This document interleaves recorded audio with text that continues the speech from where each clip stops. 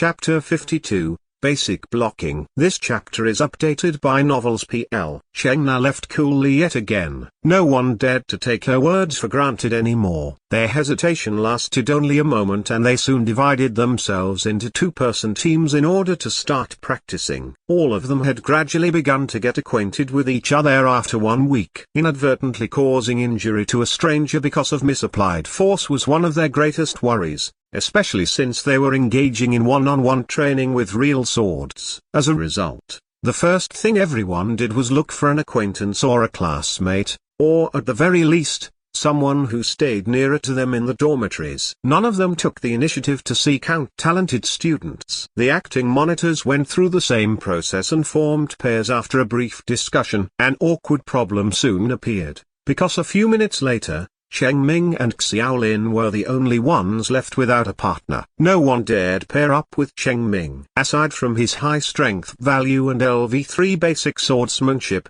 his honest and open character did not automatically guarantee that he would not lose his grip and somehow injure his partner. If that happened, redemption points would have to be used for the sake of healing any sustained injuries. In fact, some people did seek out Xiaolin in the hopes that he would be a pushover, but he spared no courtesy in rejecting any malicious invitations. He just ordered a magic wand, and was left with only a few redemption points, so he did not want to waste it for no reason whatsoever. Many of those who invited him to practice with them were students from his own class. Xiaolin could easily see through their ill intentions. They either wanted to make a fool out of him, or force him to unnecessarily waste his redemption points for treatment. Cheng Ming, let's practice together. Xiaolin found it was more reliable to train with an honest person like Cheng Ming. Haha. To tell you the truth, I've been wanting to try it with you. Cheng Ming smiled earnestly. I know your strength is relatively low, and if you accidentally hurt yourself, this. Cheng Ming was probably trying to tell Xiaolin not to hold it against him if Xiaolin accidentally got hurt. Everyone understood that accidental injury would result in redemption points being used up, and it was likely that Cheng Ming felt rather awkward bringing that subject up. What an honest person. Xiaolin looked at the stammering Cheng Ming and felt slightly touched. He smiled and said, accidental injuries are inevitable in training. In fact, you can try to control your strength just like that T-Rex, the tutor. Every time she makes a move, she controls her strength to the desired level in a very precise manner. That's swordsmanship too. Just look at all the novels. That's how they portray it, right? Be at ease and exert control. That's the sword way's highest state. Cheng Ming's eyes lit up and he slapped his forehead, saying, it makes sense. Okay, I'll control my strength as much as possible, but I'm worried I won't have it as easy as the instructor. If an accident happens, and I hope you'll forgive me. It's okay, I don't mind. Several other class monitors nearby looked at Xiaolin speechlessly. Xiaolin was clearly reluctant to face Cheng Ming and his strength value of over 20 points because injury would be inevitable. As a result, he deliberately duped Cheng Ming into lowering his strength before practicing. And Cheng Ming was probably the only person who would eat all that up. No one noticed that Cheng Na was still standing at the door and had not yet left. She stood there quietly for some time, having just wanted to see whether those freshmen were going to slack off on purpose. Having inadvertently eavesdropped on Xiaolin's conversation with Cheng Ming, she frowned unexpectedly before leaving. Practice then began. As expected, Cheng Ming deliberately restrained his sword strength, but found it difficult to achieve it perfectly. The difference in strength and the basic swordsmanship level caused the duo's training to be almost completely one-sided. Xiaolin could barely parry away his attacks and could do nothing to fight back. In reality, practicing with a partner and practicing alone were two completely different concepts. Xiaolin gradually began to realize that it was not really difficult to practice the tutor's basic sword moves by himself. Rather, the true test of one's ability was whether one could find their feet when executing it in actual combat. When Cheng Ming struck forcefully using the chop move, Xiaolin had to use the sprinkle maneuver to divert Cheng Ming's strength, and even so,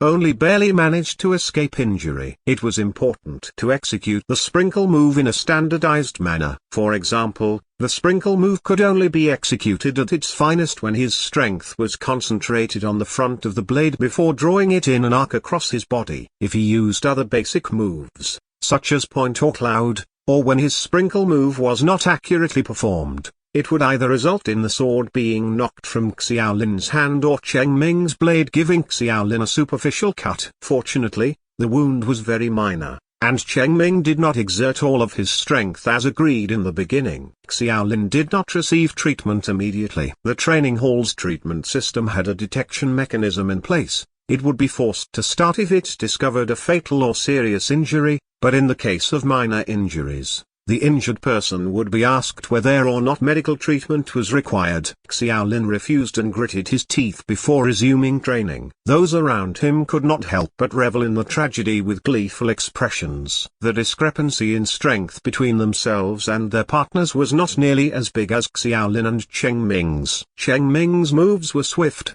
and with the help of his LV3 basic swordsmanship, he mastered the basic moves Tutor Cheng Na taught equally as quickly. Although he had yet to achieve comprehensive mastery and effortless movement, he could still complete each move in a methodical manner without giving Xiaolin the slightest chance to fight back. Xiaolin smiled bitterly to himself as he practiced. He initially tried to seek out an opportunity to use his slashing, but evidently, a skill which required time to power up was worthless in actual combat. An hour and a half passed, and no matter how well Cheng Ming controlled his power, Xiaolin was already covered with scars. Cheng Ming panted slightly, but did not feel too tired because of his good physical strength. In the end, he could not bear to continue with the practice and kindly said, "Let's take a break." "Would you like to be treated first?" Xiaolin had long taken off his school uniform and the white t-shirt he wore was already covered with hideous blood stains. Sweat and blood mixed together,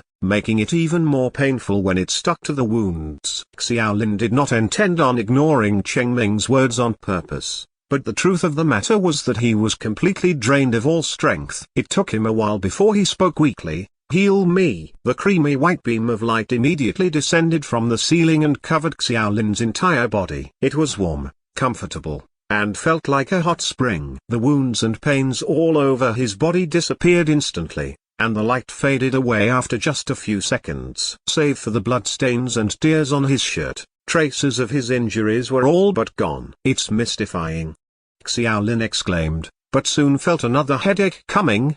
The treatment had used up 50 of his redemption points. Many people in the training hall began to receive treatment with white beams of light, but their injuries were not actually that serious. Of everyone's injuries, many only had minor skin lacerations that came at a cost of 10 to 30 redemption points. Even so, a lot of them regretted it. "How many redemption points did you use up?"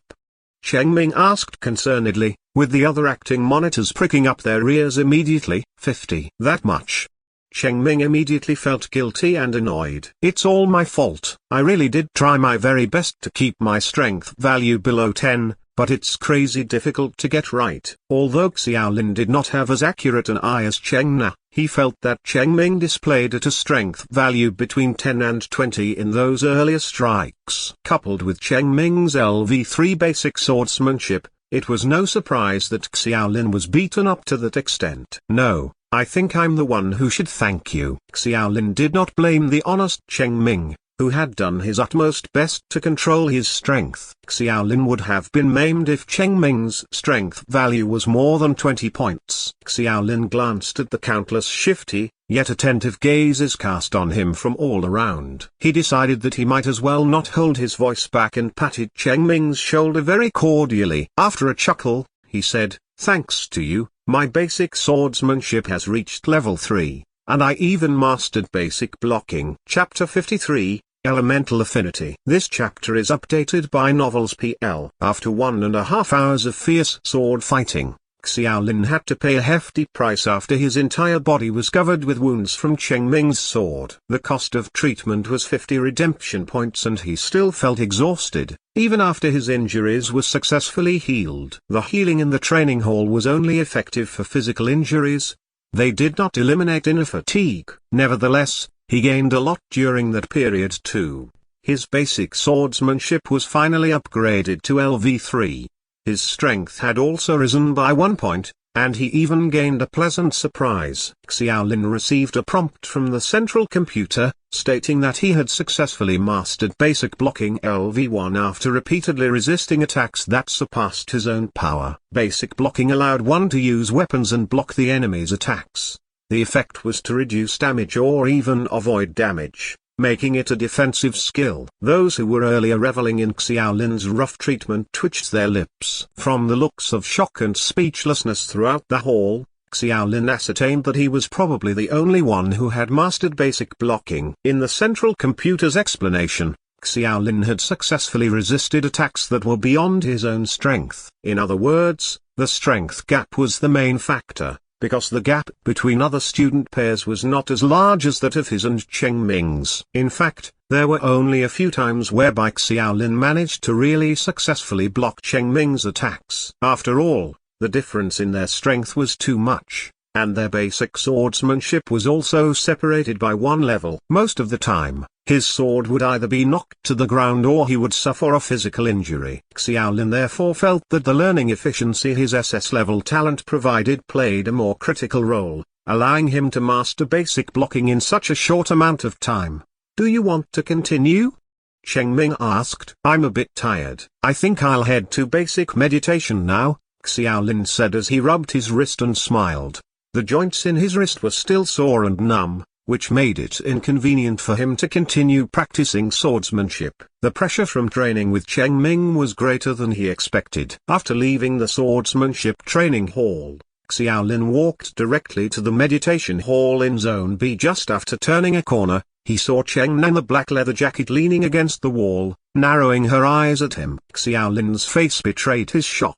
He was willing to bet that the woman never actually left the area and was actually observing the training hall in secret. If anyone continued to use wooden swords for training, she would definitely kick that person out of the training hall forever. "You're going to Li Miling?" Tutor Cheng asked nonchalantly. Xiaolin was blank for a moment. Cheng Na had to rephrase her sentence again. "You're going to the meditation room?" Only then did Xiaolin remember that Li Miling was the name of the Lolita who taught meditation. He then nodded in response to the question. Cheng Na's expression soured slightly.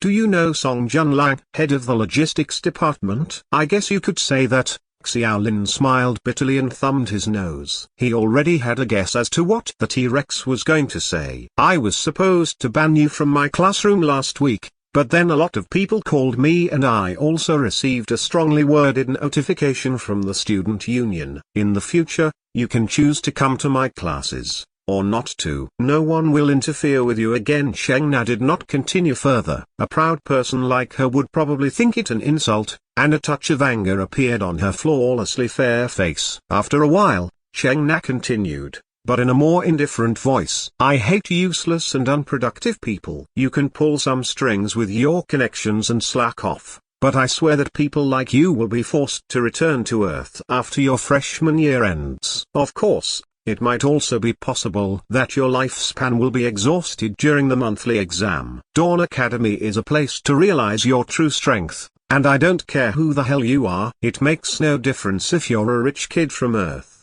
so you'd better behave yourself." "This is a misunderstanding. I was helping Department Head Song complete unprecedented scientific research, so he was."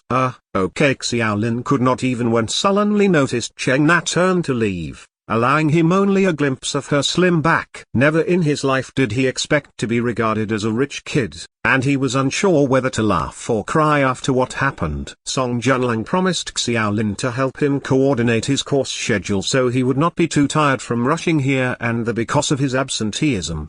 He did that in order to free up some time for Xiaolin, thus enabling the latter to head over to the logistics department and assist in the food therapy experiments. It also gave Xiaolin, who wanted to cultivate both magic and martial arts, a legitimate reason to attend all his courses. Otherwise he would not be able to afford the punishment that came with skipping classes. In all honesty, he had no idea what Department Head Song did, but in short, Xiaolin had gotten the opportunity. He could choose the courses he wanted to go to in the afternoon without hesitating anymore. If a woman as fierce as Cheng Na could not even vent her rage, he believed that the other teachers would not object either. That was exactly what happened when he went to Li Miling's meditation room. The sharp-tongued Lolita merely stared at Xiaolin with an unwelcome gaze. Unfortunately for her, gazes did not kill. Under everyone's puzzled expressions, Xiaolin calmly chose to sit down in the corner, next to Gixioyu. On that day,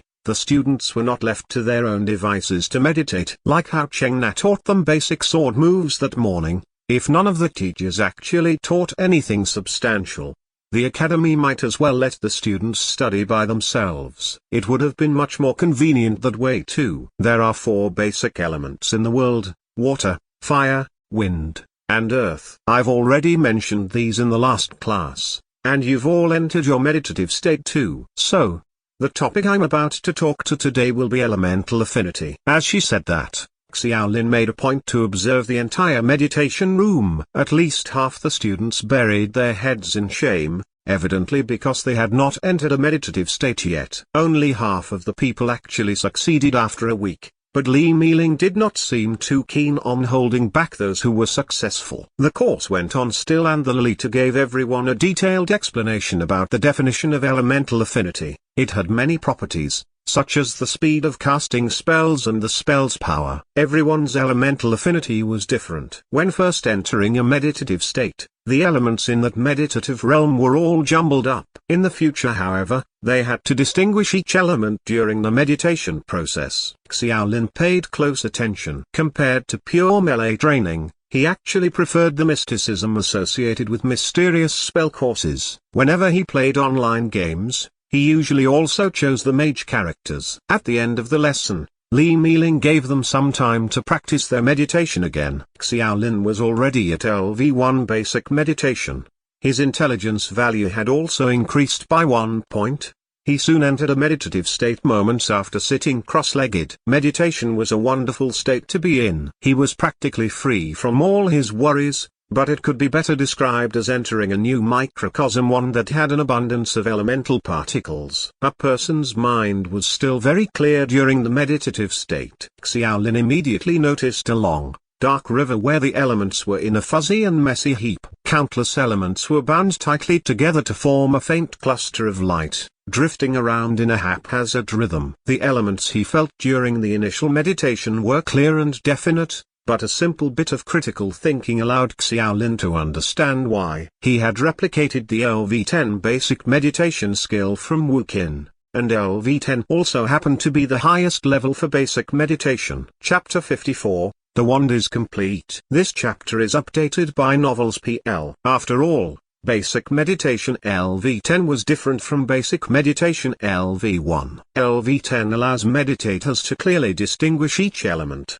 while those at LV1 could only vaguely perceive the amalgamated elements. For others, meditation would proceed progressively in stages, but Xiaolin had experienced LV10 basic meditation. Even though it lasted for only 3 minutes, it etched a lasting and unforgettable impression on his mind. It was analogous to a top master who suddenly lost all of his martial arts skills and became a beginner again. His experience would surely allow him to practice faster than other beginners. One could say that Xiaolin's current situation was akin to that example. If other people meditated by trial and error while groping around in the dark, then Xiaolin's meditation realm already had a beacon of light. Trial and error was unnecessary. All he had to do was move straight toward an already clear end goal. Xiaolin might not have realized it, but as an SS-level talent, his academic genius conferred a huge advantage that was slowly beginning to manifest. After the lesson ended,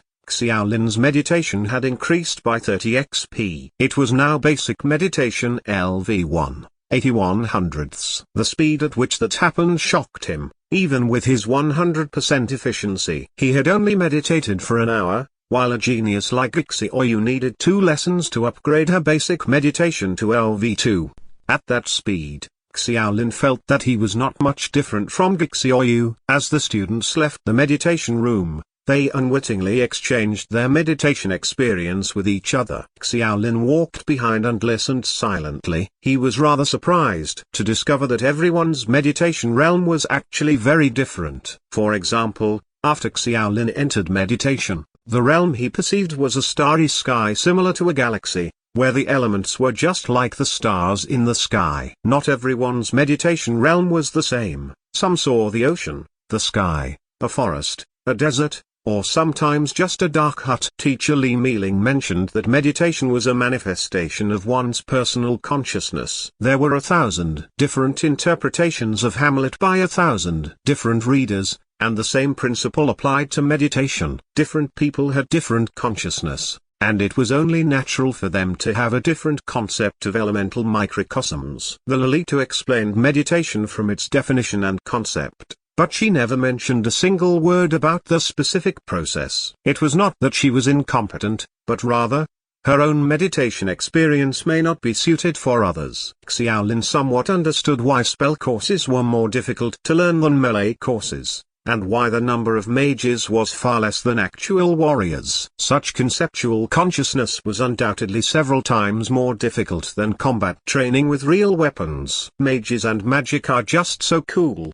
Xiaolin could not help but exclaim as he looked at the red sunset. Nothing out of the ordinary happened during the second week of lessons, and everything was basically the same as the previous week. In other words, the freshmen were still building their foundation, so it was unrealistic to teach them anything too advanced. The compulsory courses and melee courses did not change much, but there was additional weight training for their basic fitness lesson. In particular, everyone realized a significant drop in the rate at which their XP increased after their level of fitness had improved. It was very similar to basic swordsmanship in that it was difficult to maintain those same training methods if one wanted to raise one's basic skills to the maximum level. Therefore, their basic fitness class started with weight training. Xiaolin's basic fitness had reached LV2, and his physical fitness had improved to 5 points. It was nowhere near outstanding, but it could just barely keep up with the level of most ordinary people. The most noticeable change that Xiaolin sensed was a decrease in his belly fat.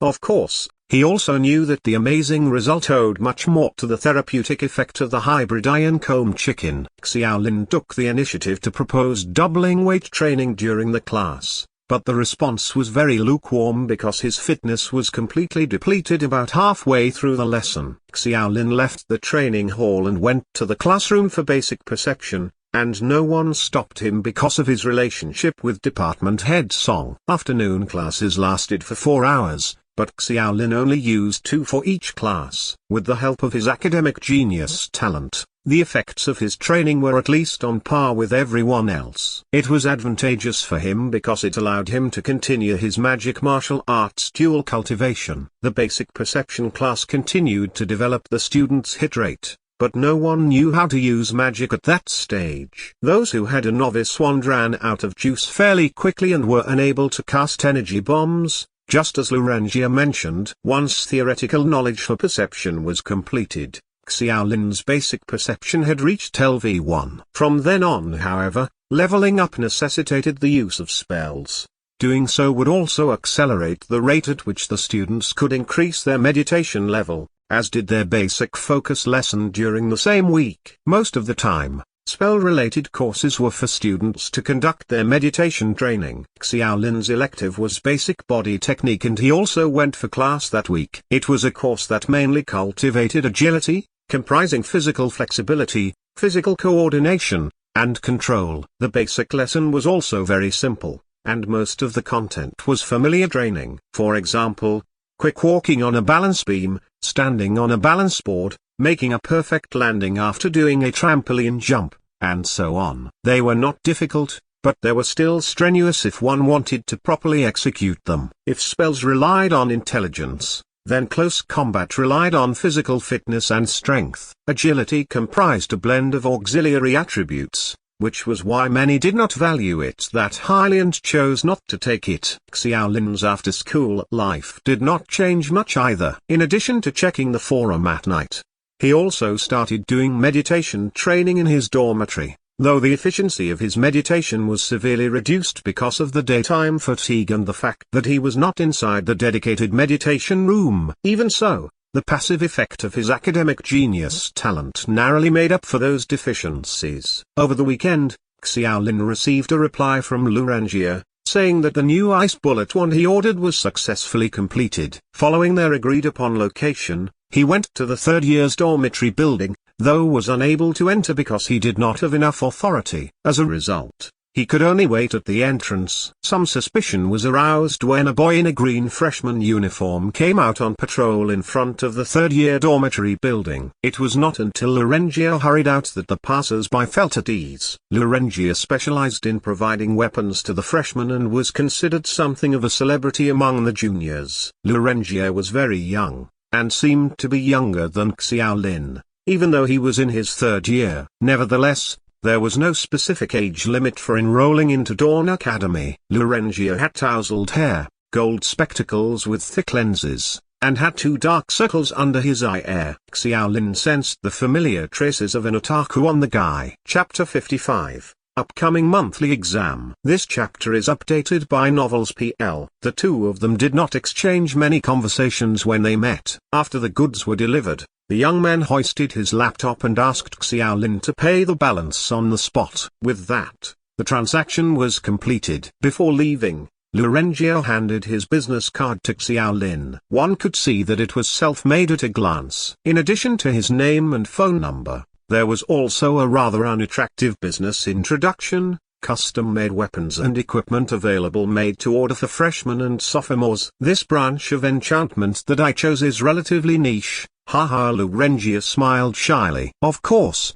Xiaolin still did not understand what Lurangia meant by niche, but he asked out of curiosity, "Did anyone other than me come looking for you to order weapons?" "Why yes, there's plenty of rich people in your batch of freshmen." Lurangia licked his dry lips with envy. "More than 20 freshmen have bought equipment here in the past 2 weeks. 7 or 8 of them even asked for custom-made ones." As it turned out, Xiaolin was not the only one who wanted to show off in the upcoming monthly exam. It was likely only those other acting monitors who could get those custom weapons too. Unless anyone achieved grade S in the admissions test, they could not possibly afford his services. Xiaolin repeatedly looked at the wand in his hand as he made his way back. The wand was about half a meter long and had a dark red wooden handle. A water blue, fist-sized orb was inlaid on the top of the wand and was slightly cool to the touch. Novice wand, enhanced type, attached skill, ice bullet, spell damage evaluation,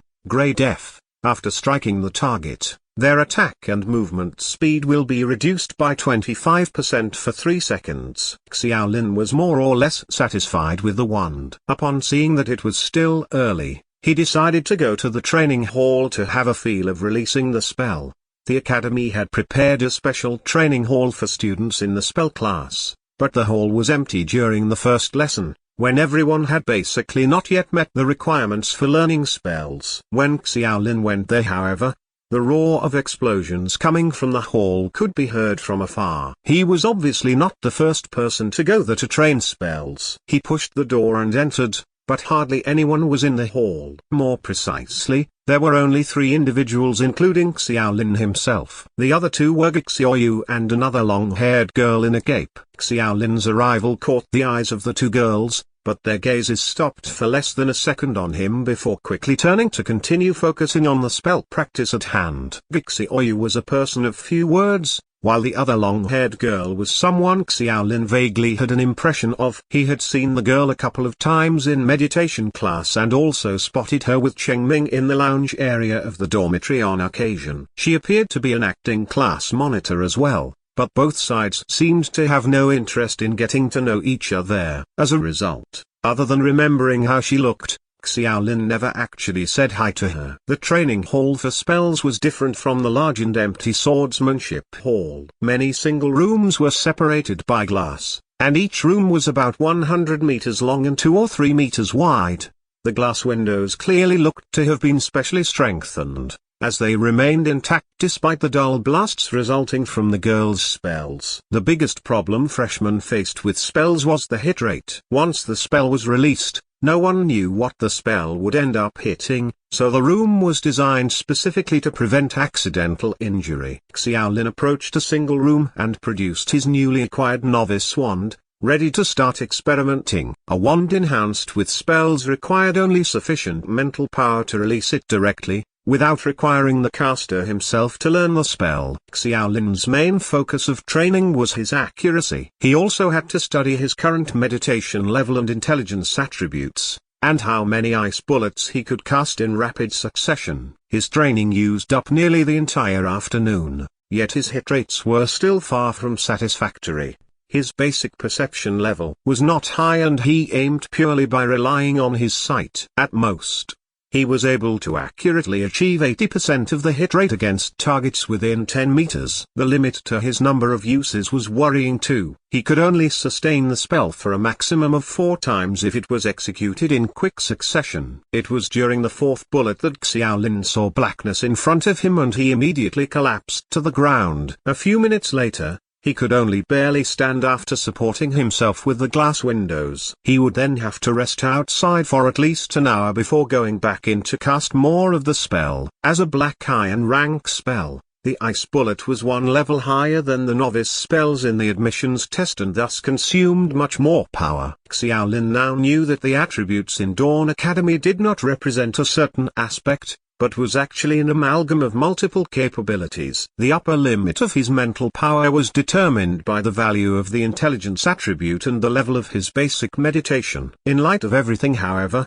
his basic intelligence value was still too low. Basic meditation also affected the speed at which his mental strength recovered. That was why he had to rest for an hour before continuing to use spells. Students who had not even reached LV1 basic meditation could cast spells once or twice, but they subsequently had to rest for a longer time before gradually recovering. He did not interact with either of the girls throughout the entire afternoon. The long-haired girl, who apparently was the acting monitor, seemed particularly disinterested with Xiaolin's ice bullet. She used a blue ball of light similar to energy bombs but had greater power. Xiaolin surmised that it might be the upgraded version of the novice-level spell energy bomb, the black iron rank convergent energy bomb. Lurengia had also mentioned that the power of the convergent energy bomb had reached a formidable E rating. It was considered to possess the most astonishing power of all the spells of the same level, but its hit rate was extremely low and it took a long time to gather up the energy. Whether or not it was practical was up for debate. Xiaolin guessed that the girl might have likely commissioned Lurengia to make a new,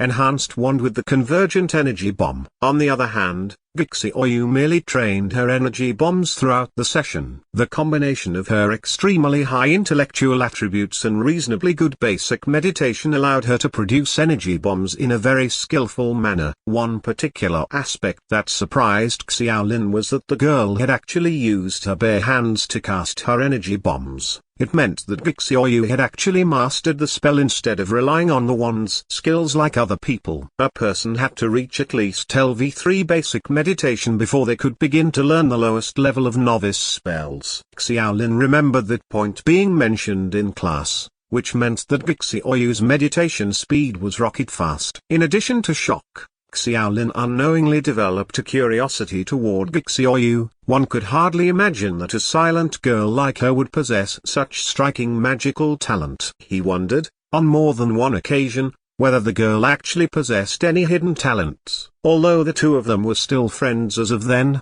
she would probably not tell anyone else about that sort of thing. As time passed, life continued at the academy. After the initial days of the freshman period, most had gradually become accustomed to the Dawn Academy's intensive courses. Once the initial novelty wore off, it was inevitable that everyone had complaints, such as the boring, repetitive courses, and their urgent desire to head off to the new and desirable world the dean described.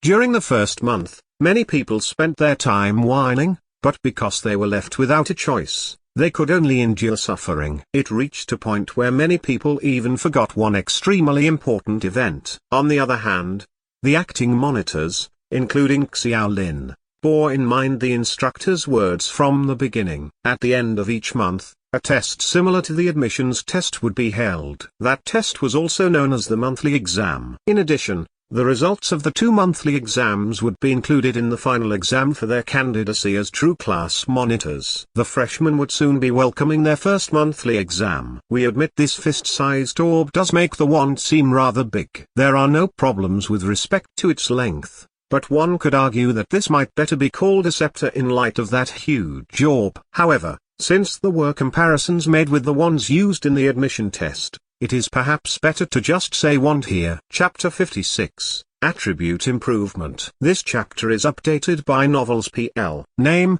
Xiaolin. Student ID, 201,235. Credits, 40. Redemption points, 150 plus 200, 200 points for full attendance. Basic attributes, Strength 5, Agility 3, Intelligence 6. Physique 6. Skills mastered, Slashing LV3, Max. Basic swordsmanship LV3, Basic blocking LV2, Basic physical fitness LV3, Basic common language mastery LV2, Basic perception LV2, Basic meditation LV3, Basic body techniques LV2, Basic focus LV2. Basic fire resistance LV1. After finishing lessons on the last day of the month, Xiaolin checked the changes in his attributes in his dormitory room. His total basic attribute value of 20 points had doubled from the initial physical examination. If Dawn Academy recruited students with a requirement on a total attribute value of about 20 points,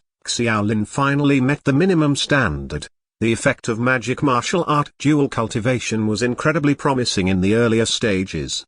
The XP required for each skill level was relatively small, and generally speaking, he only needed 50 XP to get to LV0 from LV1, while going to LV2 from LV1 required only 100 XP. However, going from LV2 to LV3 required 500 XP. And LV3 to LV4 required 1000 XP. Xiaolin had a few basic skills that were promoted to LV2 or LV3. Each upgrade would enhance the basic attributes associated with said skills. As someone who had 100% learning efficiency, he certainly took full advantage of it. However, the higher the XP, the more difficult it was to upgrade. For example, Xiaolin had upgraded to LV3 basic swordsmanship in the second week, but the latter half of the month had seen a marked decrease in his upgrade speed. From LV3 onward, pure swordsmanship and slashing movements no longer increased his XP. Even with the academic genius talent, the bonus would remain at 0 if the base XP increase was 0. Xiaolin had to repeatedly practice the foundational sword moves that Cheng Na taught in order to increase his XP. Albeit slowly. The T-Rex would sometimes be present to guide him, and even though those moves were utterly simple, there were many minutiae which affected the speed at which his XP increased, such as speed and distribution of power. Not a lot of people could execute them perfectly, but it was those details that had the most profound impact. Of course, Xiaolin felt that every time Cheng Na suddenly appeared was because she wanted to see if anyone disobeyed her. However, the students had been honestly practicing with real swords in the training hall from the second week onward. The XP gained through training in pairs was indeed faster than individual training. Cheng Na's personality was rather fierce, but her experience was something to be commended. Xiaolin continued practicing with Cheng Ming, and although his basic swordsmanship had been upgraded to LV3, he had also mastered basic blocking by accident during their repeated clashes. Cheng Ming had gradually become more adept at controlling his strength, and could suppress the power value that he exerted within 15 points. Nevertheless, there remained an insurmountable gap between the two's strength. Whenever Xiaolin was badly beaten and covered with cuts, he ended up having to use the training hall's automatic treatment system to heal him. Due to the severity of his injuries, he spent 50 redemption points every time, so much so that he found his points to be insufficient when he finally thought of buying some armor. As a reward, his basic blocking had risen to LV2. There were also others who gradually mastered basic blocking, but he was the only one who had raised this skill by 2 levels. Unforgettably, his LV1 basic fire resistance was a skill given to him by Song Junlang. the head of the logistics department. On the weekend of the third week, he called Xiaolin over again and prepared a kind of poultry called fire chickens. Unlike turkeys on Earth, Song Junlang's fire chickens were literally birds wreathed with flames. They were also the result of hybridization. Due to the fire chicken's characteristics, there was no way to cook it and had to be eaten raw. After consuming it, Xiaolin spent the whole day vomiting and having diarrhea instead of collapsing like the previous time.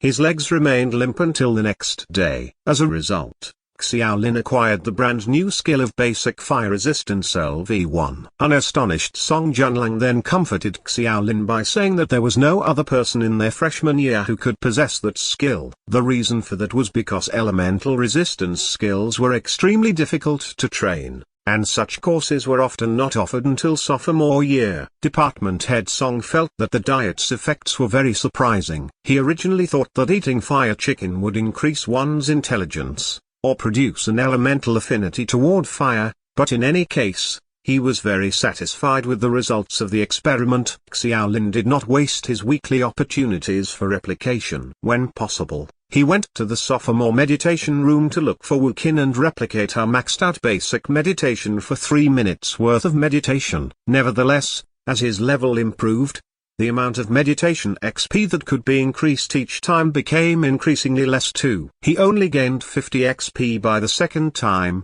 and 30 after that. However, he could gradually feel the added benefit to passive skills brought about by the high-level replication after his 3-minute meditation. Even though his basic meditation would revert back to its original level, Xiaolin had a more thorough understanding of the microcosmic elements. The most noticeable response to that was his amazingly quick meditation speed, surpassing even the other talented students and becoming only the second in the class after Xiaoyu to reach LV3. Basic meditation LV3 was a level where one could already learn novice-level spells. Unfortunately, after he reached that level, there was little time left for Xiaolin before the monthly exam, so there was no way he could ask for Xiaoyu's tutelage. With only 1 day left before the end of the month, Qin Kun, the instructor who had not been seen for a long time, reappeared and summoned all of Class 7's freshmen who had just finished their day's lessons to the public classroom. He then handed out a few sheets of information. Ever since the end of the admissions test,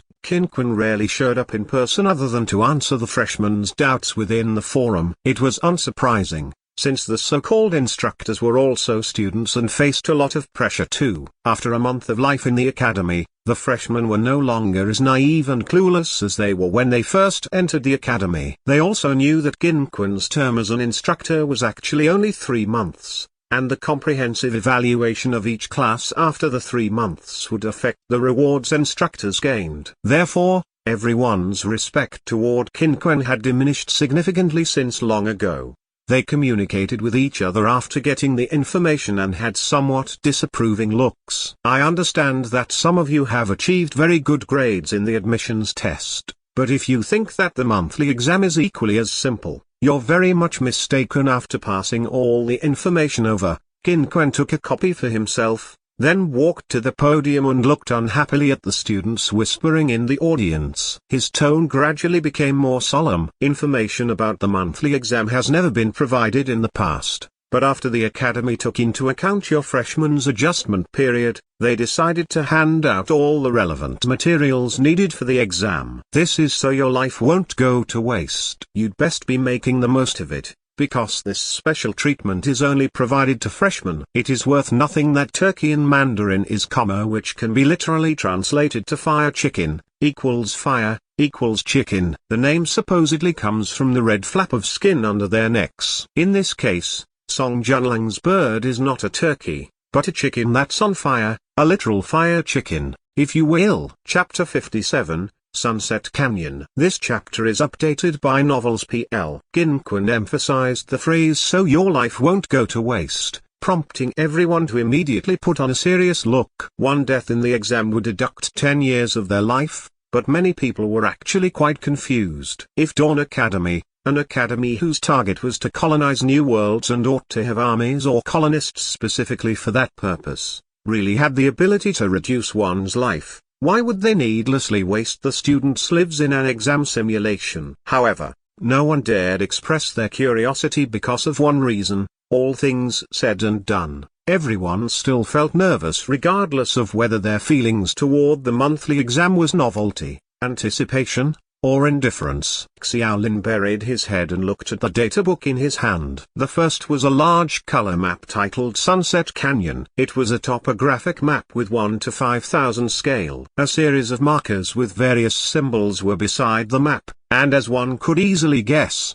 it contained strange symbols. Continuing further with the topographic map, the second piece of information was a text introduction, the contents of which was the background to the map for that monthly exam. It was rather interesting and Xiaolin looked at it carefully. Sunset Canyon was hot all year round, sporting a very dry climate. The area was inaccessible and infested with heat-resistant desert cryptids. About 1/3 of the canyon was under the jurisdiction of the Thunder Kingdom. The kingdom garrisoned 2 light infantry squadrons and 1 wolf cavalry squadron at its borders. New Century Calendar Year 45. In order to seize control of Planet Norma's Thunder Kingdom, America's Judge Academy dispatched their elites to Sunset Canyon for the purposes of infiltrating the kingdom's borders and obtaining information. Their reconnaissance on the kingdom's defense was successful, but carelessness betrayed their presence. The Thunder Kingdom dispatched a light infantry squadron and a wolf cavalry squadron to chase and intercept Judge Academy's squad. A week later,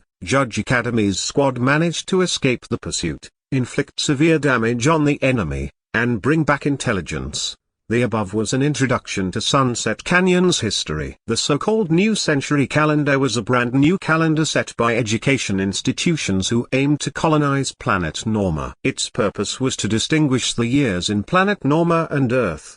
The New Century Calendar started with the year when the first pioneers made initial contact with Planet Norma. At present, it was year 210 NC in the New Century Calendar. The battle described in the information took place in the year 45, more than a century ago. Then, there was one last piece of information, which happened to be the task that the freshmen would be facing during the monthly exam. In that task, the freshmen would be playing the role of America's Judge Academy. Combat goal: escape the pursuit of the Thunder Kingdom's army within a week and arrive at a safe location. Those who complete the mission will get 10 credits and 100 redemption points. Optional tasks: 1. Infiltrate the Thunder Kingdom's border army and draw a map of the area where the troops are stationed. You are successful if the accuracy of your map exceeds 70% and you will get 10 credits as well as 200 redemption points. 2. Kill the Wolf Cavalry Squadron's captain. Reward: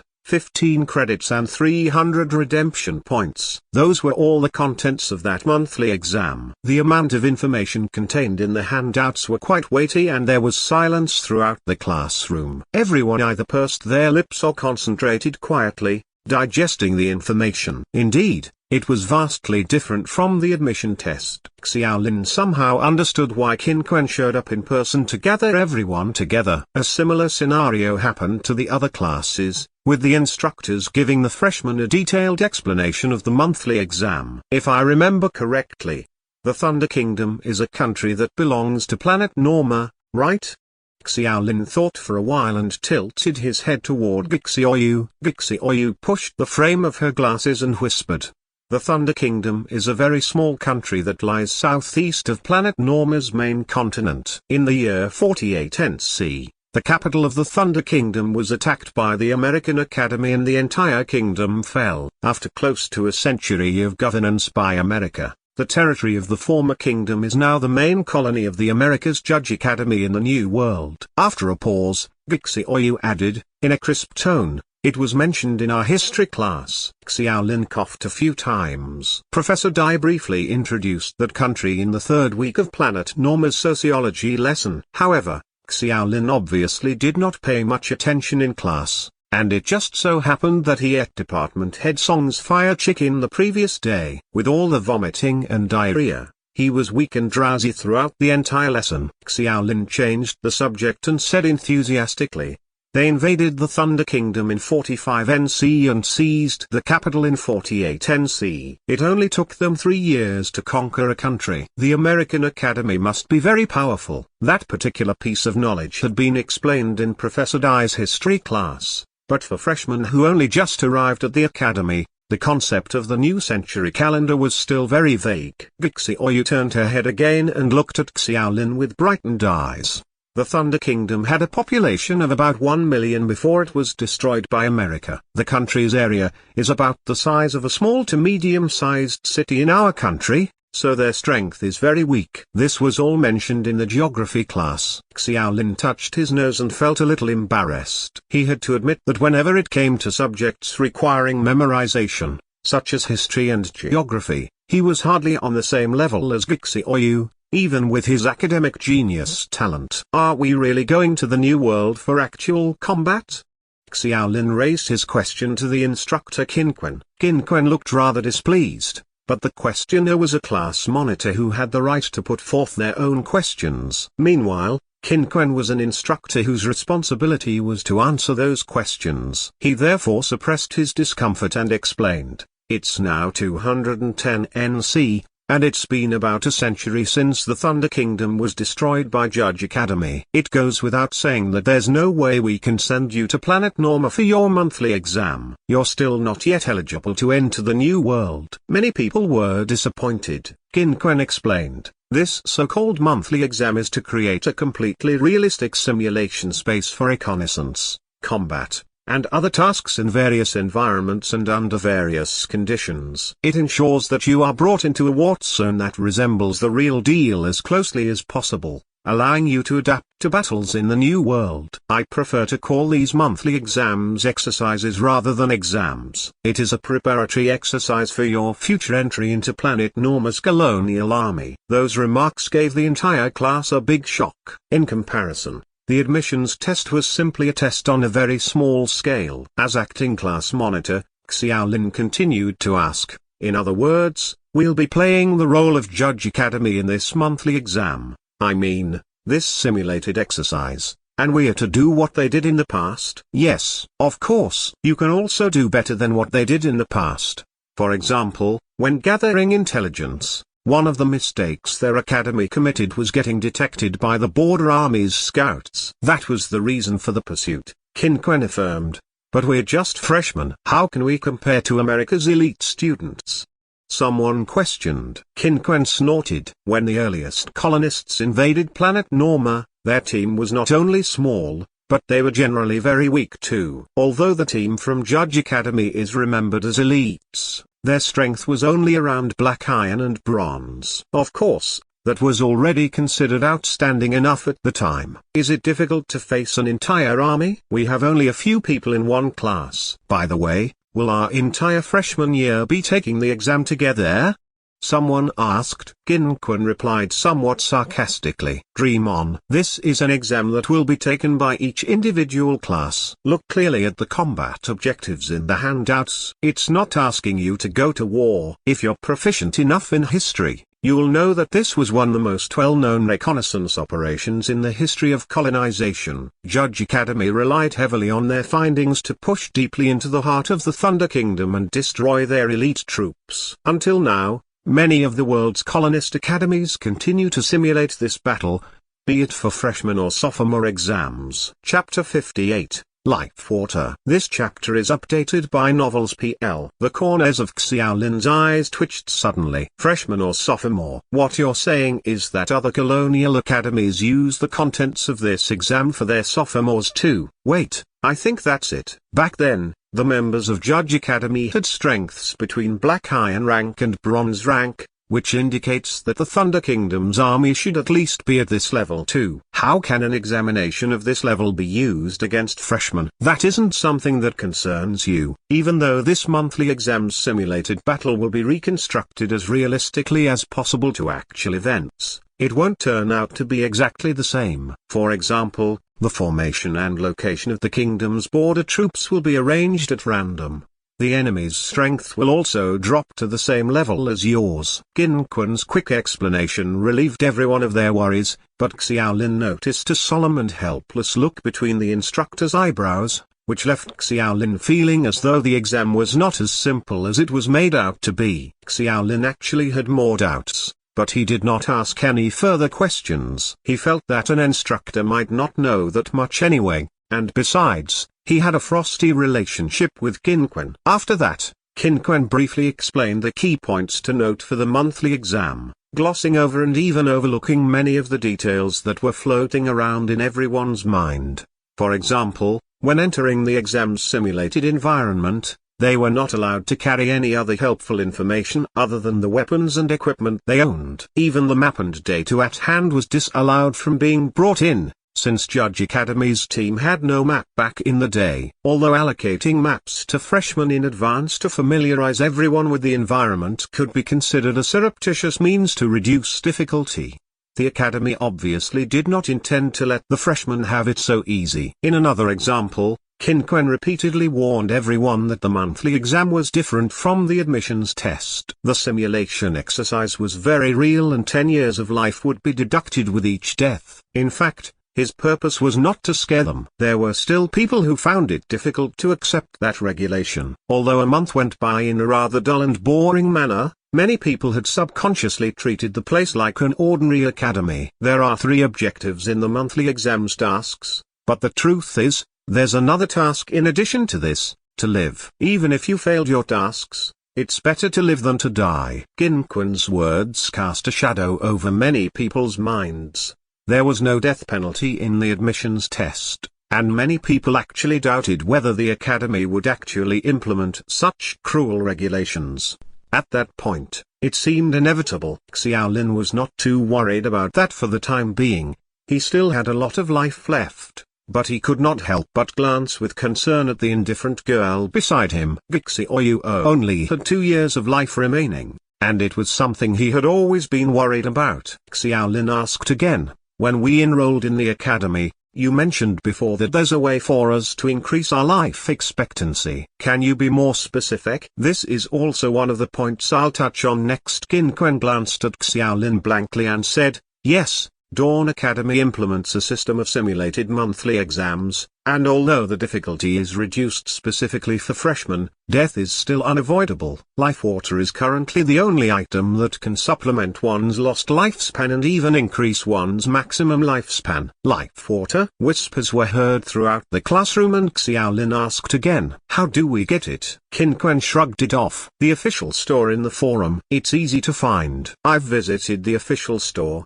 but I've never even seen it," someone immediately stood up and retorted. They visited the forums frequently in their spare time, so it was impossible for anyone not to know. Qin Quan smiled in disdain. "Do you think life water is like a head of Chinese cabbage that you can buy as and when you please?" "I don't know much about it, but what I can tell you is that life water's production process is very difficult and complicated. Basic life water can only be harvested once every 3 months. Each bottle is priced at 1,000 redemption points. Each bottle can either increase the limit of your life or supplement another 10-year lifespan. It's in short supply and the quantity is very limited, so it's almost impossible to meet the demands of the entire academy. There are times where it'll be sold out in less than an hour after going for sale. You're out of luck because the last batch of it was just sold out last month. You'll have to wait another month to buy it. That's crazy expensive."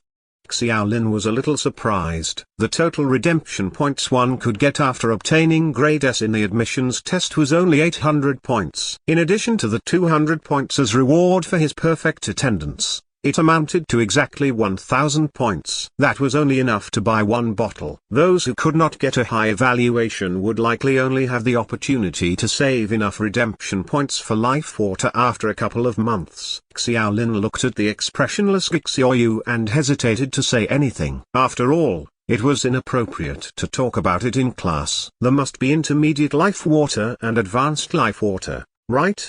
Someone noticed the phrase basic that Qin Quan mentioned earlier. Qin Quan paused and his tone became a little helpless. Although basic life water can increase your lifespan, it is only limited to a maximum of 100 years. Between 101 and 150 years of age, you must use intermediate life water to achieve the intended effects. Those between 151 and 200 years old require advanced life water. As I said earlier, it takes 3 months to produce basic life water, while intermediate and advanced life water takes longer. It's more expensive, and even scarcer in quantity. There's no necessity for freshmen to even consider life water for 100 years old and above, because you can't afford it. What about those over 200?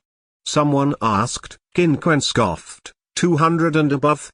Sorry. No colonization academy in this world has the ability to produce life water to increase it over 200 years old. The only way to surpass 200 years of life is to go to the new world. If you're lucky enough to defeat a legend-level dragon, you'll stand a chance of getting the kind of material that can be used to make life water. Once the key points were all addressed, everyone left the classroom in droves with the data in their hands. Qin Quan made no mention of the specifics in the monthly exam, and in the end, it was all left to new students to rack their brains. Taking advantage of the period of time before the dormitory was locked, Xiaolin hurriedly went to the logistics department. The golden dragon in front of the building was no longer there, and he heard that it had been brought back to the new world by the dean. Department head Song was fertilizing Chinese cabbages in his vegetable garden. He raised his head and glanced at Xiaolin, who was panting, then looked at the fertilizer in his hand. He lowered his voice and quietly reminded,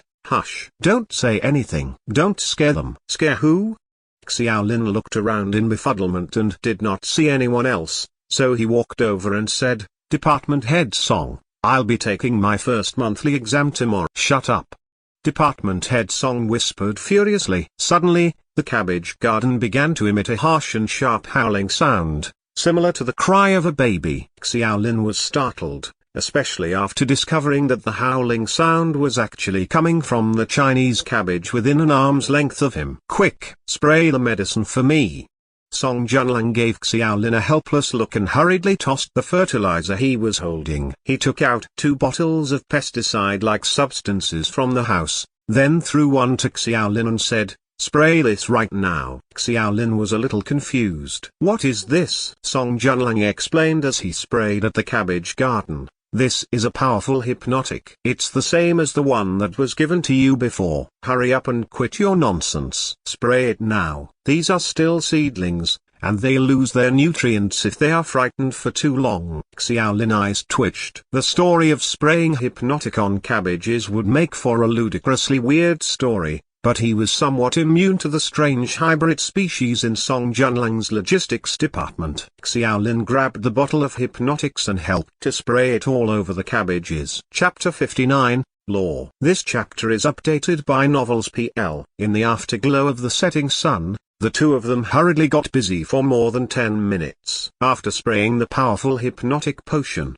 the harsh crying in the vegetable garden finally ceased. Xiaolin breathed a sigh of relief and sat down on the ground to rest. He was not tired. Rather, the sound was far too ear-piercing and his eardrums were straining then. Thank goodness, thank goodness. Even Song Junlang was somewhat traumatized. These cabbages are living things? Yes, they're hybrids. I'll let you try them when your total attributes are higher. Xiaolin shuddered, then immediately shook his head firmly and refused. "Although you almost messed things up for me, I won't hold this against you because you helped me. Your dormitory building is going to be locked soon. Time for you to head back." Department head Song picked up the empty pot of hypnotics and waved Xiaolin goodbye. Xiaolin was momentarily speechless and immediately called out, "Wait, I didn't come here to spray hypnotics for you." Department head Song stood still and put his hand to his forehead. He looked as though he was thinking, but he could not remember what Xiaolin had said earlier. Xiaolin could only remind him again, "We're going to have our first monthly exam tomorrow." Department head Song suddenly clapped his hands. "Oh, okay. Good luck, Remember to come to me after you're done. I recently thought of a species that suits you very well. It can increase the damage of your basic spells. This is the information for this exam. Seeing as the sun was about to set, Xiaolin cut through all the nonsense and passed the information about Sunset Canyon that he had just received. He felt that Song Junlang, who was a department head, would definitely be able to help him. Song Junlang glanced at the information but did not take it. He looked at the red clouds on the horizon and said slowly, "Reconnaissance in Sunset Canyon. The topic was set last week and I've known about it all along. After all, I do know someone high up." What followed was a brief silence. After a few minutes, Xiaolin was forced to speak. "And don't you have anything to say to me?" Department head Song was dumbfounded. "Are you asking me for help?" "Well, duh, I can't. I've never taken the simulated combat exam with this map." Song Junlang then kept quiet for a while before saying, "Actually, this kind of simulated combat map isn't suggested for use in freshman exams." The simulated combat map? Song Junlang sighed and spoke as he walked. There are actually two simulation environments used in exams. One is a reconstruction of the various battles that have happened in colonist history, and the other is created by the academy. The first type is more difficult. Even if there are practical examples in history to refer to, the difficulty often exceeds the strength of candidates because the actual combat environment is full of uncertain factors. In general, freshmen shouldn't be facing simulated combat. Xiaolin followed behind and could not help but feel angry hearing it. Why are they using this simulated combat map then if it's so difficult? Did you know that 10 years of our life will be deducted if we die? Why are there such cruel rules when this is a school? Isn't this an academy to train colonists? If all of us fail the exam, who will colonize the new world? The latter point left Xiaolin angry and agitated, as he was thinking of Gixi Oyu, who had only 2 years left to live. As instructor Qin Quan mentioned, they would have to wait another month for the next batch of life water. In other words, if Gixi Oyu perishes in the coming exam, she would die for real. Although Xiaolin himself still had several chances to die, who knew how long he would be able to stay in the academy and how many times he would have to go through simulated combat exams like this? Could anyone guarantee that he would not die in the future? It was both a fear of death and a dissatisfaction with the academy. After venting however, Xiaolin quickly calmed down and smiled bitterly. "I'm sorry, I shouldn't be angry with you. I'm just a little unhappy about this." Song Junlang stood still, then turned around and looked at Xiaolin quietly. Then, he asked in an emotionless tone, "Let me ask you this. Who do you think we are?" "Us, we're colonists?" Xiaolin was not quite sure why department head Songs asked that question. "In that case, what do you think colonists are?" Song Junlang's tone was very unassuming. "Conquerors of planet Norma and establishers of a new world," Xiaolin answered very curtly that time. It was what the dean said at the opening ceremony. Those words were practically the motivation and driving force of all the freshmen who studied hard. "That's what you call an invasion?" Department head Song sighed, and when he raised his head a second time, his eyes were a little cold. The Eight-Nation Alliance during the late Qing dynasty invaded China. They burned, killed, looted, and divided China. Have you ever considered that the world's colonist academies, us included, are actually the same as the original invading forces that destroyed China? When we set foot on the New World, we were destined to be enemies of the natives of planet Norma. Our hands will be covered with their blood. Xiaolin was stunned. He had not seen it from that angle and he really did not ponder about it in more detail. Song Junlang felt like a more distant person with hardly any of the gentleness he showed in the past. His eyes were filled with an apathy that inspired reverence. And Xiaolin suddenly remembered the article in Dawn Academy Evening News about the logistics department's head who had been to the New World and participated in many battles. No one knew the number of New World inhabitants who died at his hands. Song Junlang's low and slow voice continued resonating. "Remember, Dawn Academy has never been a welfare institution, let alone a charity. This is a military academy that trains qualified soldiers. If you fail to meet the requirements of the school, Is there any difference between you dying right now and you dying in the new world when the time comes? Lives would be lost in actual combat exercises on Earth too. If the monthly exam was regarded as analogous to that, then it was actually very normal that some lives would be lost in the process, especially when Dawn Academy had colonization on the mind. Department Head Song sighed and his tone softened again. If you have the opportunity to contact any of the foreign academies in the future, you'll understand that Dawn Academy has actually done a good job in protecting new students. As for the deduction of your life upon death, do you really think that the Dean is willing to do that? Even though the Academy continues to expand their enrollment quota every year, we're still at a disadvantage in terms of the number of people on planet Norma. It's only as a last resort, who would want the students to waste their entire lives on the simulation battle?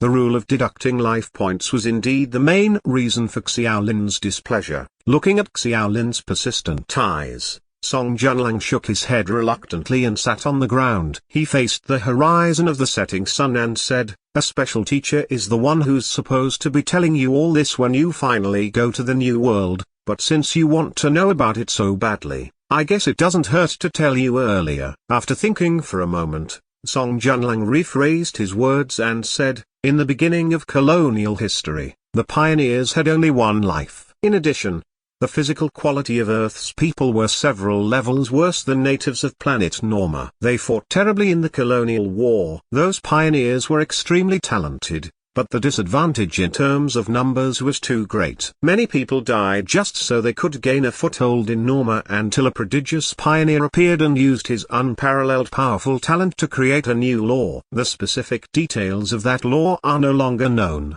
but it likely means that anyone who was marked with a special brand will have the power of immortality." After a pause, Department Head Song smiled bitterly. "This predecessor of ours has an unprecedented double SS-level talent, and he was also the only one with a clear record of having an SS-level talent. His strength was unimaginable, and although his original intentions were good, he went against natural order when he changed the law of the world.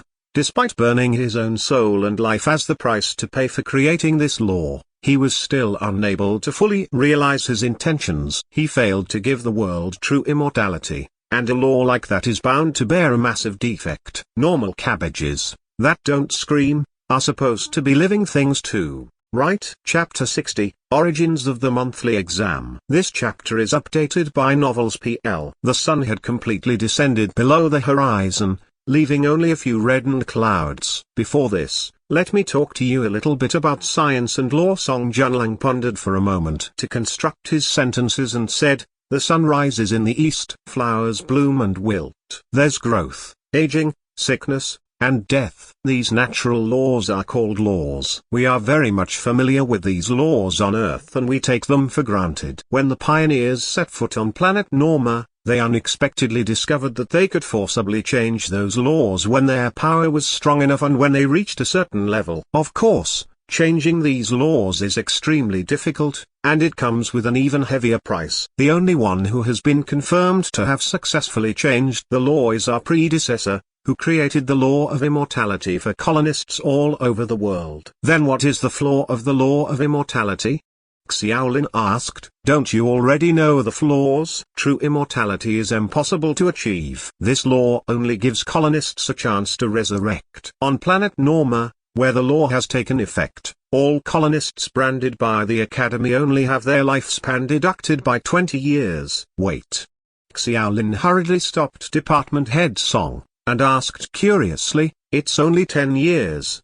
Wasn't it?" "Why 20? Song Junlang replied helplessly. "Let me finish talking. I'm referring to planet Norma. Although it's impossible to achieve true immortality, this law is also sufficient in handing us an advantage when we colonize other worlds and fight against other natives." It was not until later that everyone found out the law is not only effective in planet Norma, but also on Earth, in Dawn Academy, and even when we conduct simulation exercises, which is the so-called monthly exam. This law for the deduction of one's lifespan remained valid, even in all those places. Everyone, even the predecessor who created this law, was quite surprised with that unexpected result. After a moment of silence, Xiaolin tried to digest all that mind-boggling information about laws. It was still very foreign to him, prompting him to ask, what if the mark is erased? Can't we just temporarily erase the mark during a simulated battle? Department head Song smiled bitterly. It's not that simple. When the freshmen undergo the initial physical examination,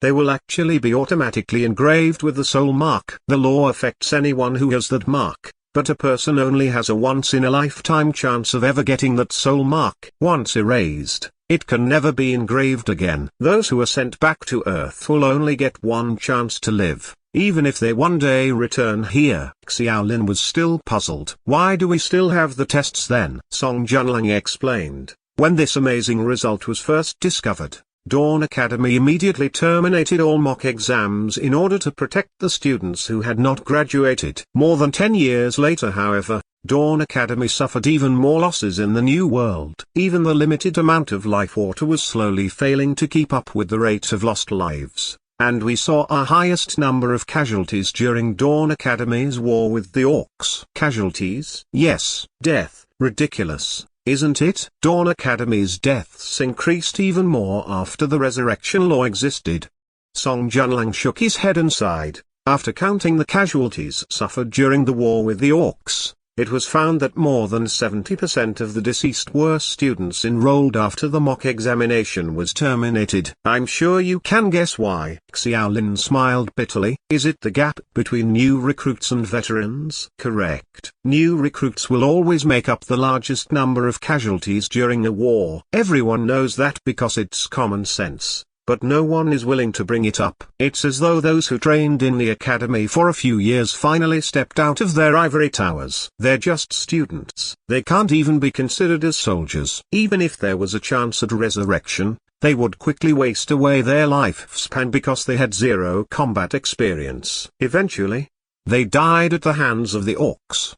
The expression on Department Head Song's face became slightly more solemn as he mentioned that. Ever since that war, Dawn Academy officially resumed the simulation exercise system, which is commonly known as the monthly exam. There is no such thing as dying in a simulated battle or dying in the new world. The difference is that Dawn Academy is located in an independent space, and the influence of the law is not as strong than it is on planet Norma. That is why only 10 years of life will be deducted if you die here. If you're on planet Norma, 20 years of your life will be deducted. A cool breeze struck them and the last afterglow of the setting sun sunk completely in the darkness. Night had fallen, and the two moons, one large and the other small, rose into the night sky. After hearing about the origins of the monthly exam, Xiaolin had a mix of emotions. The sky was already dark when he snapped back to his senses and he smiled wryly. By then, the dormitory was surely already locked. Spend the night here then.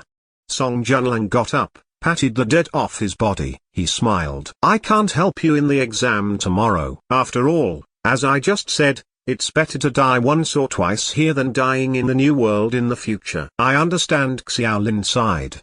But I can give you some advice. Department Head Song turned around, thought for a while, then said, the difficulty of this exam has been reduced in order to give the freshmen a helping hand. As far as I know, most of the enemies you'll have to face won't use any skills, but your individual strength is still too low, hence the difficulty. The point to note here is that many of you don't have any experience, so shitty teammates are sometimes more dangerous than a strong opponent. Remember your core mission, reconnaissance over combat. Be sure to avoid confrontation, because you can't hold your own against those enemies, even though their strength has been significantly reduced. The key here is to save your life. This task is assessed based on comprehensive strength, wisdom, and teamwork. If your tactics are on point, you don't even need to fight at all. I think the student union prepared maps for you after weighing the difficulty of your first monthly exam. You must study that map and memorize it. In fact,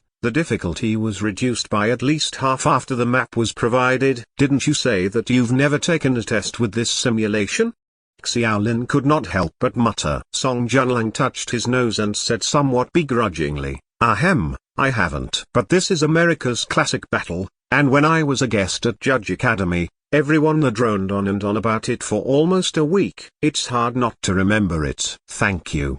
Xiaolin was slightly touched, because being able to say all that was more than enough for him. Song Junlang waved his hand, murmuring as he walked, "If you die, where would I ever find such an obedient candidate for my experiments in the future?" Having declined the diet meal department head Song offered, Xiaolin prepared to go to bed early, but he tossed and turned, finding it difficult to fall asleep. Department head Song's words shocked him tremendously and made him think about many things. He lay in bed as his thoughts wandered. He thought about himself, the new world, Gixi Oyu, and his first monthly exam. He was racked with insomnia that night. The exam started at 8 in the morning, and Xiaolin, who could not sleep for most of the night, woke up at 7. Once again, he firmly rejected the strange breakfast prepared by department head Song, and went back to the dormitory to pack his dagger and his new wand. Then, he arrived early at Class 7's public classroom. There were already a dozen people in the classroom, many of them with dark circles in their eyes. It appeared that Xiaolin was not the only one who suffered from insomnia the night before. The pressure of death and deduction of their lifespan made everyone look incredibly nervous. Each person tried to strike up a conversation with those around them and attempted to calm their nerves by talking. Xiaolin silently went to a corner and placed his weapon on the table. He took out the date and map that was given the day before and studied it carefully. The monthly exam system forbade all that information from being brought into the actual combat environment, which meant that he had to use all his brain power to quickly remember the topographical map of Sunset Canyon. Xiaolin had actually gone through it the night before and was just revising it a couple more times to remember it better. At the same time, it also served to pass the time. Chapter 61, The Monthly Exam Begins. This chapter is updated by Novels PL. At about 7:50 am, a total of 60 people from Class 7 had arrived, each with different expressions. Some remained quiet and looked tense as they held their weapons and sulked in corners. Others appeared rather nervous. There were also those that looked rather excited, like Wang Dalan. He was carrying around his novice machete and engaging in conversation with everyone who cared to entertain him. Who cares about those Thunder Kingdom guys? I'll kill them as they come. There's nothing to be afraid of. Just follow me. I'll cover everyone. What level did you reach in your elective courses? Hee. I'm not gonna lie, I've reached level 2 in all my courses. It's just foreign language that annoys me a bit. But it doesn't matter since it's useless anyway. Xiaolin looked at the map for a while, but was so irritated by Wang Dalen's loud voice that he was unable to concentrate, so he looked at the latter with a cold expression. Wang Dalen was trying to win over people's hearts. Xiaolin laughed slightly, ignored Wang Dalen, and turned his head to glance at the girl beside him. Even in such a noisy environment, Gixi Oyu was still holding the map and scrutinizing it with her full attention. Her long, shapely eyebrows were knit in a frown, as if thinking about something. Her fair hand was holding a pen and she drew circles on the map from time to time. Xiaolin observed for a long time and could not help but ask in a low voice, "What are you drawing?" More than 10 seconds passed before Gixi Oyu raised her head and adjusted her drooping black-framed spectacles. "I'm looking for the army camp." The Thunder Kingdom's army camp?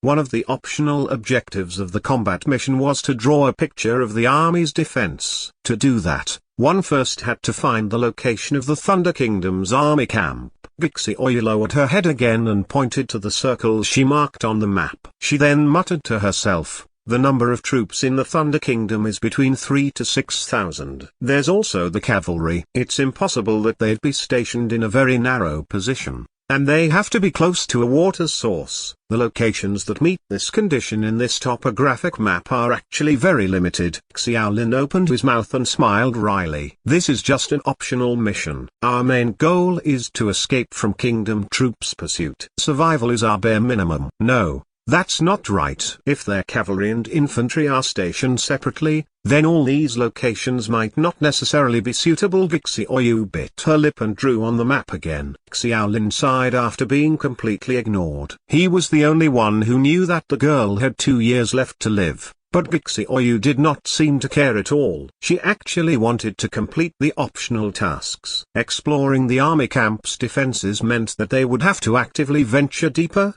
which in turn was a sharp increase of the level of risk. Was she really so fearless in the face of death? At 8 a.m., Instructor Qin Quan appeared in the public classroom again and looked at everyone. The teleportation will begin in 1 minute. For this month's exam, Xiaolin will be your commander. Some people were stunned. Wang Dalin practically slammed the table and demanded to know why. He had just started forging relationships with everyone before the exam because he wanted more people to follow his lead during the exam. Qin Quan could not be bothered to talk nonsense with him. For all team-based exams, the class monitor will receive commanding authority by default. Xiaolin was not surprised to hear that. As the acting monitor, he roughly knew that he had authority, but he sighed to himself after seeing so many unsightly expressions. It was one thing to have commanding authority, but whether others accepted it or not, it was another matter altogether. 1 minute later, countless white rays of light fell from the sky in the classroom hall,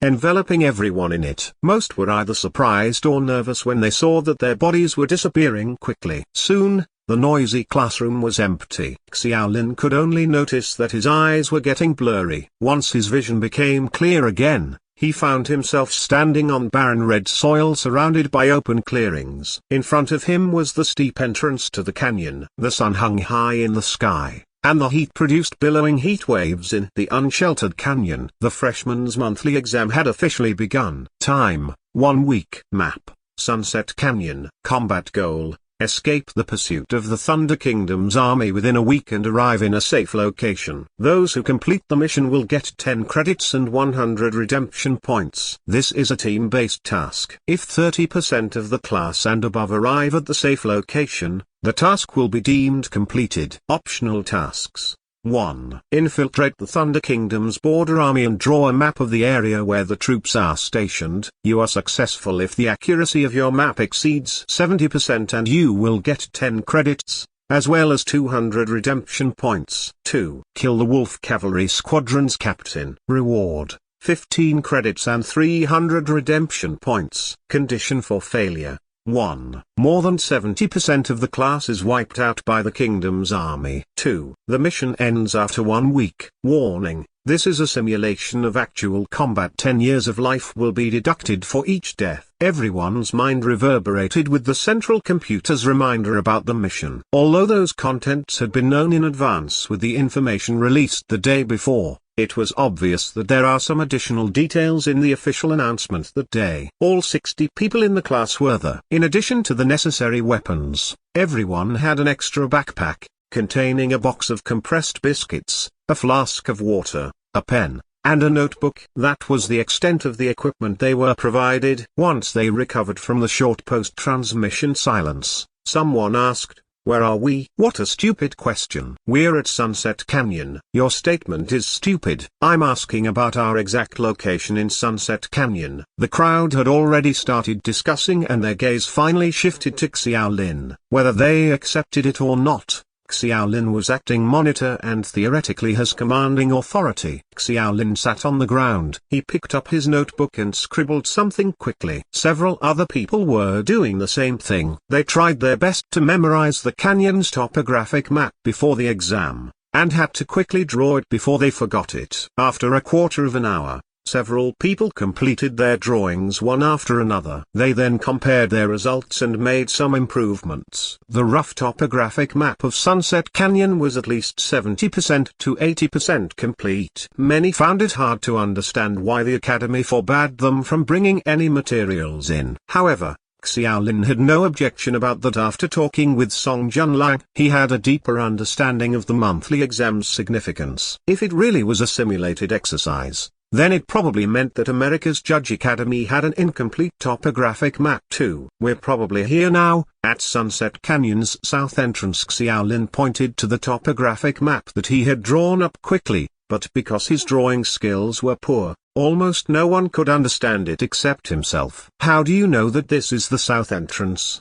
Someone questioned. Seemingly unconvinced. The information clearly stated that about a third of the Sunset Canyon is located in the Thunder Kingdom. The plains are behind us. If the kingdom's army chooses to station, they'll likely do so in the plains. Xiaolin glanced at Gixioyu. He patted his notebook and said loudly to the students approaching around, So the current situation is actually very clear. Behind us is the enemy's garrison, and in front is the canyon. Having said that, Xiaolin could not help but sigh in distress. Many people were still in a daze, but a few people were gradually starting to understand Xiaolin's words. They lowered their heads and whispered for a while, and soon the exchanges became louder and louder. Everyone then understood that they were facing a very awkward situation. Chapter 62. Split Ways. This chapter is updated by Novels PL. Should they advance and enter Sunset Canyon or turn back and enter the Thunder Kingdom's territory for reconnaissance? Everyone faced a dilemma as soon as they were on the simulated battlefield. Let's analyze the exam tasks first. Everyone has heard the prompt from the central computer, and it's interesting that there's a bit of difference from the information we were given yesterday. Xiaolin said slowly, "It's a little different from what I expected. Not everyone needs to escape the enemy's pursuit and reach a safe area. The mission is completed even if only 30% of us reached there." What does this mean?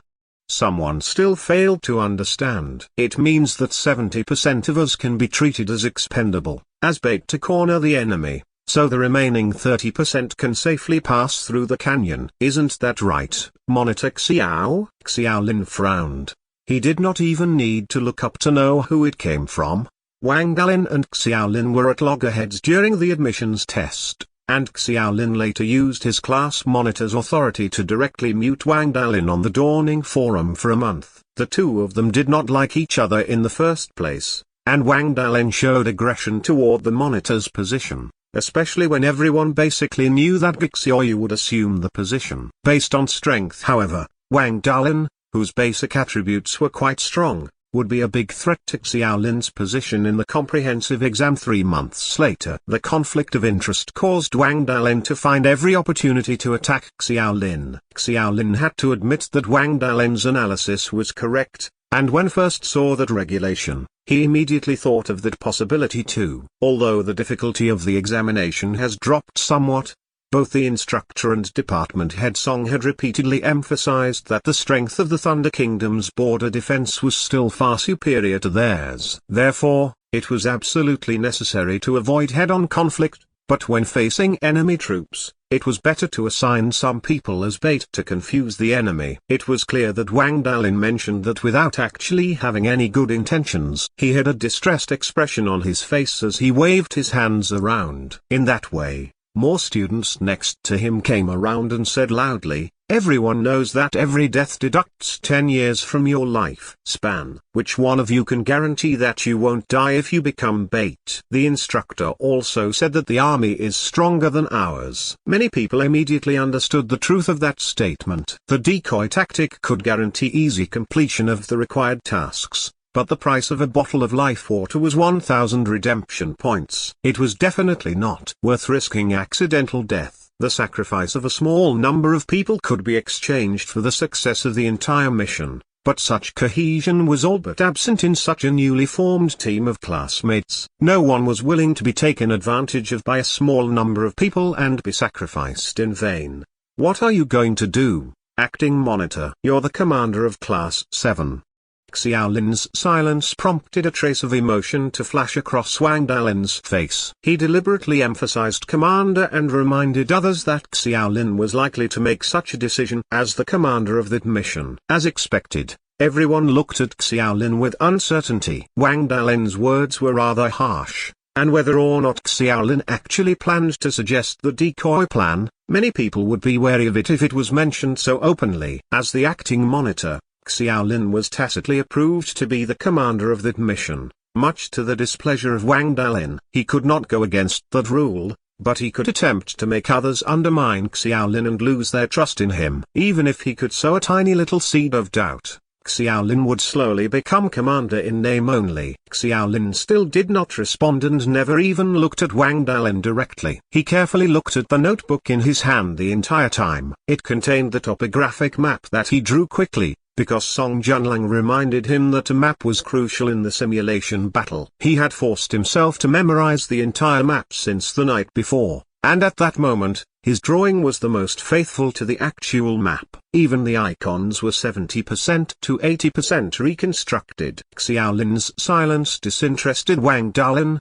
And someone then said, we should first complete the reconnaissance task and get out of here as soon as possible, before the Thunder Kingdom's army notices our movement. Why should we complete the reconnaissance first? The person who spoke was a tall, short-haired, rather beautiful woman who seemed very capable. She said, the mandatory mission is to escape the canyon and reach the safe area. This is in direct conflict with the reconnaissance mission. I believe the Academy is giving us a choice of one or the other. The key to this mission is to avoid the enemy's scouts. The risk of being discovered increases with each extra day we stay here. We're too weak. We can't beat them if we're discovered. If we don't want to take risks, the best choice is to enter the canyon and complete the required tasks directly. But we've worked so hard for an entire month. Will all our hard work be for a mere 100 redemption points?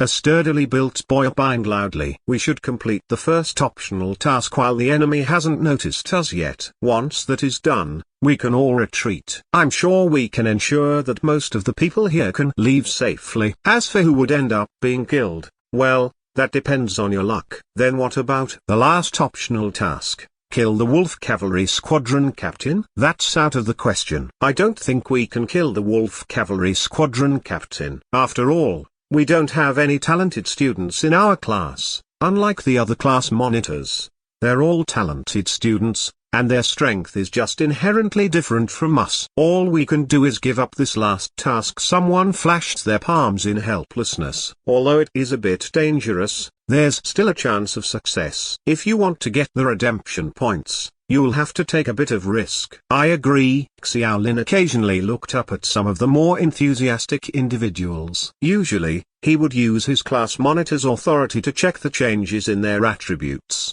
as well as their skill levels, whenever he had time to spare. If he remembered correctly, most of those people got grades A or B in the admissions test. Although they were not as good as the talented students, they could be ranked as second best after the talented students, but in terms of mental fortitude or attribute skill level, their analyses were also somewhat reasonable, and their options were what most people could think of and understand at the moment. They could not possibly defeat the kingdom's army in a head-on conflict, and it was better to complete the task as soon as possible. Some people stood beside Xiaolin hesitantly. They did not seem to trust Xiaolin very much and were worried that they would be used as bait, but at the same time, they did not want to investigate the enemy's barracks either. Soon the crowd divided into two factions. Wang Dalin and the few who received high grades believed that they should take the initiative to attack. They were capable enough in terms of strength and were ambitious enough too. Since the acting monitors of the other classes were talented students, there was almost no possibility of a change in the monitor position after 3 months as long as they worked hard by themselves. However, the situation in Class 7 was very complicated, and many people felt that they were able to fight for the monitor position. An example would be the radicals in front of Xiaolin, the number of which nearly accounted for the majority of the class. Even if Xiaolin was the acting monitor and the commander, those people felt that the exam results would be higher than that of Xiaolin, so long as they can persuade the rest of the people to act together. After the comprehensive examination in 3 months, their chances of getting the monitor position would increase even more. Wang Dalin's heart skipped a beat when he saw Xiaoyu pausing and concentrating not far away. Her high intelligence value was absolutely terrifying, and everyone had witnessed it for themselves in the admissions test. In particular, Xiaoyu's apparent disinterest in the monitor's position made Wang Dalin feel that he could win her support. Barely a few steps later, Xiaolin, who had been keeping silent all the while, closed his notebook suddenly, then got up and looked around. He said to Wang Dalin as the latter walked over, "Let's split ways then. I may be the monitor, but I can't force everyone to follow my orders. That being the case, we might as well split into 2 groups for now." Chapter 63, Xiaolin's Plan. This chapter is updated by Novels PL. Huh? Those who attempted to use the decision of the majority to evade Xiaolin's authority were stunned all of a sudden. The result was a bit unexpected. Split ways? Yes, we should just split into 2 groups. If you so choose, you can go and do the reconnaissance mission. You can follow me if you want to survive for the time being. Xiaolin said to the others. Wang Dalin's face soured. What do you mean? Xiaolin said calmly. Simple. You're just asking to be killed if you go there and scout right now. Why is that? Xiaolin sneered. Is your brain filled with mush or something? Can't you think for yourself? Xiaolin did not bother to explain to him that although the few people who got grade A or B they each had their own thoughts, they continued to act harmoniously on the surface and did not openly voice disagreement. Irrespective of what the future held for them, Xiaolin was still their class monitor for 3 months. Wang Dalin was the only idiot who would dare to butt heads with him. You! Wang Dalin's anger peaked and he laughed. Your attributes are low and you skip classes all the time. So you're afraid that we'll complete the optional tasks and get a higher grade than you. So be it, then. We'll split ways. Those who want credits and redemption points can come with us. The argument lasted for more than 10 minutes. Xiaolin was firmly opposed to immediate reconnaissance while the others refused to make concessions. The differences between the two sides could actually be described as conservative and radical. Once they entered the canyon, they could only complete the mandatory tasks. In the end, 39 people followed Wang Dalin and others while Xiaolin's group had only 20 people in addition to himself. This division satisfied many people.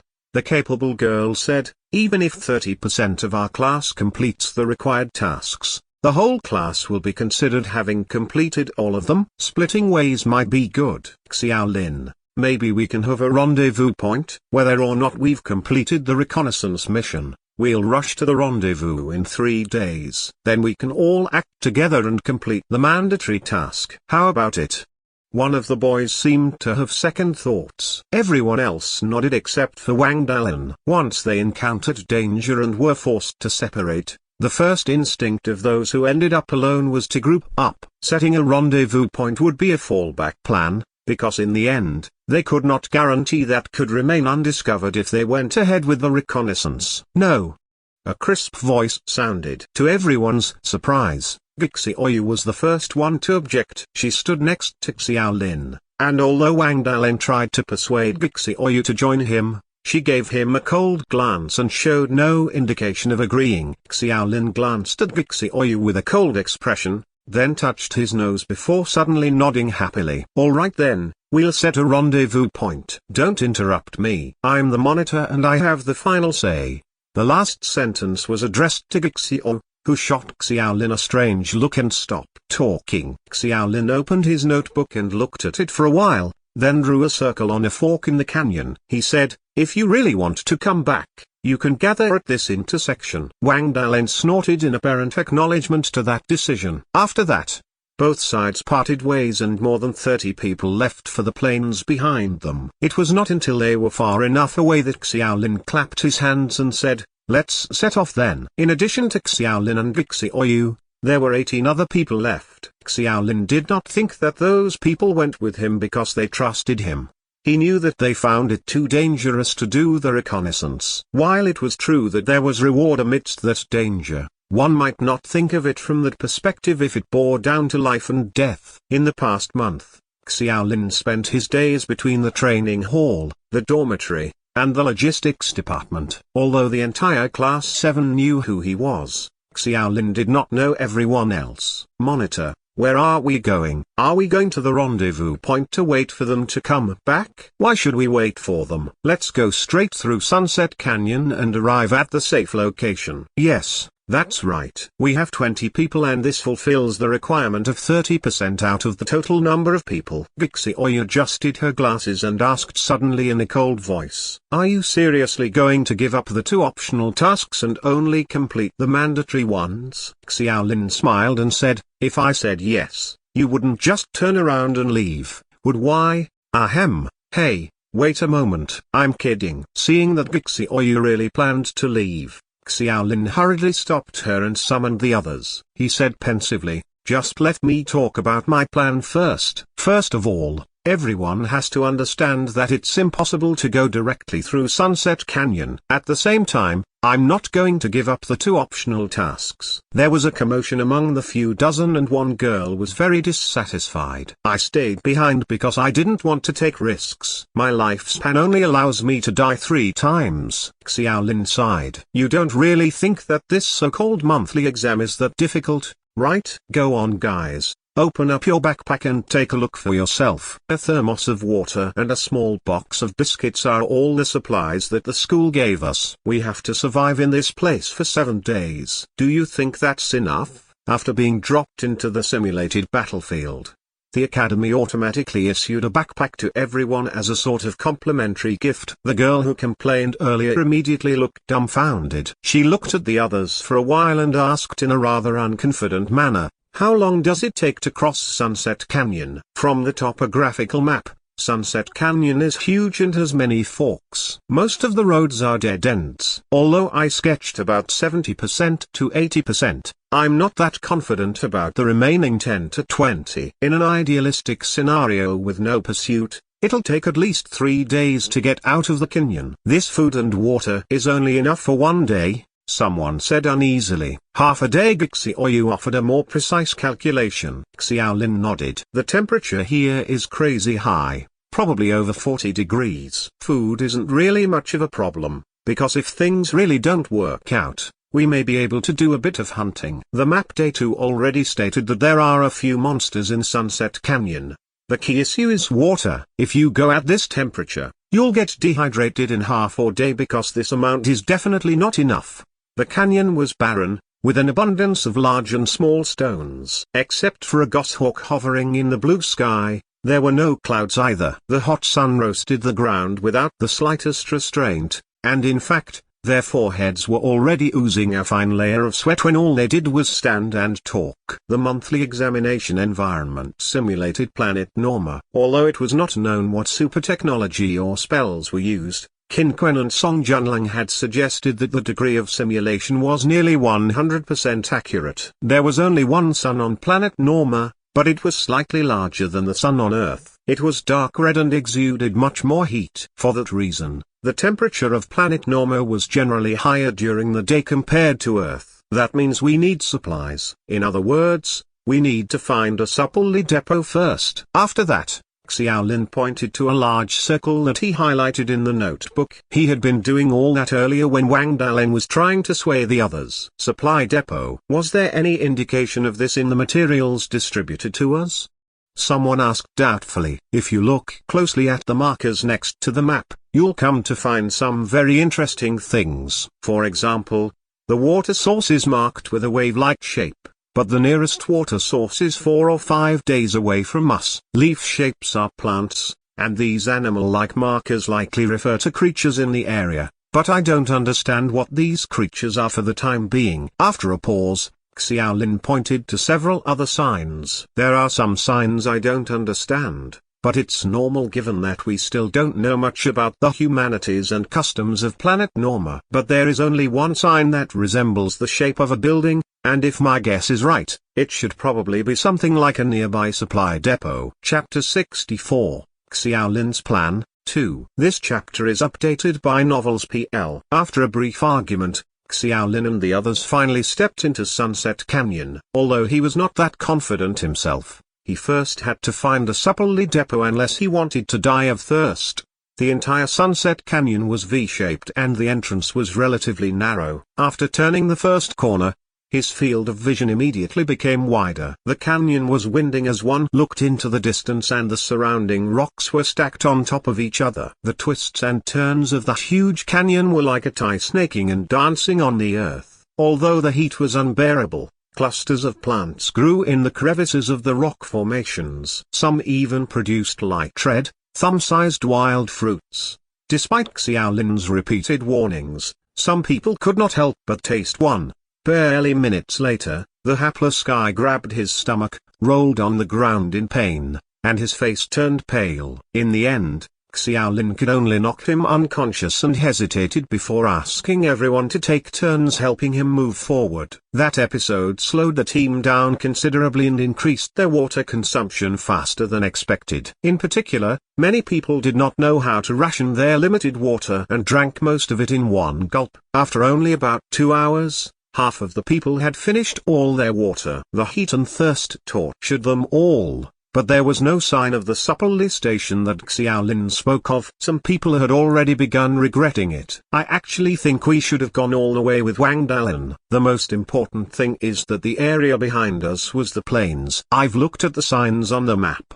The water sources are practically distributed in that area. Xiaolin looked at the idiot and said angrily, "If you can think of this, why can't the Thunder Kingdom's troops think of it? The climate around here is incredibly dry. And the garrison will surely build their camp near the water source to ensure a steady supply of water. It's impossible to escape once they enter the lion's den." "How are you so sure they can't escape?" "Even though I don't want to take any risks, Wang Dalin actually made sense. The success rate is at least 50-50. It's risky, but if you're not discovered, it's impossible to succeed." Xiaolin sighed. "Have you noticed how the mandatory mission is written? We're supposed to escape the pursuit of the kingdom's army. That is the precondition for this mission, which means that the enemy already knows that we're coming from the beginning." Xiaolin scratched his head in annoyance. "I've been thinking about this problem since just now, because this precondition is a contradiction. If what is being simulated now is the actual battle that happened in history, then the enemy should only know about our presence after the exam started." "How did they know?" "We didn't notice any scouts or anything." Xiaolin gestured with his palms up. "I can't wrap my head round it either, but if my guess is true, we'll be walking right into Death's Door if we do reconnaissance right now." "That can't be right. Even if they discover us by accident, we could just disperse and retreat." "Wolf Cavalry Squadron." Xiaolin shook his head and interrupted the other party. "Didn't you read the information? This garrison includes 2 light infantry squadrons and a wolf cavalry squadron." "What about the wolf cavalry?" Okay, the man who spoke was a dark-skinned male with a longbow on his back. He was very frank, as he proactively offered an apology to Xiaolin after realizing that his thought process had been far too simple. Anyone with a little bit of military knowledge could understand how formidable a squadron was on the plains in terms of the impact and speed. Xiaolin did not know much about the wolf cavalry since there was no detailed description in the information, but he was quite sure that the students, with their 2 legs and a strength that barely reached black iron rank, were unable to outrun the cavalry of 4-legged wolves. The boy hesitated, then asked, "If the Thunder Kingdom's troops were prepared for this right from the start, why didn't you remind the others that they might not be able to escape the cavalry?" Xiaolin smiled bitterly. "I'm sure Wang Dalin never thought of this, but I can't say the same for others. This is all pure guesswork from me. To put it bluntly, there is still a risk." Others nodded profoundly. Compared to Wang Dalin's radical approach,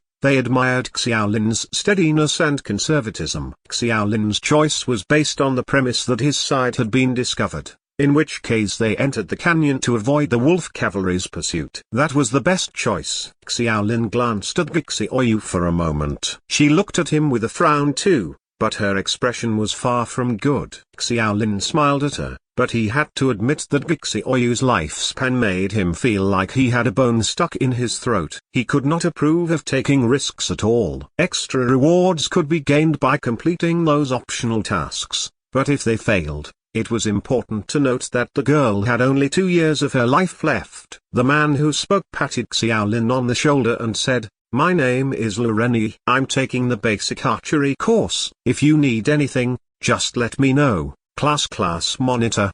The man was in his 30s and looked quite strong. He seemed a little embarrassed to address Xiaolin as monitor, and Xiaolin did not mind that at all. "Just call me by my name. Lu Renyi, is it? If I remember correctly, your basic archery skills are already at level 2. "That's right. I was randomly assigned a saber during the admission test, then I rushed out and killed a few zombies before being killed myself," Lureni complained regrettably. I learned from that painful lesson and felt that close combat was too dangerous and easy to get yourself killed. That's why I took the basic archery course as an elective. Xiaolin was not quite sure how to react when he learned that the man was afraid of death. There were far fewer people taking the basic archery course compared to spells and melee classes. Xiaolin occasionally used his monitor's authority to view other people's skill information, and he paid special attention to those who chose to take basic archery as a course. Xiaolin's explanation temporarily relieved everyone of their irritability. After a short rest, the team moved forward again. If Xiaolin's map was marked correctly,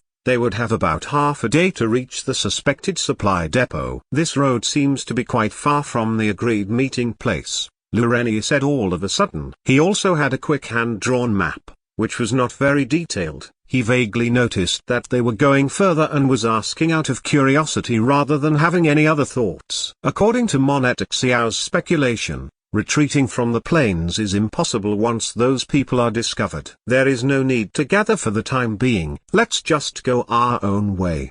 Another girl helped Xiaolin answer. That's right, what's important is that we survive the task. Lureni did not think much of it, or in other words, the people who followed Xiaolin placed survival as the ultimate goal of their exam. Gixioyu cast a strange look at him again but kept quiet. Xiaolin smiled wryly, for he might not necessarily be able to conceal his meticulous thoughts from that girl. Gixioyu opposed the establishment of an assembly point and Xiaolin insisted on doing so. But the two people were actually thinking in the same direction. They scarcely believed that Wang Dalen's group could actually complete any reconnaissance under the enemy's gaze, or even leave safely for that matter. Xiaolin took many things into consideration after the conversation between himself and Song Junlang the day before the exam. They were invaders of that world. If the exam was a near 100% simulation, then it would not just be the environment that was simulated. Their enemies might be NPCs too, albeit with high-level intelligence. The Thunder Kingdom they were going to face were also humans. They were not zombies without intelligence and reason. Would the enemy kill a group of unidentified invaders on the spot if they found out? Xiaolin put himself in their shoes and thought about it. If he was the commander of an army who caught a spy or a scout of the invader, he would definitely put priority on finding out the other party's intelligence and intentions. The method of obtaining information was not really important, whether it was torture or using special spells. In any case, Xiaolin did not think Wang Dalen and the others would die rather than submit once they were caught. When Wang Dalen decided to proactively carry out reconnaissance, it almost certainly meant that their group would be exposed. Xiaolin agreed to set up a rendezvous point not to fool Wang Dalen and the others, but to deliberately relay that information to the enemy garrison's commander should any of the students be captured. Chapter 65, Desert Iguana. This chapter is updated by Novels PL. During the latter part of the journey, Xiaolin restricted what was left of the water among everyone there. The dozen or so people had some trust in him and they all followed suit. The billowing heat waves swept back and forth in the canyon. It was really uncomfortable to be rushing on in the blaring heat. However, no one dared slow down, because if Xiaolin had guessed correctly, the enemy's garrison would have found their tracks early on. It was highly probable that there were already soldiers chasing after them. Everyone's physical strength was gradually exhausted. Xiaolin's basic fitness and basic physique had improved slightly during the entire month's training, but by afternoon his physical strength had waned and was unable to keep up. The few girls with even lower basic fitness levels found it even more unbearable. The lack of water, coupled with the heat stroke, caused them to walk unsteadily, like a small sapling that was bound to fall at any time after swaying in the strong wind. Xiaolin looked worriedly at Gixioyu. He remembered that her other attributes were very poor despite her super high intelligence. Her face was extremely pale and her lips were tightly pursed together. The strong girl never once complained, but Xiaolin knew full well that Gixioyu's physical strength was already going into overdrive. Just as everyone was on the verge of physical and mental collapse, an accident happened at that exact moment. Their team had spread out in a serpentine manner, and a thin, tall boy was walking in front.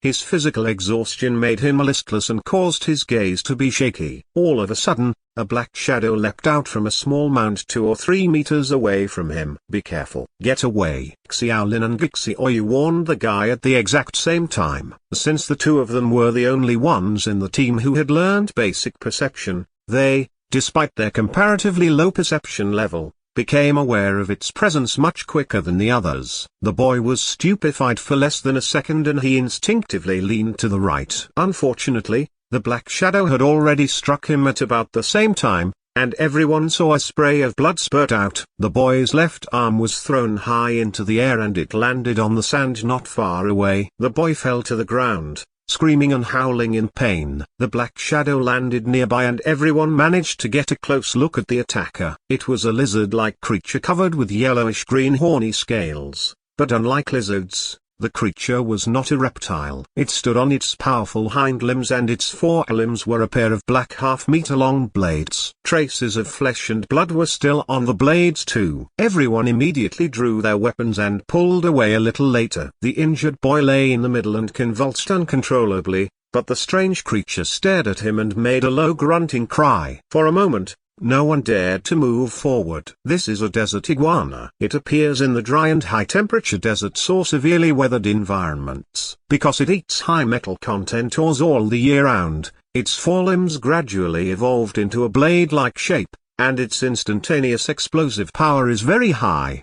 Gixioyu's calm voice stunned Xiaolin slightly as it reverberated through the gorge. But that was not the time for him to ask her how she knew that. Although there was a reminder in the information about the small number of creatures in the canyon, it did not give a proper introduction to those creatures. Xiaolin pulled out his novice dagger and novice staff, then moved slowly to the left and said in a low voice, "I'll distract the iguana. You guys save him first and bandage him immediately. Gixioyu, you and Lurani will cooperate with me by my side. Then, we'll have a couple of other people join forces to subdue this guy."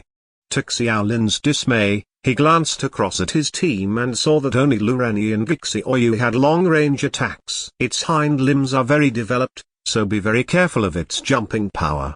Lurani reminded. He immediately took an arrow from the quiver on his back and shot it with his bow. The howling arrow shot through the air and landed on the sand beside the iguana. The others cast disdainful looks at him. The distance was no more than a few meters, but the arrow failed to even hit its target. Lurani coughed. "Guys, I was adjusting my aim." The arrow seemed to have alarmed the desert iguana. It roared and inched toward the wounded person still lying on the ground and bleeding. As soon as it moved, those who were tasked to rescue the person did not dare to move forward. Energy bomb. Ice bullet. Gixioyu and Xiaolin shot one after another. The light blue energy bomb crossed the air in an arc and hit the iguana's back. A couple of its yellowish-green horny scales exploded after being hit by the energy bullets. It was severely wounded, and the spell's lethality was rather effective. Next, a roundish ice bullet came right after and struck the iguana's tail. The iguana uttered a painful roar. A shallow layer of frost enveloped its tail and its powerful feet, severely restricting its movement. That was the slowing down effect of the ice bullet spell. "Good job." The others cheered. "Hurry up and save him." Xiaolin yelled and touched his nose angrily. He was clearly aiming at the iguana's eyes earlier, and his accuracy was rather terrible. Fortunately, the attack managed to strike the tail. After recovering from the initial shock, everyone else took the opportunity to advance forward and dragged the broken-armed boy back. Two girls hurriedly took out the emergency bandages from their backpacks and bandaged him, while others stepped forward to help Xiaolin deal with the iguana. All of them were students who had passed the admission test. They faced the battle at hand with increased calmness compared to their very first time. They quickly surrounded the iguana but were wary of rushing up immediately, as they were still uncertain of whether the creature was of novice or black iron rank. When the desert iguana found itself surrounded, it raised its blade-like arms and extended its scarlet-red tongue. Its eyes wore a look of savagery. Whoosh! Another light blue energy bomb whizzed past, but the iguana was well prepared that time. In other words, it was actually waiting for such an opportunity. As it kicked its feet and leapt toward the boy nearest to it, who was holding a dagger. Gixioyu's energy bomb had practically chafed its abdomen and left a layer of scars, but it did not seem to affect the iguana's speed. As Gixioyu mentioned earlier, the instantaneous explosive power of the desert iguana was quite formidable. It was brave enough to attack actively despite being surrounded and at a disadvantage. It was also incredibly fast, down to seconds or even less than a second. As freshmen who had only started training for less than a month, it was very difficult for them to react. Snap! There was a crisp crackling sound, accompanied by an explosion of crystallized chips. The desert iguana's half-leaping body was once again covered in a shallow layer of frost, reducing its speed drastically. Although it only took a few tenths of a second, it was long enough for the person who had been targeted by the iguana to react and hurry away. Monitor Xiao, thank you. The man was still trying to collect himself when he cast Xiaolin a grateful look. Seriously?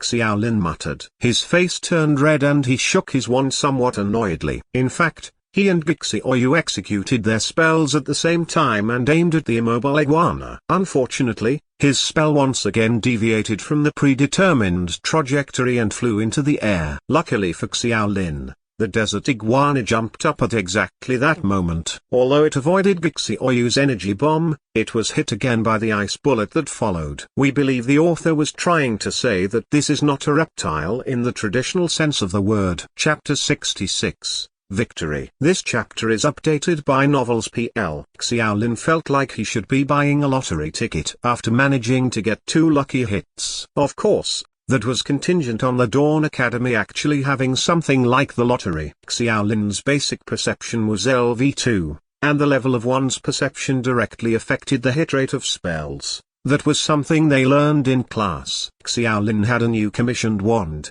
and the spell that it carried was the Ice Bullet, which had a high requirement for perception. He had never expected that the spell would be on target 2 times in a row. As the other spellcaster in the group, Gixioyu's expression did not look too great. He glanced over at the tired expression on the girl's face and had a moment of realization. They had been running for half a day in high heat, and everyone had already expended most of their energy, which caused quite a big impact on their fighting prowess. He felt like he should have realized it earlier. The attributes that the recruits gave earlier were just a reference, or rather, just a representation of their abilities in normal circumstances. Things like injuries or a drastic decrease in their physical strength would naturally cause some fluctuations in those attributes. The injured desert iguana once again tried to break out, but no one was willing to let it go just like that. Most of them had been slaving away for a whole month, and this was their very first battle after all that training. They were not willing to lose, especially after Xiaolin had shot out 2 very important ice bullets, which also served to bolster their confidence. Xiaolin regained his fighting spirit as well. Even though everyone was in bad shape, they still had a big advantage in numbers. If they really let the iguana escape, it would make everyone feel very useless. Furthermore, if the iguana really escaped, the bastard might return to attack them again. So the best solution was still to solve it once and for all right there. We can't retreat. Do not stray too far apart and do not leave enough space for the iguana to jump. Do not be afraid. Surround it. Do you guys want to go back and get laughed at by the others for being cowards? Xiaolin commanded. He was appointed as the one in charge, and had saved people with his ice bullets earlier, which caused everyone to believe in him even more. So everyone decided to follow his instructions. The others he was referring to were the group of people that followed Wang Dalin on reconnaissance. The majority of the people who scored A and B ranks during the admissions test were so they had pretty decent skills. Encouraged by his words, some of them closed the distance between the iguanas, causing the formation to get tighter. The iguana felt a sense of danger, and began to wave around its 2 black blades, constantly causing its blades to collide and emit an intense noise. The iguana was very nimble, managing to repel most of the blades that were attacking it, but at the same time it was unable to escape. It's so quick with its blades. It must be at least at the black iron rank. I don't think so. Its strength isn't that great. You call that not that great? Fook. Look at how deep the wound on my shoulder is. That's probably because you're too weak. Everyone quickly understood the level the iguana was at. They did not know its general attributes, but could estimate that it was between novice and black iron rank, but still stronger than these novices nonetheless. Lu Renyi was at the perimeter and itching to pull his bow, but was stopped by Xiaolin. He may have a LV2 in basic archery, but his exhaustion would decrease his hit rate by a good amount. The chances of him accidentally hitting a teammate was higher at the moment. Xiaolin also made Gixioyu stay on the sidelines. He believed that the girl was still able to maintain a high hit rate at the moment, but rather than risking it, it was better to let her rest up first. Xiaolin put away his wand and once again took out his dagger. With his current meditation rank and intelligence, the Ice Bullet, which was a black iron rank spell, was above his current capabilities. That meant that he only had a limited amount of uses. The spells he flung at the iguana with Gixioyu earlier had caused quite a few of the hard scales on its body to fall off. Other than the slow effect from the Ice Bullet, it also had an F-rank damage rating. When facing a monster that was not yet at the black iron rank, the damage was very visible. Being surrounded and attacked, many wounds started to appear on the iguana, especially because a lot of them were smart enough to focus their attacks on the weak points left behind by the removed scales. They kept attacking those spots and the iguana was now covered in blood. The iguana had a lot of vitality. Even though it had been hurt to that degree, it did not stop its blades at all. It would even occasionally catch some people who had slowed down, sending a sharp blade toward them. After a bit, around 5 or 6 people retreated from varying degrees of injury. Xiaolin had recovered some of his strength and joined the fray. His strength was not the highest in the class, and even within this team, there were a few that exceeded him, but facing the onslaught of blades from the desert iguana, his attacks were the most skillful. Even in the heat of battle, a few curious ones still took the opportunity to observe Xiaolin. As the monitor of Class 7 and someone who was publicly called out for having the lowest total attribute scores, it was hard for some of them to willingly accept his position. However, the ice bullets he shot out earlier and the swordsmanship he was showing off at that moment caused quite a few of them to look very surprised. Xiaolin was very thankful to Cheng Ming, the acting monitor of Class 1, who was horrifying when it came to the talent he had in swordsmanship. During the month of basic swordsmanship classes, Xiaolin had been sparring with that maniac. Even though he asked for Cheng Ming to control his strength, it was still hard to match him, and Xiaolin ended every class full of injuries, unable to stop himself from spending points to treat himself. His basic blocking ability was honed in that environment, and because of that, Xiaolin did not feel like the iguana's blades amounted to much. His LV2 basic blocking was more than enough to handle it. After a few minutes, they could feel that the desert iguana was beginning to slow down. It seemed to be on its last reserves of energy. Xiaolin let the two people beside him hold the iguana off as he retreated 2 steps. He held his novice sword up high and a cold light began to shine from the tip of the blade. As if sensing imminent danger, the desert iguana began to get even wilder, causing the blood on its body to splash everywhere as it dashed toward Xiaolin. But the few people in front of him managed to hold it off. Slashing. There were people covering for him this time, so Xiaolin managed to use quite a few seconds of time to gather his strength for slashing. The maxed out slashing skill was very powerful if he got the full charge time. Based on his testing during training, it was between F+2E in power. The blade fell heavily on the desert iguana's right shoulder. The scales in that area had long since fallen off, revealing the soft flesh underneath. With the full power of slashing, the blade went through it like a hot knife through butter. Half of the iguana's body was forcefully torn apart by Xiaolin's blade, and its organs flowed out with its blood. As it fell on the ground, the iguana cried out in agony and it finally weakly lost consciousness. The thick smell of blood began to spread throughout the ravine. Success. Both the uninjured parties and the ones currently treating their wounds let out a joyous cry. Everyone was shaking their hands and hugging each other in celebration. Chapter 67, An Educated Guess. This chapter is updated by Novels PL. There were 20 of them in total, and 6 of them were injured from the battle. Other than the one who lost his hand, the rest of the injuries were not a big issue after bandaging the wounds. However, most of them were exhausted and they could not help but take a long rest where they were. The one who mistakenly ate the poisonous wild fruit had already woken up, so it did not look like the poison was life-threatening. The only problem was that he looked dispirited and had no strength at all, which meant he still needed help in order to move around. Monitor, that was pretty good swordsmanship. They had started to test out calling Xiaolin the Monitor after that battle. Xiaolin smiled. My basic swordsmanship is already at LV3. Everyone was shocked. Other than the monitors, no one had access to information about the attributes of others. They were still stuck with the impression of Xiaolin's total basic attribute points not exceeding 10 during the admission test. Basic swordsmanship was very easy to level up at the start, but the difficulty greatly increased when the ranks went up. There were only very few people in class that managed to train any of their skills up to LV3. Monitor Xiao, what spell did you use earlier?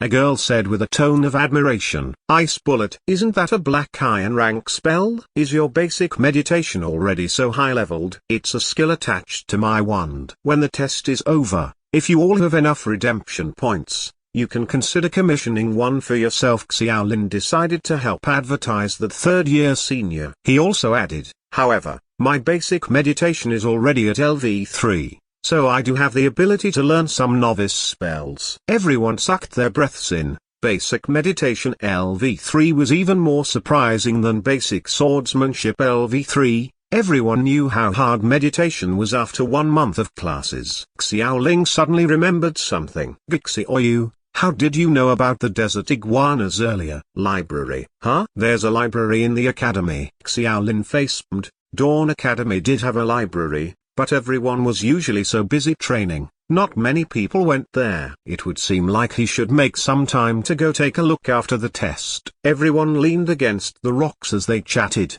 using the limited shade the rocks provided to avoid the blazing hot sunlight. The students that were following Xiaolin did not have great scores in the admissions test, even though they trained as well, but their abilities were still not as strong as others. They understood that they would probably never get the chance to be a monitor, so they adopted a nonchalant attitude, not offending Xiaolin, but not completely acknowledging him either. However, the battle earlier had caused them to look at Xiaolin more favorably, especially the guy who was saved by the ice bullet. Everyone subconsciously began to think that it would not be too bad if Xiaolin continued to be the monitor. Lureni, what are you looking for? Everyone had a basic familiarity with each other, and someone looked at Lureni rummaging through the iguana's corpse and could not help but ask. Someone immediately joked, Monitor, you said we could hunt the monsters here if we ran out of food, but let me make myself clear, I absolutely will not eat this plaything. Other than the arrow that he missed right at the start, Lureni did not do much earlier. He had already recovered most of his stamina, and was braving the hot sun to rummage through the corpse. He finally brought the 2 blades from the iguana and smiled. I was lacking a way to defend myself, so I'll use these. Are you sure we can bring the things from this world back to the academy? Someone asked. Lureni gaped. I did not consider that. Xiaolin recalled what department head Song told him before and said, I'm afraid you won't be able to. The novice weapons from the admissions test were given by the school, and not part of the world itself. Do you feel that this world we're in right now really exists? It's probably fake. If it's fake, then why do we need to deduct out lifespan if we die? Xiaolin deliberated and said, I understand it like this, everyone should be familiar with online games, right? To us, the people in the games are all fake. However, if there is some super skill that can cause us to turn into data and enter the game, then to us, it's still real. Some of them nodded in understanding, while others had a confused expression on their faces. Xiaolin shook his head and smiled. Basically, what I mean is that the school's mock practices seem to be fake for outsiders, but it's definitely real for the participants. Fine, I actually don't really understand it clearly myself. Lureni laughed out loud. Even though this is a simulation, I still feel it's real. Look at that falcon up in the sky, it's circling around, probably attracted by the corpse. Falcon? Xiaolin raised his head and squinted. In the vast blue sky, there was a black falcon circling around. Of course this was planet Norma, so that creature might not be a falcon. He could only say it looked like one. Xiaolin suddenly stirred as a serious expression showed on his face. He asked, I remember when he entered the test environment in the afternoon. There was a falcon in the sky then too. Lureni thought for a bit and replied uncertainly, I think so. I can't really remember. Why are you asking? Gixi Oyu's expression changed suddenly. Finally some other students seemed to realize something, but they did not want to believe it and were visibly in doubt. Xiaolin stood up and brushed away the dirt on his body. Judge Academy once sent their elites to investigate this area, and they are definitely better than us at avoiding detection. But they were still detected by the troops here. If it isn't some detail that could be easily overlooked, I don't think Judge Academy would have been exposed those years ago. So you think that the falcon above us right now is a scout from the Thunder Kingdom? There were still some people in disbelief. Even if it noticed us, how is it going to warn the troops? I actually did notice it following us around all day, but I didn't think much of it, a girl said. Xiaolin reminded them, don't forget, we're not on Earth anymore. That thing might look like a falcon, but who knows what kind of creature it is. Furthermore, magic exists on planet Norma. There might be talking animals as well. There might even be spells that can directly communicate with animals. That caused everyone's expressions to shift. Planet Norma was a place filled with magical wonder. There was still a lot that they did not understand or did not know. Xiaolin sighed. No wonder the compulsory task had thus already been discovered as a condition. It might be a little late, but at the very least our movements from now on should not be exposed to the enemy. Lureni, get rid of that thing. Lureni had recovered quite a bit of his accuracy after the rest. He pulled bow and shot numerous arrows at the target. The falcon struggled for a while but, like a kite that lost its strings, it fell right down. Chapter 68, Supply Depot. This chapter is updated by Novels PL. After a short break, they continued their journey. The falcon had fallen quite far away. In order to avoid delay, they did not look for it. Xiaolin still could not confirm if that falcon was a scout, or if it had already relayed their location to the enemy. That question was bugging Xiaolin from the moment they started the test, but after removing all impossibilities, no matter how unbelievable the final answers were, they were still the final choices. They were too preoccupied to concern themselves with the fate of Wang Dalan's group that was sent on reconnaissance, because it was very possible that the Thunder Kingdom's troops were heading for them at this very moment. With the uncertain atmosphere, everyone had a serious look on their faces as they sped up their pace. It was the evening when they finally reached the possible supply depot on the map. It was a very large valley, and the rocks around the area were very precipitous. There seemed to be a hole in the southeastern corner, and there were even wooden supports, so it was obviously a man-made tunnel. That was probably the best piece of news they had the whole day. The supply depot was actually there, which meant they could obtain enough food and water. A smile appeared on everyone's tired face. Hold on. Xiaolin stopped. The ones that were preparing to rush over, he asked. Let's discuss first. What is everyone's level with the common language of planet Norma? Lureni had an exasperated look on his face. Huh? Why are you asking that? Xiaolin explained. There will definitely be people in the supply depot, and they will be Normans. We can treat them as NPCs, but how could we possibly talk to them normally? Normans can't possibly speak our language. Everyone was dumbfounded. Many of them had actually not thought of that. Most of them only had LV1 or LV2 in the language, and that was basically the level where they could understand the bare basics. It was hard for them to even converse in daily speech. Xiaolin looked at Gixi Oyu. He remembered that she already had LV3 in the common language of planet Norma, which was currently the highest in the whole class. But he did not know what sort of standard LV3 represented. Gixi Oyu nodded. Daily speech is not too hard,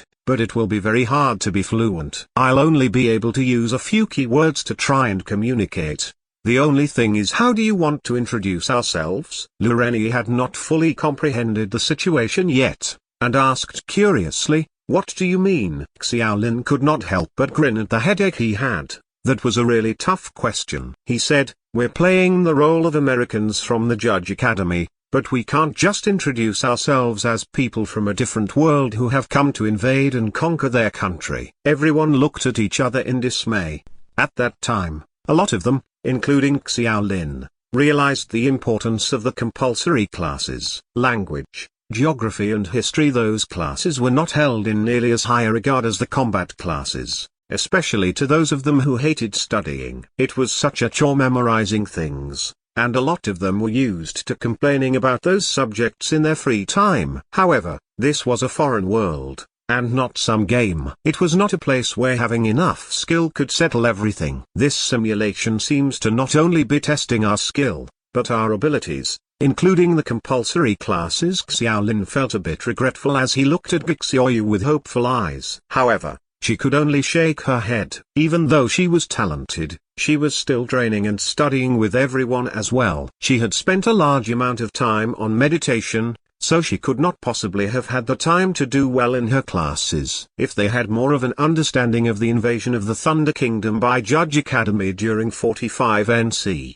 or if their language skills were a bit higher, they would not be in such an awkward situation. However, they still stubbornly went to the cave. Everyone held their weapons tightly, but they would not simply use violence to solve the problem unless they had no other choice. Walking into the cave, the space in front of them rapidly widened. There was a lot more space inside than they initially thought. It looked like half the hill had been dug empty. It was cool and breezy inside the cave and felt abnormally comfortable. The damp ground told them it was very likely there was an underground water source. They had been marching in a desolate environment for almost a day, and after going through all sorts of suffering, all of them felt like they had just escaped hell. It was quite dark in the cave, especially since it was already the evening, so there was very limited light coming in from outside. However, they quickly saw a few torches light up in front of them. "Be careful, everyone," Xiaolin warned them in a low voice, and then headed in front with Gixioyu. Gixioyu was the only one among them who had the necessary language skills to communicate,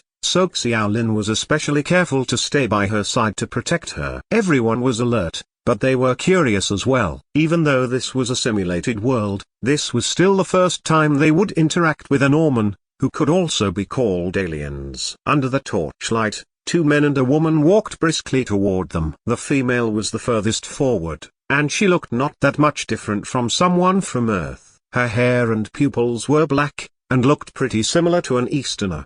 Her skin was on the darker side, and she wore a long white robe. She was built very sturdily and had a well-traveled look. Professor Dai had mentioned in class before that the humans on planet Norma looked quite similar to the humans of Earth, the only difference being their various inner skills and attributes. The woman stopped about 10 meters away from them, and the two men stood next to her, looking like bodyguards. They each had a blade in hand and were cautiously eyeing them. The woman cast a suspicious gaze on Xiaolin and Gixioyu, then she said, a clear but foreign voice, at %, and Xiaolin still had a LV2 in the common language, so he could somewhat pick out singular words and phrases. However, the woman spoke very quickly, and even had a bit of an accent, so he was completely clueless. Xiaolin forced a smile, hoping it would be a polite reply, and looked at Gixioyu with the corner of his eye, signaling for her to quickly translate. Gixioyu furrowed her eyebrows and she worked hard to digest what that woman had said. She took some effort to listen, but she was still at least a level higher than everyone else, so very quickly she opened her mouth, and carefully said, at %, and, at. Gixioyu spoke rather slowly. She was not very fluent as well. It was like she used a few simple keywords to string together a passable sentence. Xiaolin could not help but reminisce when he learnt English in school, and felt a bit of sympathy for the girl. Translating was really tiring. The woman also had some difficulty making out what Gixioyu said, but it looked like she understood. The two of them started to communicate with simple sentences, and Xiaolin could occasionally make out a few phrases, like us, come from, merchants, and soldiers. Xiaolin did not dare drop his guard, but the exchange seemed to be going well. After a few minutes the woman waved and the men sheathed their weapons. Gixioyu gave Xiaolin a look as well, and Xiaolin understood immediately. He asked everyone to sheathe their weapons too as a show of good faith in a low voice. Chapter 69. Sneak Attack. This chapter is updated by Novels PL. I told them we were adventurers passing by and needed a place to stay for the night. I asked if they could spare us some food and water as well. Gixioyu whispered to Xiaolin. What did she say? Gixioyu tilted her head and thought for a bit. There were some phrases I couldn't quite understand, but the general meaning was that this isn't just a simple supply depot. It seems to have been built specifically for the troops nearby, and would provide them with regular supplies. Xiaolin was suddenly very anxious. He whispered in an even lower tone, "Could they be soldiers of the Thunder Kingdom?" "I don't think so. They seem to just be merchants." Xiaoyu adjusted her glasses, and had a hint of confusion in her eyes. "I find it odd too that an army garrisoned in the borders of a country would actually need merchants to provide them with supplies. However, it doesn't seem like they are lying." Xiaolin raised his head and measured the few people. There was a whole group behind the woman, and they were also looking at them both curiously and cautiously. They wore all sorts of clothes, which did not make them seem like an army. Of course, he did not dare to be sure that Planet Norma had uniforms for its soldiers as a custom. In the end, they had way too little information, but it was way too late to regret not studying up on history. Xiaolin asked, "Since they're merchants, would they be willing to provide food and water?" Xiaoyu had a strange expression on her face. She said they were merchants, and only accept deals. Xiaolin was stumped. He obviously knew what a deal was, but what did they have to trade? He did not think Normans would accept currency from Earth. Xiaoyu added, "Planet Norma's human countries use gold as their primary currency. They also use barter trade." "Fook. We should just take it for ourselves." Lu Renyi had a murderous expression on his face. Xiaolin shook his head. They were at a disadvantage in numbers and did not know how strong their opponents were. They had just gone through a full day's journey, and had a few injured people among them, so the odds of victory were not clear. Furthermore, their objectives did not say they needed to fight these merchants, so it would be best to avoid any deaths or injuries that they could. Probably guessing their predicament, the Norman woman pointed at Lu Renyi and muttered some words at him. Lu Renyi jumped in fright and gulped as he frantically looked to Xiaoyu. What is she saying? Does she want my body as compensation? She's too ugly." Xiaolin rolled his eyes, managing to somewhat understand what the woman meant. Xiaoyu carefully dissected the words and slowly translated. "She seems to be saying something can be used to trade with them, but I don't understand what she's referring to." She must be talking about the iguana blades. Xiaolin did not understand either, but the only thing Lu Renyi had on his body that could possibly be any worth was the blades he got from the iguana's corpse. "No way. They're mine," Lu Renyi said unhappily. Xiaolin snatched the two jet black blades from Lu Renyi, saying, "It's fine. You can't even bring anything from here back to the academy." The Norman woman took the blades and had a happy expression on her face. She said some more words, then turned round and left. Xiaoyu softly said, "She has agreed. She wants us to wait here.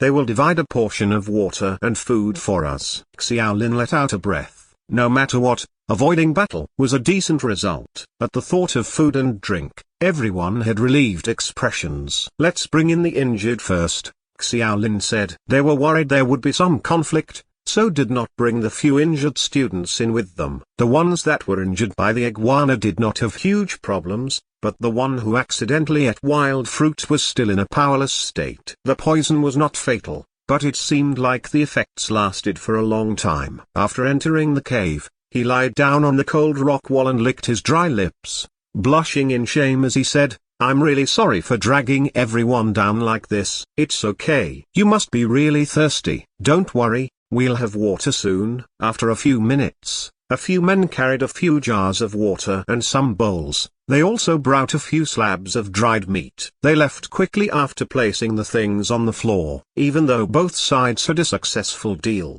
they were still cautious of each other, and neither side would willingly go near the other. The clear water felt like ambrosia at that moment. Everyone's eyes shone brightly as they rushed to the jars, fighting for a drink. There were very limited bowls available, and the ones who did not manage to get a bowl would just drink straight from the jars. "DMN. How disgusting can you get?"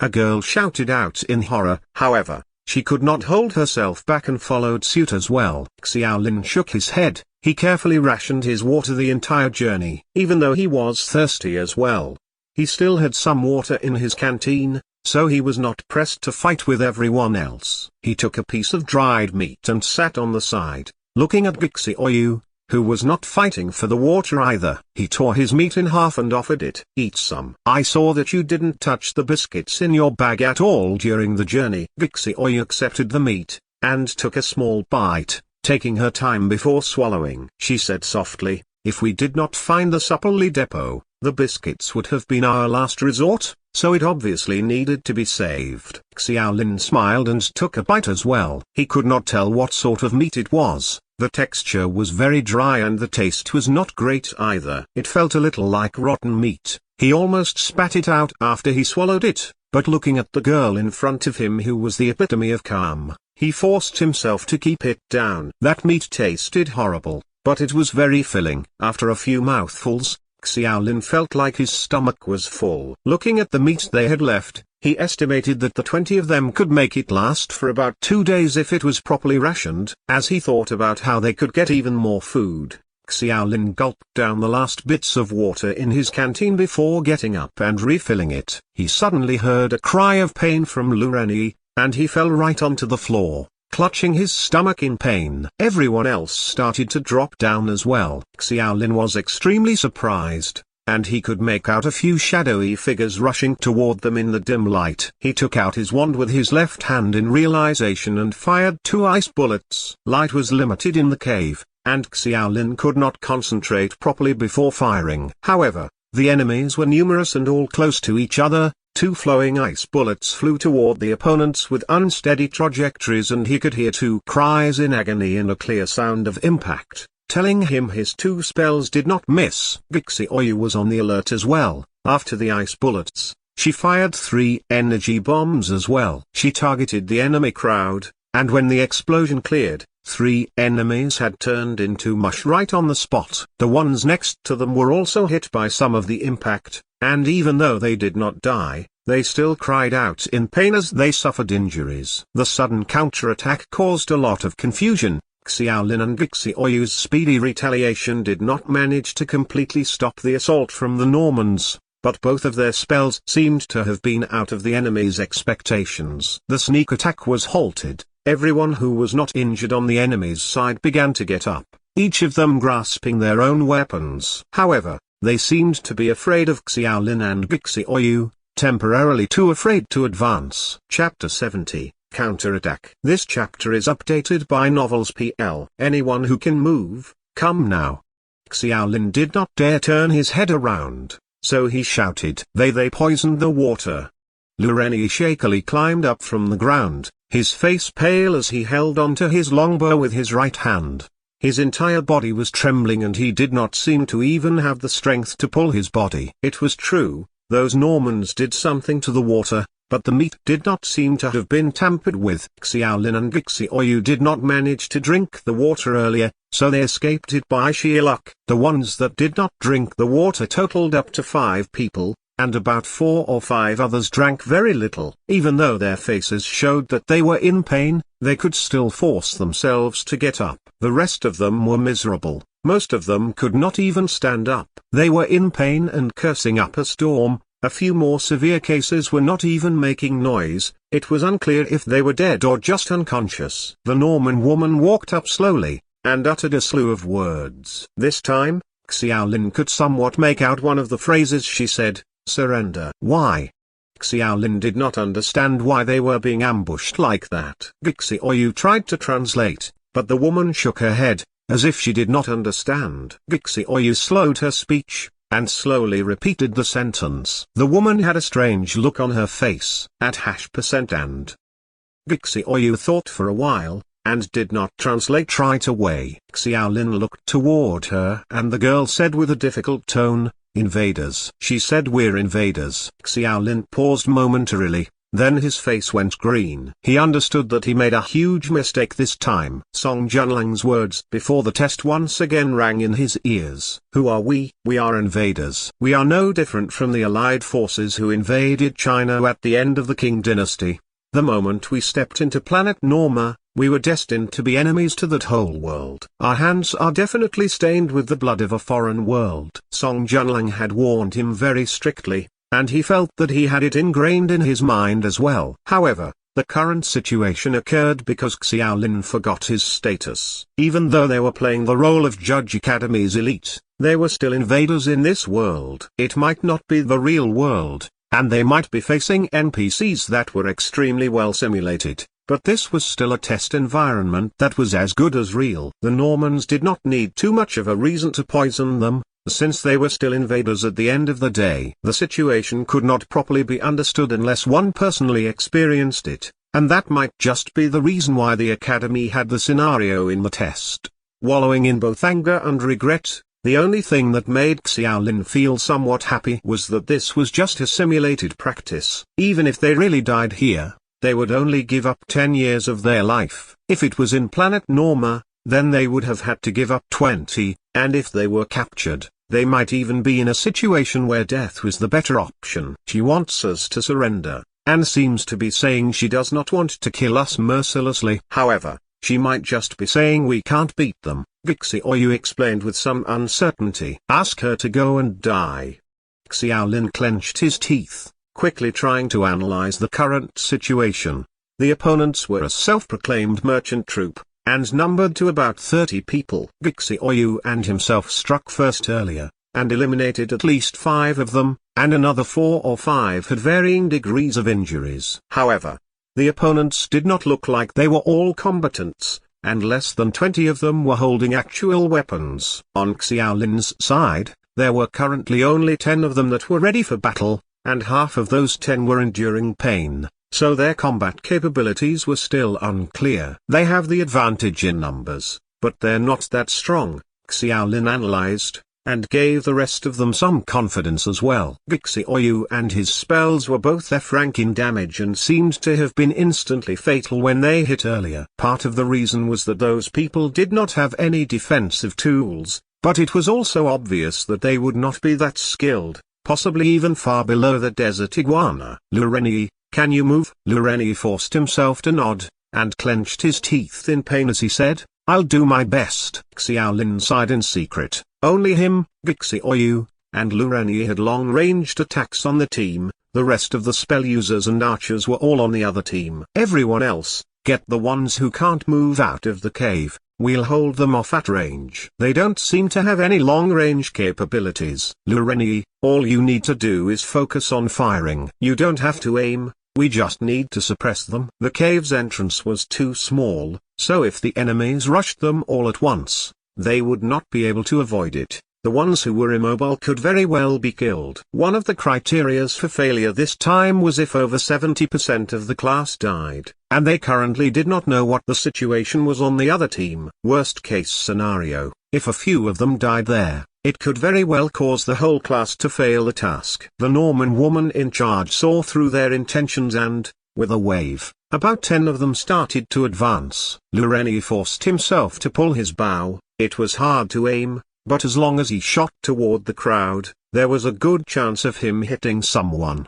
The enemies did not look like they had any long-range attacks and seemed to lack defense. This made Xiaolin believe that they were really just a group of merchants that happened to have some weapons, since they could not possibly be the army. Just accounting for damage capabilities, those merchants were probably not a match for them. The power of magic once again showed itself. Mages were harder to train than melee classes, and their numbers were even less, but the destructive power was very shocking. However, actual battle did not rely on statistics. Xiaolin's ice bullet spell was very mentally taxing, and he did not get much time to rest either. He was actually feeling a bit dizzy at that point. Xiaoyu's basic meditation and intelligence were high enough that they could support her casting energy bombs many times, but the spells were not instantaneous. In that world, spells did not have anything like special incantations, but rather needed to have their elements compiled,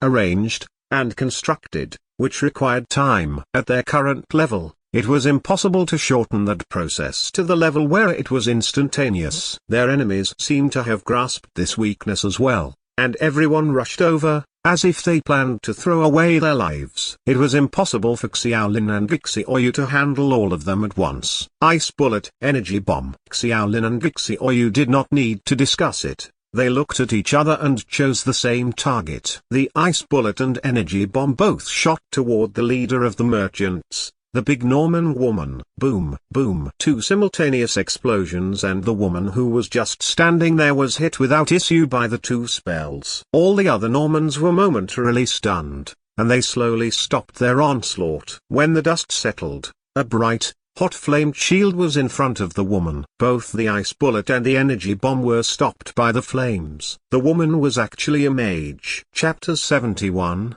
Flamed Shield. This chapter is updated by Novels PL. No wonder that woman was the leader of the merchants. On planet Norma, mages were considered a privileged class and were regarded as better than normal people. That instance caused the two of them to lose spirit for a moment. The rest of the merchants quickly wielded their blades and rushed forward. Gixi Oyu snapped back immediately, and started to fire off her energy bombs again. However, the enemy started to get smarter and they split up, avoiding being caught in the blasts. The two sides were separated by less than 20 meters. It was impossible to clear out everyone with just the spells from the two of them. Lureni was still shooting off arrows, but he eventually could not hold back the poison in his body and lost the strength to use his bow. The others continued to pull out those who were not conscious out of the cave. Looking at the situation at hand, they started to get anxious as well. Monitor, why don't we leave first? One of the girls clenched her teeth and finally uttered the words that everyone else wanted to say, but did not have the heart to. If the ones who could still move retreated immediately, there was definitely the possibility of getting out alive, but Xiaolin had no way to conclusively gauge how many of their teammates were still alive, so retreating could very well cause the test to fail completely, leaving them not even able to complete the compulsory tasks. Under the light of the torches, Xiaolin only had a few seconds to consider their next step. He raised his head and looked at the woman with the flamed shield. He breathed in before saying solemnly, Gixi Oyu, leave the cave with everyone else. The ones who were not heavily poisoned and were still conscious showed a despondent look on their faces. That decision could be considered the obvious choice to save the others, but to those that were being sacrificed, they would definitely not be thankful to Xiaolin because of that. However, they suddenly widened their eyes in disbelief when they saw that not only did Xiaolin himself not retreat from the cave, he even rushed forward. Replication skill. Activate. Target acquired. Currently analyzing target skill. Flamed Shield, Black Iron rank spell. It has F+ rank defensive capabilities when facing ice spells, and F rank defenses when facing water and earth spells. To everything else, it has F rank defenses. At the same time, it will inflict F rank fire damage on the user. Spell evaluation at F+, replicable skill. At that time, Xiaolin was so excited, his heart almost jumped out of his chest. The first step of his gamble had succeeded and the Norman woman's spell was within his replication capabilities. The instructor said that the task had its difficulty tuned down to protect the new recruits, so the spell could not possibly be that high ranked. He guessed it right, and the Flamed Shield was an F+ ranked Black Iron spell. Skill replication success. Flamed Shield. Xiaolin did not hesitate as he used the spell, and a flaming red rectangular shield appeared in front of his chest. The shield was about as tall as a person, and there was a burning flame on the surface that completely blocked the front. As Xiaolin rushed to the very front, now also a very threatening mage, the armed merchants immediately made him the biggest target and turned their attention to him. The flamed shield suddenly appeared, and the intense fire burnt everyone who was nearby. They did not even have any basic defenses, let alone anything to stop the damage from the spell. He could hear cries of misery as about 5 or 6 of the merchants that rushed at him were forced to retreat from the flames. They tried to attack him from behind, since the flamed shield's protection and damage was only in the front, which was the spell's greatest weakness. Otherwise, the spell that could both attack and defend would not be only F+ ranked. Xiaolin did not give them the chance. And when all the ones in the way retreated, he bit down on his cheeks and forced himself to withstand the dizziness as he shouted and ran forward. He had already used 3 ice bullets, and now he was using a Black Iron ranked spell. He was already mentally at his limits. He could not even use any more ice bullets. If he even thought about using his wand to cast a spell, The pain in his brain could probably cause him to faint on the spot. Xiaolin did not hesitate as he threw away his wand and pulled out his dagger. The Norman woman was right in front of him, and she had a look of terror and shock on her face. She frantically raised her palm up and unleashed 2 fireballs. However, to Xiaolin, who also had a flamed shield, the fireballs could not face up to the F-rank defenses of the fire shield, only dispersing against the shield.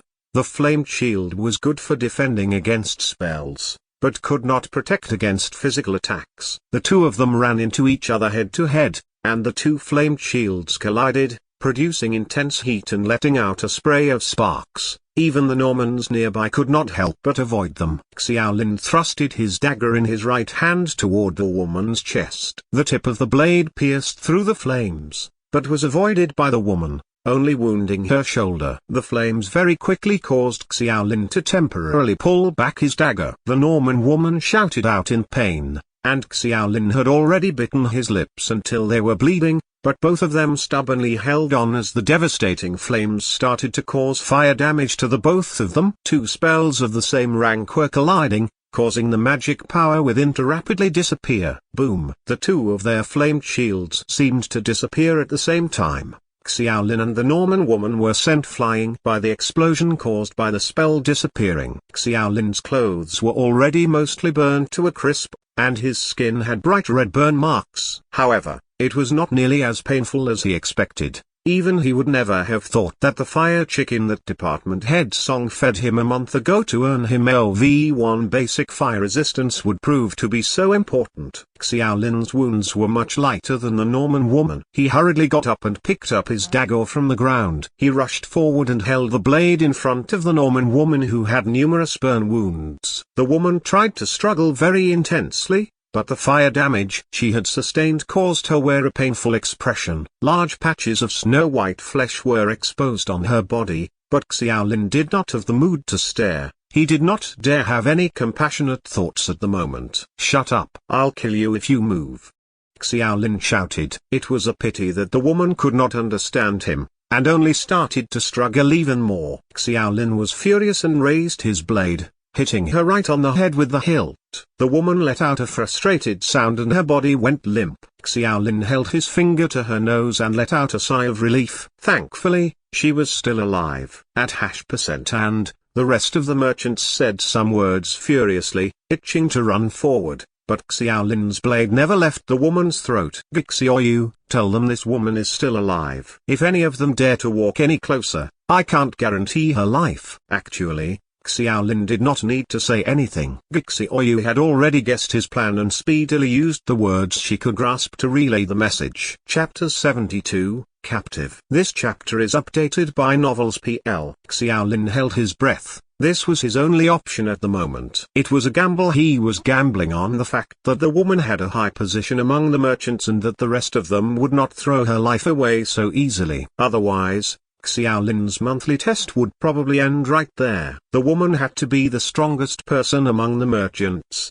as well as the only mage. The others were very average in skill. Xiaolin was not doing so well himself though. He was already at the limit of his mental strength and could not use any more spells. In the collision of flamed shields earlier, he sustained quite a bit of damage, and the rest of the students were mostly poisoned, so they were absolutely outnumbered. It was impossible to solely rely on Xiaoyu as well. Xiaoyu looked like she was a bit nervous. She was worried that she did not properly convey the meaning, so she ended up repeating it a few times.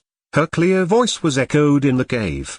The other Normans were apprehensive and held on to their weapons, not daring to move. Xiaolin looked at Xiaoyu and said, "Make them drop their weapon." Xiaoyu did the translation and the Normans looked at each other with hesitation. A few of them suddenly shouted at Xiaolin, aggravated. "What did they say?" Xiaolin asked. Xiaoyu went deep in thought, and shook her head. "I don't really understand. They seem to be asking about our ancestors." "Go fuck yourselves!"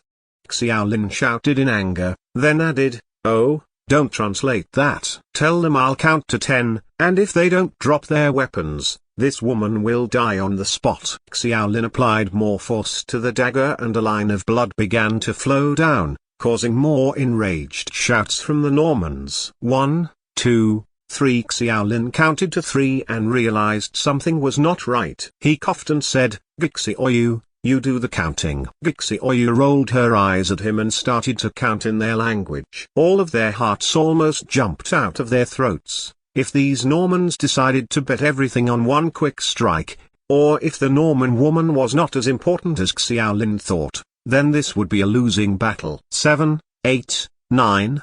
The numbers were said in Planet Norma's common language. Even though Xiaolin was not very good at pronunciation, he could still make out the numbers. He heard Gixioyu make an especially long pause after 9, and he gripped the dagger even tighter. The Normans also looked to be in a difficult spot, but not a single person made any moves. 10. The last count was finally uttered. After a very short pause, the closest man to Xiaolin, who was very large in fit, threw his sword on the floor in frustration. Since someone who seemed to be of good standing started, the rest of them resigned themselves to their fates as they followed suit after the first man uttered a few words at them. At %, and the first man said as he looked at Xiaolin in anger, "Is he scolding me?"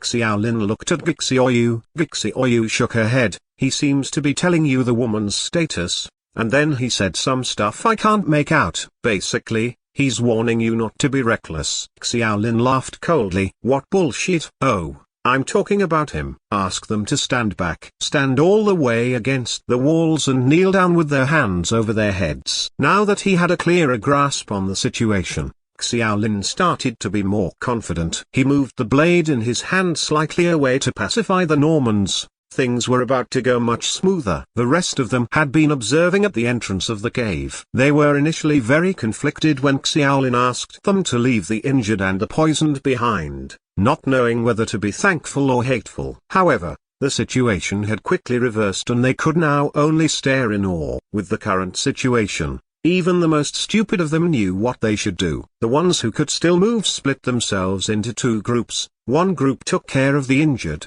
and the other went to collect all the weapons on the floor. "What should we do with these people?" Lu Renyi asked, bearing the pain in his stomach. "Find something to tie them down. I've looked around.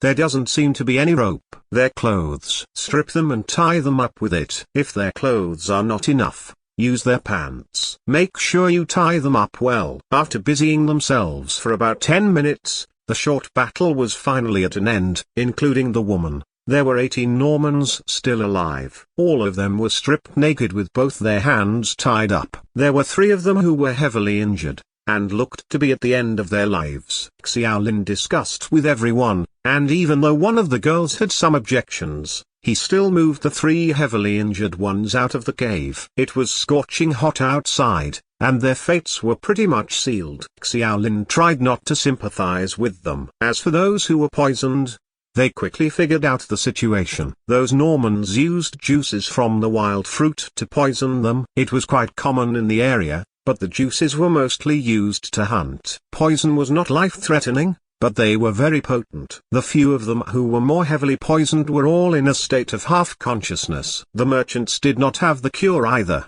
so they could only let them lie down for the moment. Night was fast approaching, and even though there was still much to do, most of them were already at the brink of exhaustion both physically and mentally. The first thing they needed was enough rest. Once they had some food and water that they made sure was safe, they fell asleep within the cave. Of course, Xiaolin made sure to arrange shifts of 2 people to take turns keeping watch. One reason was to prevent those Normans from escaping. The other was to look out for potential soldiers from the Thunder Kingdom. As the acting monitor, Xiaolin proactively took the responsibility of standing guard for the first half of the night. Gixioyu surprisingly offered to accompany him. Nighttime at Sunset Canyon saw 2 differently sized moons hanging in the night sky. The difference in temperature from night and day was huge. It was scorching hot in the morning, and close to freezing at night. Right in the middle of the cave was a blazing hot bonfire, fueled by the plants that grew nearby on the cave walls.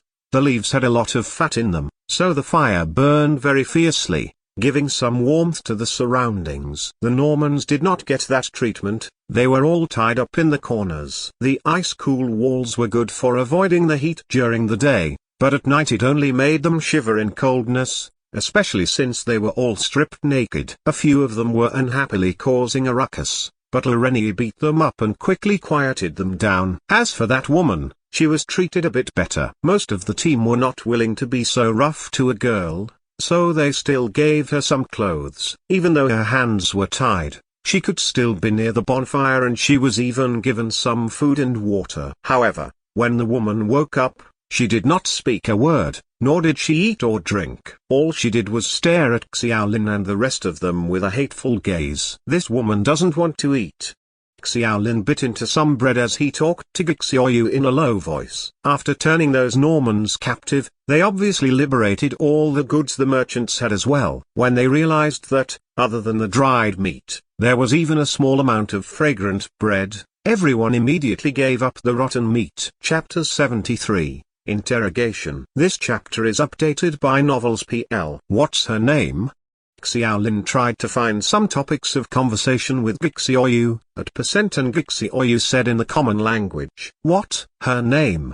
The pronunciation is just like that, there's no way to translate it. Gixioyu hugged her knees as she looked at the bonfire, suddenly saying, I roughly investigated the goods they were sending just now. Most of it were different kinds of alcohol, probably to be sent to the soldiers at the border. There were also some weird-looking animals, probably used for transportation. Xiaolin laughed out loud. I think I know what those animals are. I don't really know what the Normans call it, but the academies call them camel fowls. Camel fowls? Yeah, I heard that those animals actually have similar genes to chickens, and somewhat look like them too. However, they have similar traits to camels as well, being that they can tolerate hunger and thirst very well. They are widely used as transportation in the deserted and hotter areas of planet Norma. Xiaolin explained very intently. Even though he never went to the library before, he still saw camel fowls that were reared by department head Song. Gixioyu looked at Xiaolin with her bright eyes in silence and said after a while, that team of people are either dead or caught at the moment. This is our only chance. It might even be the best solution to the exam. Xiaolin furrowed his eyebrows and said with some hesitation, I know what you're getting at, but there are way too many variables. It's way too risky. I don't think the chances of success are all that high. Gixioyu did not have much of an expression. Then I'll just bring a few men with me. You and the rest of them can bring the injured out of Sunset Canyon first to complete the compulsory task. Xiaolin answered resolutely. No way. Gixioyu blinked at him. Her expression as calm as always. Xiaolin and her were not mere acquaintances, so he immediately understood what the look meant. Who are you to control me? Xiaolin was furious, and said in agitation, have you thought of the consequences? Your lifespan. If you fail, you'll. The Norman woman looked up at that moment, staring at Xiaolin for a moment before quickly burying her head back down. Gixioyu pushed her glasses, calmly saying, the chances of success are quite high. Bullshit. Xiaolin raised his voice by a bit and he stared into her eyes. Don't think I don't know what you're thinking. You want to disguise yourself as a Norman merchant and poison the alcohol while infiltrating the army camp. I've thought of it too, but the chances of success are way too low. That might just be the solution. Xiaolin was extremely angry at that point. Screw the solution. How are you going to get in? Why would these Normans help us?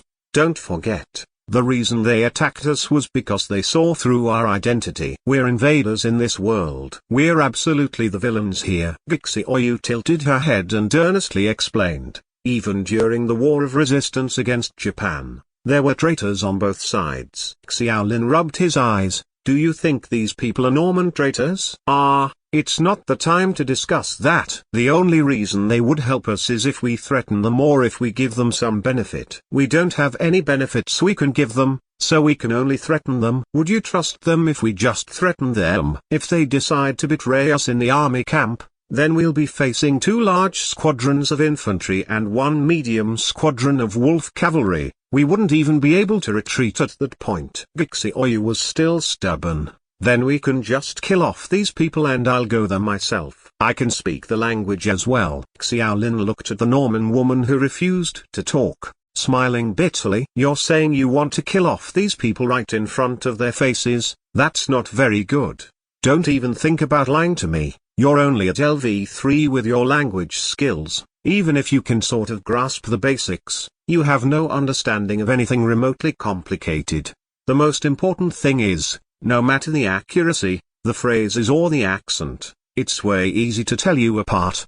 Don't forget, if this woman knows any of the troops there, then your identity would immediately be exposed as well. I know, but the possibility of success is still there. You can't deny that. Xiaolin felt a wave of frustration. She was not wrong. If they managed to disguise themselves as merchants and infiltrate the army camp, the first optional task would be completed very easily. They could even possibly complete the second optional task and kill the leader of the Wolf Cavalry Squadron too. It was very risky, but from the perspective of the academy, should optional tasks all not come with risk in the first place? The difficulty of the test would definitely be set so that not everyone could complete the optional tasks. Weighing the risks against the benefits was up to themselves in the end. Vixioyu was right. That might be the correct solution. Judge Academy managed to complete the tasks all those years ago, even though they were grossly outnumbered, so they could very possibly have used these merchants as well. After capturing these merchants,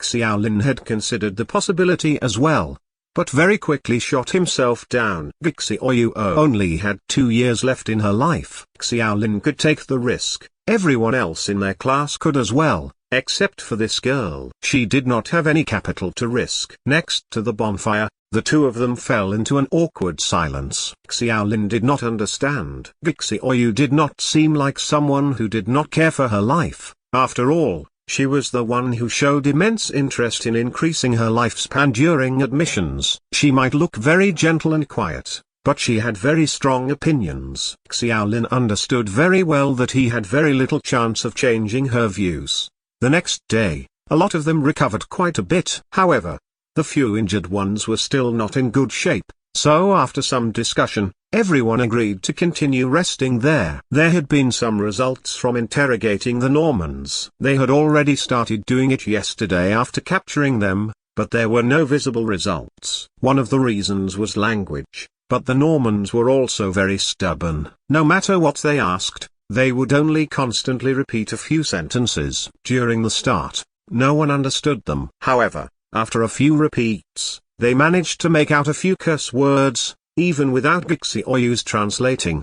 The next day, after everyone had recovered quite a bit, they were no longer so forgiving. After being poisoned, attacked, and almost dying, even if it was just a simulated environment, it would still have cost them 10 years of their lives, so a lot of people were absolutely furious. The perfect place to vent their frustrations were right in front of them. No one used any overly cruel methods of torture, but they beat the Normans up with their fists and feet, even using their belts and other tools. Xiaolin silently allowed it, but a few girls could not stand the sight of it. However, they had still gone through a whole month's worth of training in the academy, on top of the fact that they were harmed by the Normans yesterday, almost losing their lives. The girls turned around in silence and did not stop it. Vixioyu was the only one who had LV3 in the language, so she had to stay there to translate, otherwise, the interrogation would be meaningless. However, facing such a gruesome scene, the girl acted as if everything was normal. She even said that if it was not enough, she did not mind helping out with her magic. Chapter 74, Interrogation, 2. This chapter is updated by Novels PL. The interrogation focused on gathering information on the Thunder Kingdom's troops, since the information provided by the Academy was extremely limited. A few of them even felt that, if they could dig out the troops' defense formations from the merchants, they could possibly complete the optional tasks with ease.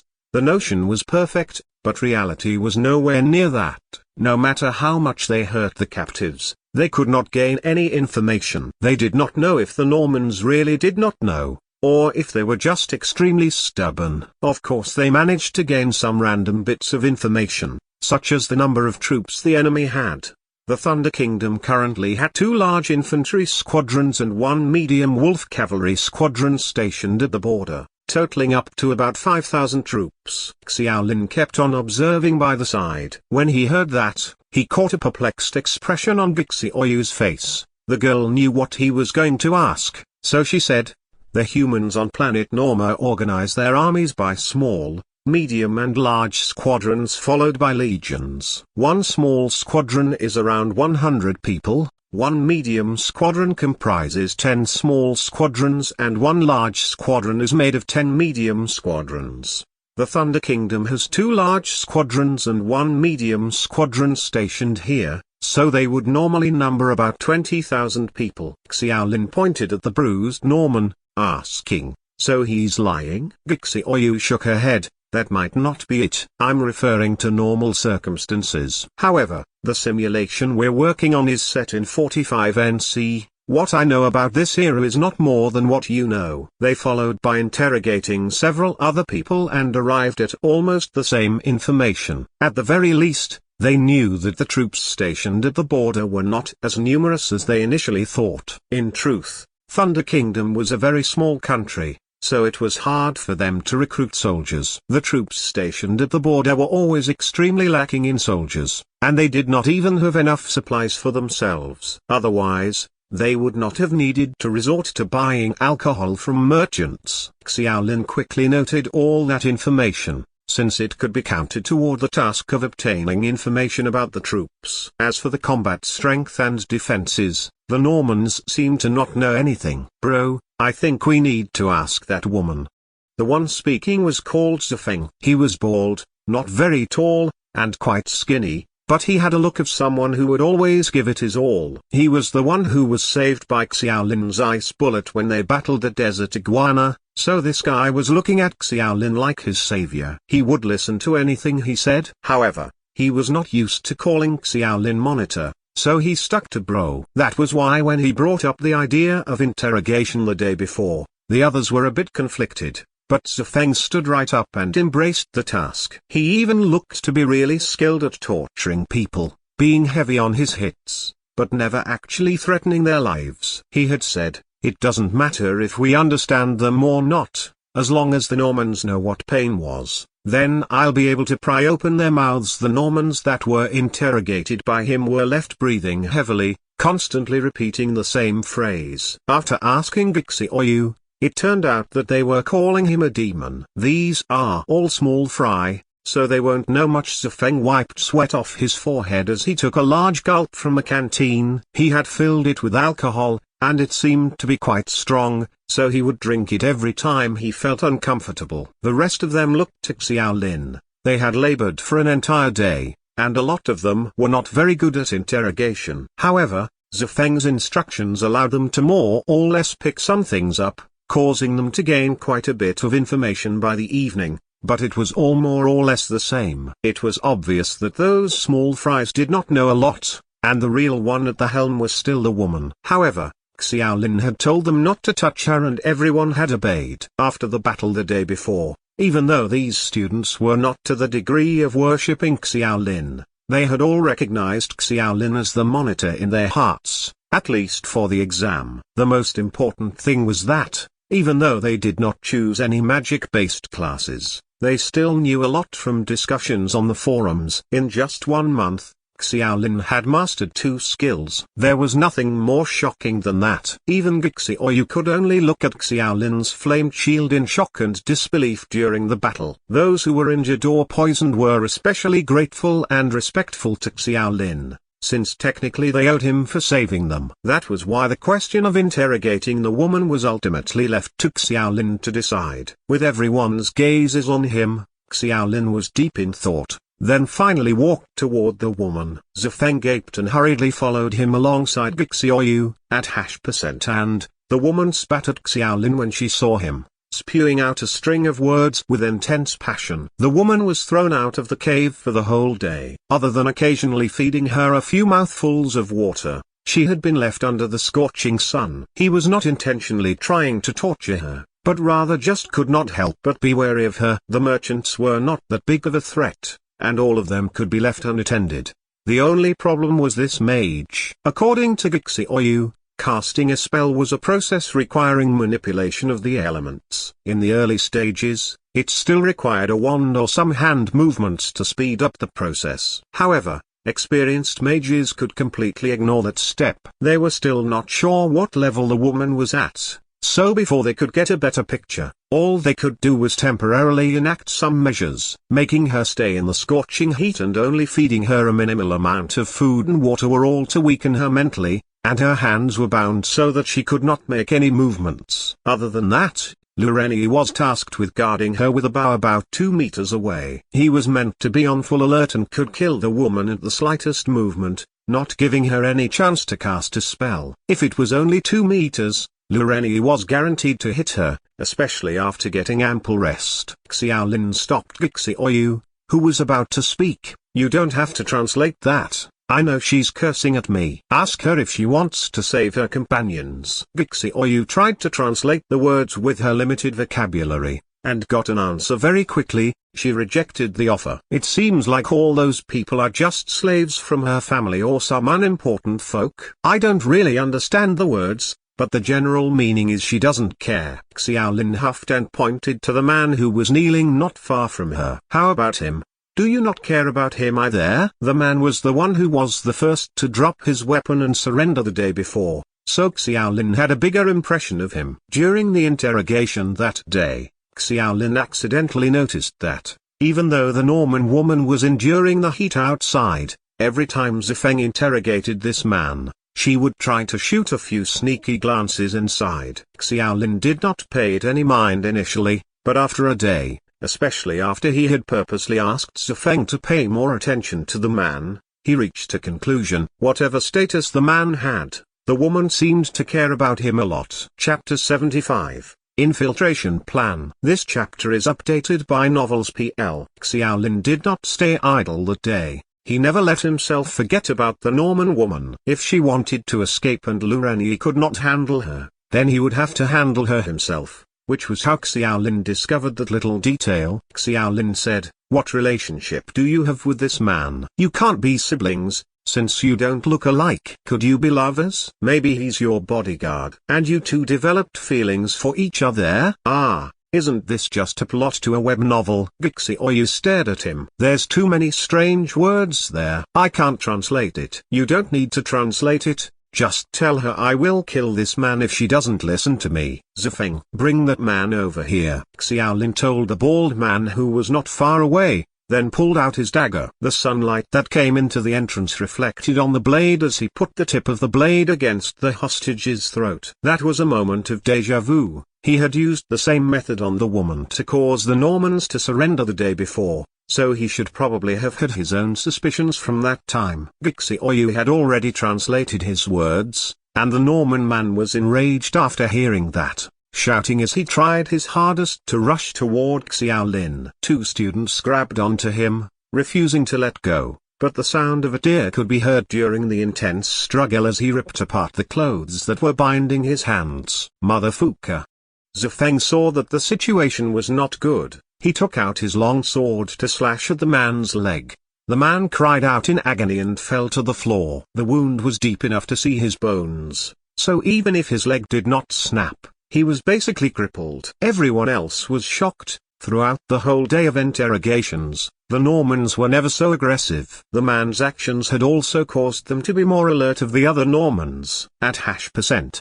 The Norman woman hurriedly said a few words. "She wants you to let him go." She changed her mind and agreed. Gixioyu translated. "Nothing would have happened if she just did that earlier." Xiaolet got Zifeng to drag the injured man inside. The man's mouth never stopped. No one needed any translations to know he was cursing away. The woman took a deep breath and said a few words. Gixioyu started to have a strange look on her face. "What happened? What is she saying?" "She said she agreed, but she hopes you could give her a bit of respect and not do it in front of so many people." Gixioyu did not continue as a rare blush could be seen on her white face. Xiaolin was incredulous, but Zifeng, Lureni and the others had a look of realization. They patted his shoulder and said a few words while smiling before walking away with knowing looks. "Should I head back as well?"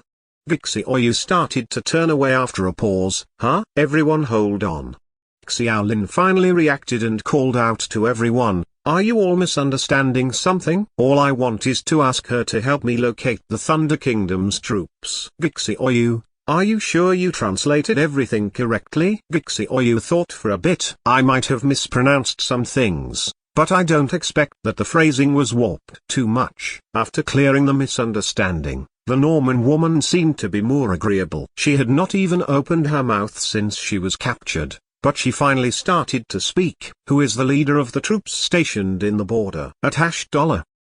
I don't understand. Why don't you just write it down? Yes, write down the names of all the officers for the different sized squadrons as well. Xiao Lin tore out a piece of paper and handed it over with a pen. Where are the Wolf cavalry and infantry squadrons located? Are there any defense mechanisms near the army camp? The questioning lasted until very late, and the woman seemed to be cooperative. She knew quite a lot, even things like how many archer towers and catapults were in the camp, and where the traps were. Every piece of information was given clearly. Xiao Lin asked while quickly drawing a general map of the army camp. At the end of it, the map was almost complete, which caused Lu Renyi and the others to get excited. It looked like they would be easily completing the first optional goal. However, the Norman woman stopped having anything to say after a while. Xiao Lin pointed at the map and raised his eyebrows, muttering, "No, this isn't enough. I got a notification just now that the map was still only 60% complete.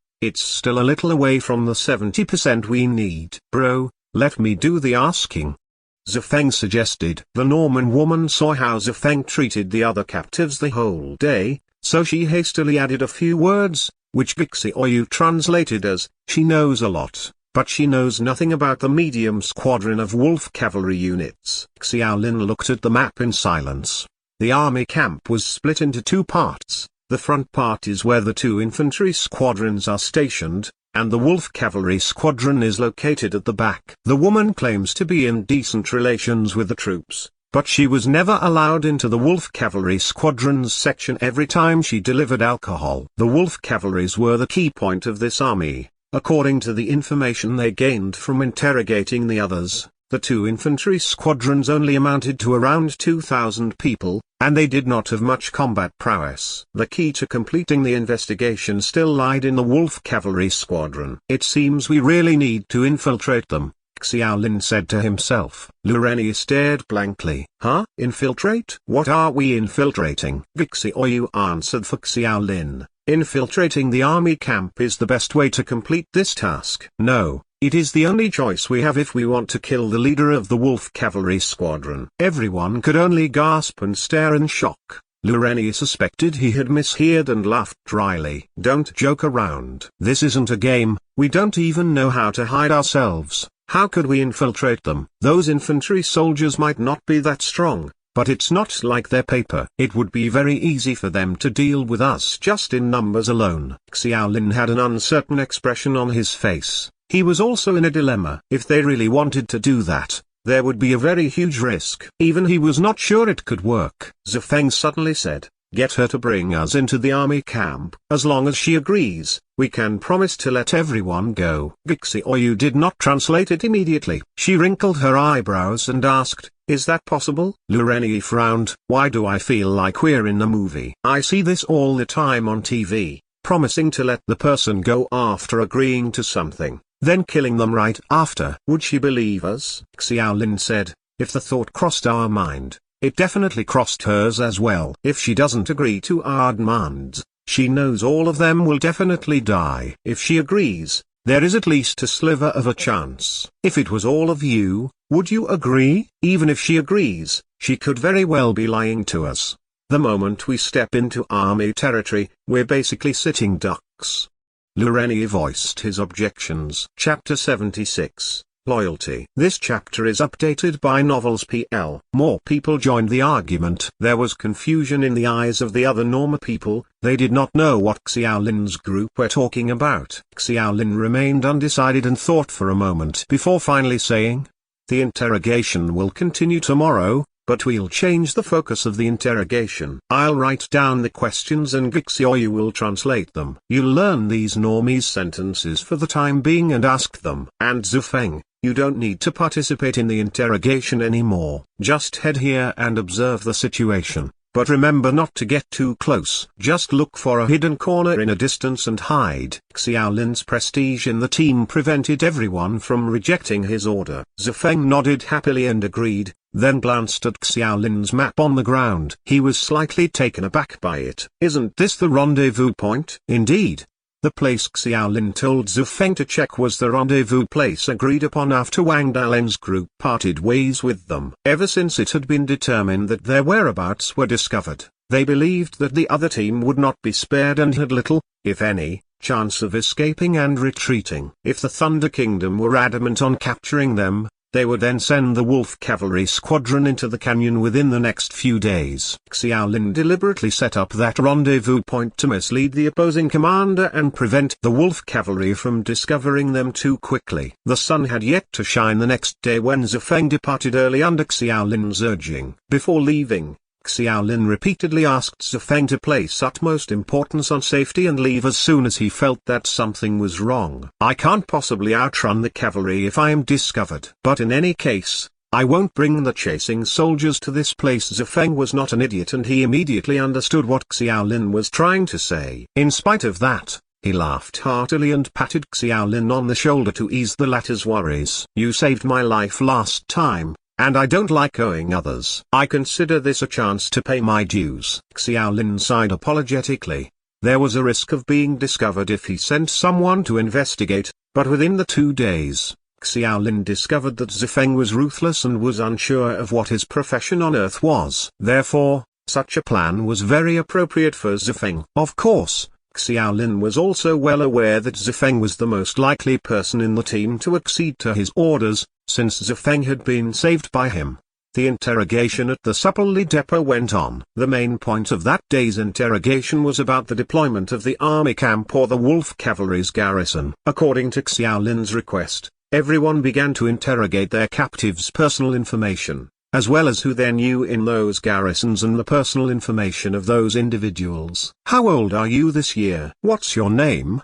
Do you know the archer who guards the archer tower? What do they look like? What, you had drinks with the captain of the infantry team before? What's his name? How many times have you delivered wine to the garrison? How often do you send it?" Only a few words were required to convey such basic information, and Gixi Oyu's last-minute all-night crash course enabled everyone to speak in an understandable manner. The normal people, who have been tortured all day, did not dare conceal any trivial information. Xiaolin specifically separated them during the interrogation, and if the information was found to be wrong, the person would immediately be subject to a severe beating. Everyone gradually became more used to the tactics after some practice. The occasional screams and wails coming from the cave made Xiaolin feel as though he was transforming into the spy chief in an anti-Japanese war drama. No one knew what Xiaolin wanted to do and Xiaolin himself did not say anything. He and Lu Renyi were still guarding the normal woman and kept a certain distance. She was already in a semi-dehydrated state after being exposed to the sun for a day and given insufficient water. She was already very groggy and could barely stay awake. Lu Renyi's heart softened a little, but he did not dare provide the woman with more water and food under Xiaolin's order. Xiaolin sighed slightly after seeing the woman's tragic situation and had mixed feelings. As an ordinary person who had lived on Earth for more than 20 years, he could not possibly lose his basic compassion just because he had trained in the academy for a month. After having suffered a loss once, however,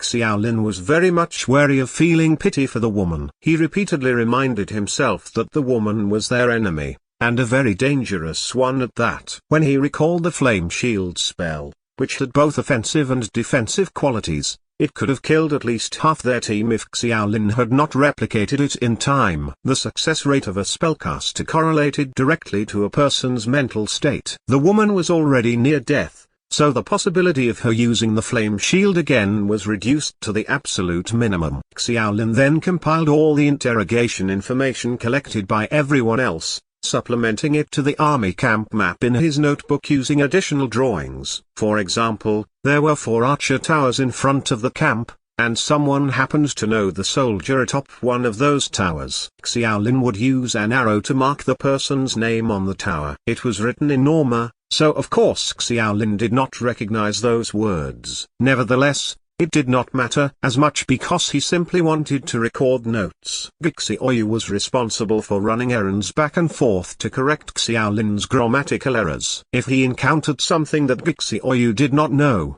All they could do was ask the normal woman. He tried his utmost best to get a good understanding of the enemy's garrison at #% and the normal woman mustered all of her strength and said something sarcastically. Xiaolin put down the pen and paper, rubbed his temples, and sighed. "I don't understand what you said. It's useless, even if you do curse my ancestors." "She's not scolding you, Gixi, or you came over and could not help reminding him." "Huh? She wasn't cursing us this time? She said she'll obediently listen to your orders, but she hopes that you'll let her meet that man." "Which man?" "Oh, her suspected lover."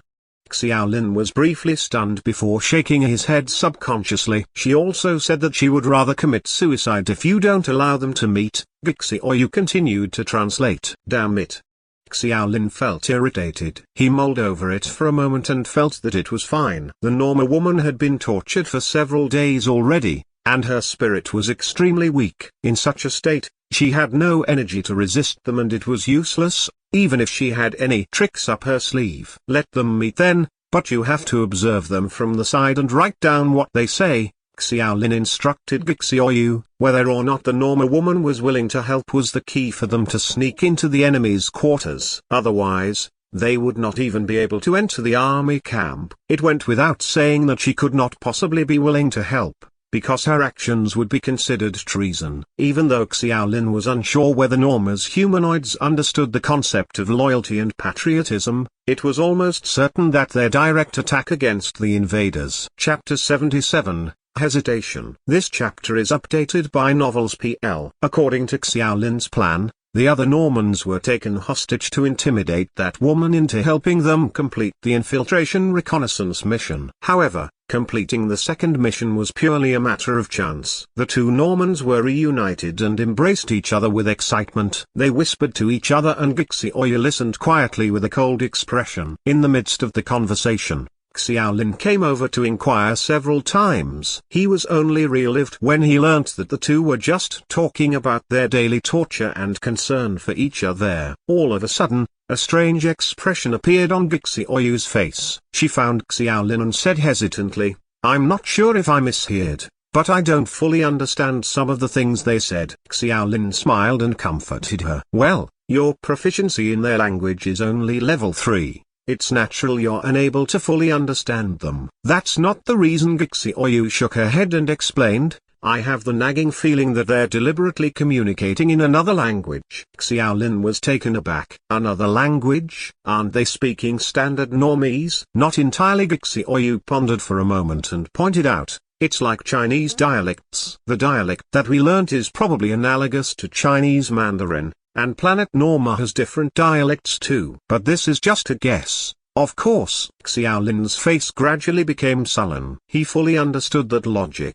As a Chinese person, he would not dare say that he understood the dialects of all of China's regions. It would have been even worse with Norma's lingua franca, because they were barely skilled enough in the language to begin with. Soon, the Norma woman was forcibly separated again, and Xiaolin kept her under close guard at all times. The woman did not ask for anything else and even seemed very cooperative with some of Xiaolin's questions. She even said that she was willing to lead the way into the camp of the border garrison as long as Xiaolin's group could ensure the safety of the others. Moreover, the woman seemed very calm after that, and the indifference on her face made Xiaolin feel a little uneasy, though he was unsure where that uneasiness came from. Of course, Xiaolin understood that the woman was extremely dangerous. Once she had recovered enough mental power to release the flamed shield, they would not be strong enough to kill her. As a result, the woman was still thrown out to the desert every day to wear her spirit down,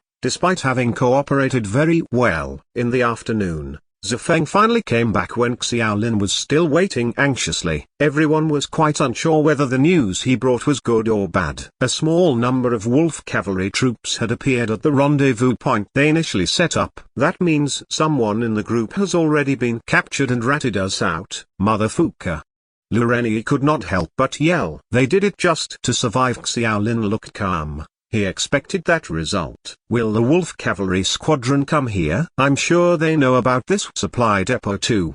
Zifeng was a little worried. He had been running around all day and his skin was almost tanned. Xiaolin unfolded the map again and looked at it for a while before shaking his head and saying, The possibility is relatively slim. They'll assume that we've left Sunset Canyon because of the misleading information that I gave. Look, the information the Academy gave us only says that 1/3 of the entire canyon is under the Thunder Kingdom's territory. The number of people in their border troops is small to begin with, and it's unlikely that they'll travel long distances across the border just to slowly search for us in the canyon. From the intelligence obtained during the interrogation today, this caravan will head to the army camp about once in a fortnight. Each time, it delivers supplies, including wine and meat. There's still 3 or 4 days before the date of their next delivery, which means that the Wolf Cavalry will most likely come over if the caravan doesn't arrive at the station in 3 or 4 days. Finally, Xiaolin thought for a moment before saying, "Of course, this is all just guesswork. I can't guarantee that the enemy will act according to my predictions. If they really crossed the border and went deep into the canyon for the past couple of days, it's entirely possible that they'd find out about us." Xiaoyu frowned and muttered, "Whether they'll send their main Wolf Cavalry squadron to commence this cross-border reconnaissance depends on the diplomatic relationship between the Thunder Kingdom and America's Judge Academy. The internal elements of political response within the Thunder Kingdom itself must also be taken into account. If they're sufficiently cautious against Judge Academy, it will be unlikely that they'd risk cross-border reconnaissance." Xiaolin gestured with outspread palms and blinked helplessly. "We really have to learn our history lessons when we go back." He gathered everyone by the bonfire for a short meeting and explained his plan in detail. In another 7 days, they would dress up as merchants and follow the Norma woman into the army camp, while another group would stay behind to take care of the other hostages. The key was the Norma woman's alleged lover. As long as he remained in their hands, the woman was more likely to act in their favor. Finally, he concluded, "Those are my thoughts. It's a risky plan and I'm not going to force everyone to do it. Those who are willing to complete only the mandatory tasks can leave Sunset Canyon tomorrow. Those who are willing to try the optional tasks can stay back and sneak into the camp with me on the 7th day. Why wait until the 7th day? Is it because the Supplely team usually arrives at the border then? No wonder the duration for this mission is only 7 days." Xiaolin kept quiet and did not expound on the reasons. His replication skill required a 7-day cooldown, and the infiltration mission was full of uncertain variables. Keeping his replication in hand would allow him more options to deal with anything. For example, if the Norma woman suddenly changed her mind halfway, he could copy the opponent's Normie's skills and then communicate by himself without immediately being discovered. In another example, if he encountered the squadron captain of the Wolf Cavalry, who was the biggest boss in that mission's task, it was very likely that the captain would have some very powerful skills. If Xiaolin could replicate their riding skills, he might be able to grab a wolf and make an escape. In short, his replication skill was very useful. Waiting 7 days for it was completely worthwhile, but, for obvious reasons, Xiaolin could not just express his intention to everyone. "My personal opinion is that at least one person should come with me.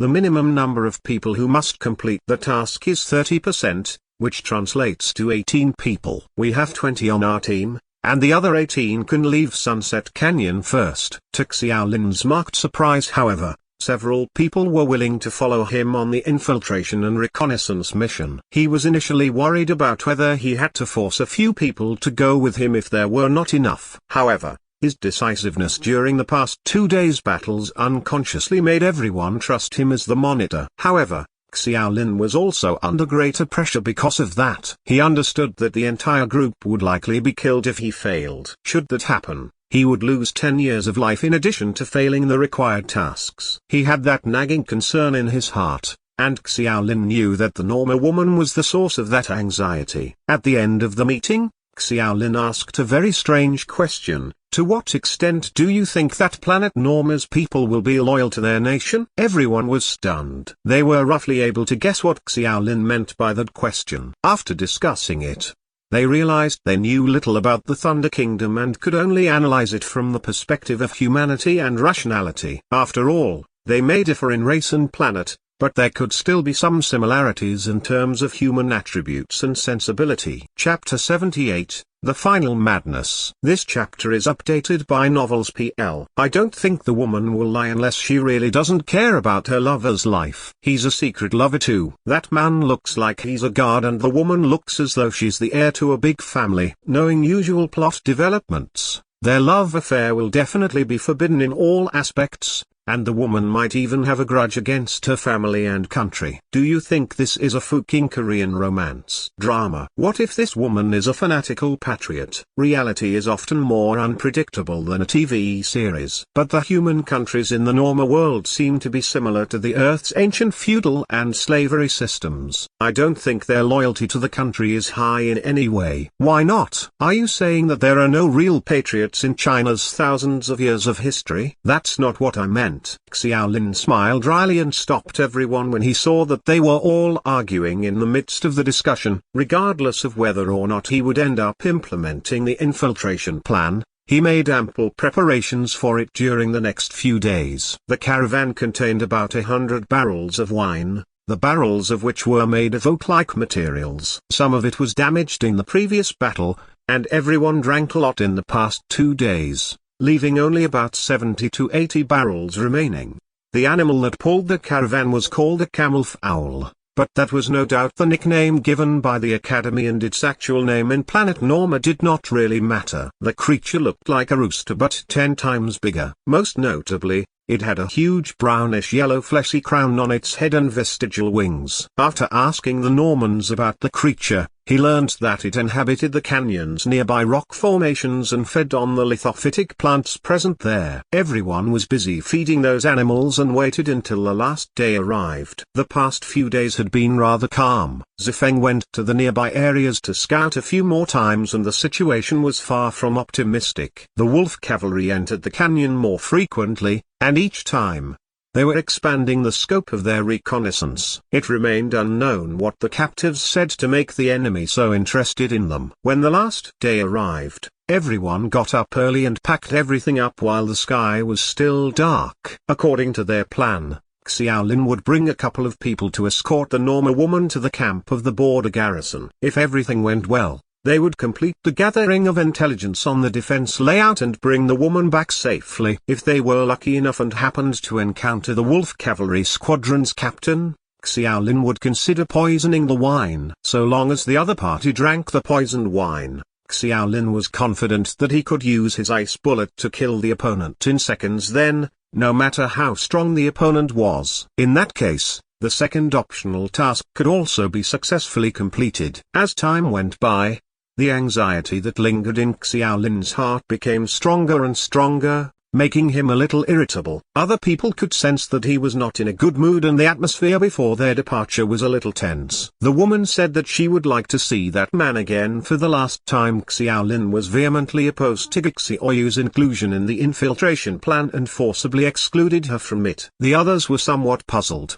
but it was inappropriate for Xiaolin to explain it to the others. In fact, the girl has only 2 years of life left and she could not afford to waste it. Xiaolin was in a petulant mood after listening to Xiaoyu's translation and was about to wave his hand to refuse. All of a sudden, he became suspicious. Hold on, are you sure that the Norma woman said for the last time? Xiaoyu adjusted her glasses and thought for a moment before nodding with certainty. I'm certain that there's no error in translation for this term. Xiaolin felt the uneasy shadow in his heart was expanding rapidly. He seemed to have caught on to something, but he could not put his finger on it for certain. Logic told him to immediately abandon the optional tasks, but the rewards for the mandatory tasks were very limited. Anyone who had even a sliver of ambition would not give up those rewards so easily. Do you think the woman still has any mental strength? Xiaolin asked. He acknowledged that he was inferior to Xiaoyu's understanding of spells. Xiaoyu answered with certainty. Her body is already in a state of collapse. In fact, I suspect that she'll die on the road before getting to the barracks. She can no longer cast spells, especially spells with a higher need for mental power like the Flamed Shield. Let that woman see her lover.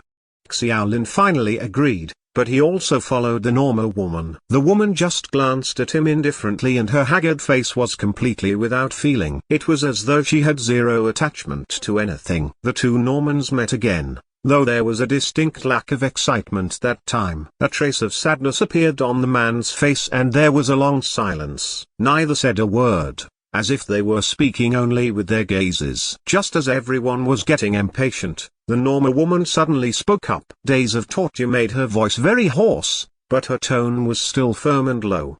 Every time she uttered a word, her whole body trembled slightly, as if she was exerting her utmost best. Xiaolin instinctively turned to Gixioyu. The girl frowned, shook her head, and said, "I don't understand any of it, but I'm pretty sure that these words are not ordinary Normese. The language is completely different from Norma's common language. Could it really be a regional dialect?" Xiaolin hesitated for less than a second before his gaze became determined. Replication skill, activate. Target, scanning basic linguistics. Passive skills, ancient Normese, northern dialect, max. Evaluation level, F. Replication is possible. Ancient Normese. Although it was not standard Normese, Xiaolin hesitated no more and decisively chose to copy the ancient Normese skill. Replication was successful.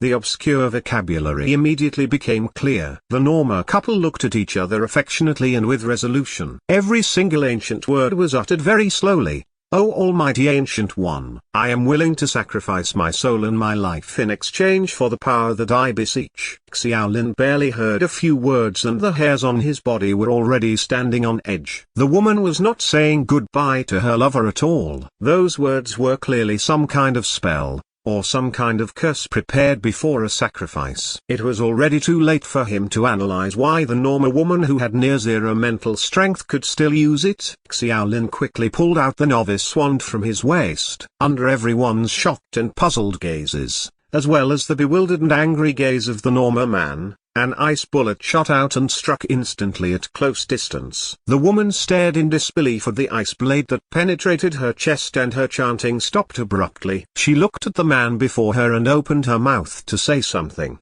but in the end, she could only spit out a mouthful of blood and fall limply to the ground. The Norma man went berserk, as if about to rush toward Xiaolin. Zifeng and the others reacted in time and held the man back, but their punches and kicks proved useless against the man's frenzied struggle at that point. Aside from him, the other captive Normans in the cave tried to stand up after witnessing the death of the woman. Despite having their hands tied behind their backs, they even attempted to bite at them with their mouths. Someone's ear was bitten off amidst all the wailing and screaming. Chapter 79, Execution. This chapter is updated by Novels PL. Fook. Are these guys insane? Zifeng was getting rather annoyed. His ruthless interrogation during the past few days had subdued those Normans, but little did they know that they captives would just go nuts that very day. He immediately brought a few people up to stop them, either by chopping their hands and feet or stunning them directly. Xiaolin let out a long sigh and placed his hand on his forehead. He nearly fell into that woman's trap again and underestimated the loyalty of those people. In other words, he was still miles away from actually understanding their country and their planet. He initially wanted to ask the man what spell the woman was about to use, but the madness before him was a clear sign that he might not be able to get anything if he asked. His replication duration was not yet up, and for that moment, he could clearly comprehend what the Normans were saying without needing Gixioyu's translation. "You blasphemous invaders! I'm going to kill you. Long live the kingdom! Kill them all!" It was not until the skill ended and their shouts became obscure again that Xiaolin sighed and spoke in a low tone. He put a lot of resolution into making that decision, but he knew that it was something he had to do at that moment. Kill them. But they're just prisoners. Lureni's eyes opened wide. He could not wrap his head around Xiaolin's orders. What about the infiltration reconnaissance plan? Someone asked. Forget it. The two optional tasks are too difficult for us. Xiaolin smiled bitterly. The academy must have arranged this exam just so we can understand some things, rather than just having us complete the task blindly. What things? What do you mean? Xiaolin pointed to Norman resistance in front of him. We're the invaders. When there is aggression, there is resistance. The only people we can trust in this world are ourselves. This is just an exam. We're just playing a game, correct? They're just NPCs, and it doesn't matter if they're killed, right? Lureni smiled dryly, but his words served more as a form of self-comfort. Killing was not something every freshman could accept immediately after being admitted to the academy for a month. It was different from killing zombies in the admission test, and differed even more compared to the forced challenge in previous battles.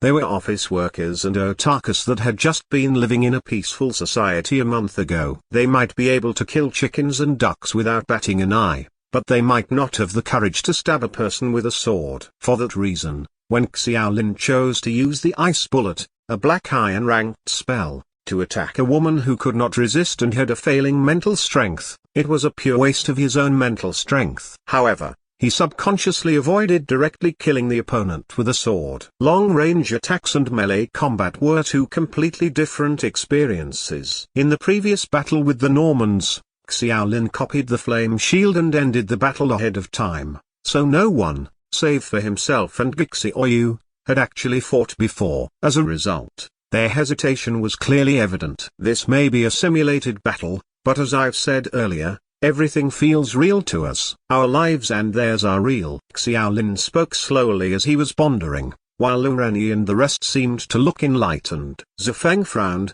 but he did not say anything. Everyone felt that Xiaolin's remarks were indicative of his reluctance to kill. Xiaolin's tone changed quickly and he bitterly smiled. The instructor said that this so-called monthly exam is actually just a simulation exercise. When we go to the new world in the future, we will encounter this sort of thing sooner or later. What sort of thing?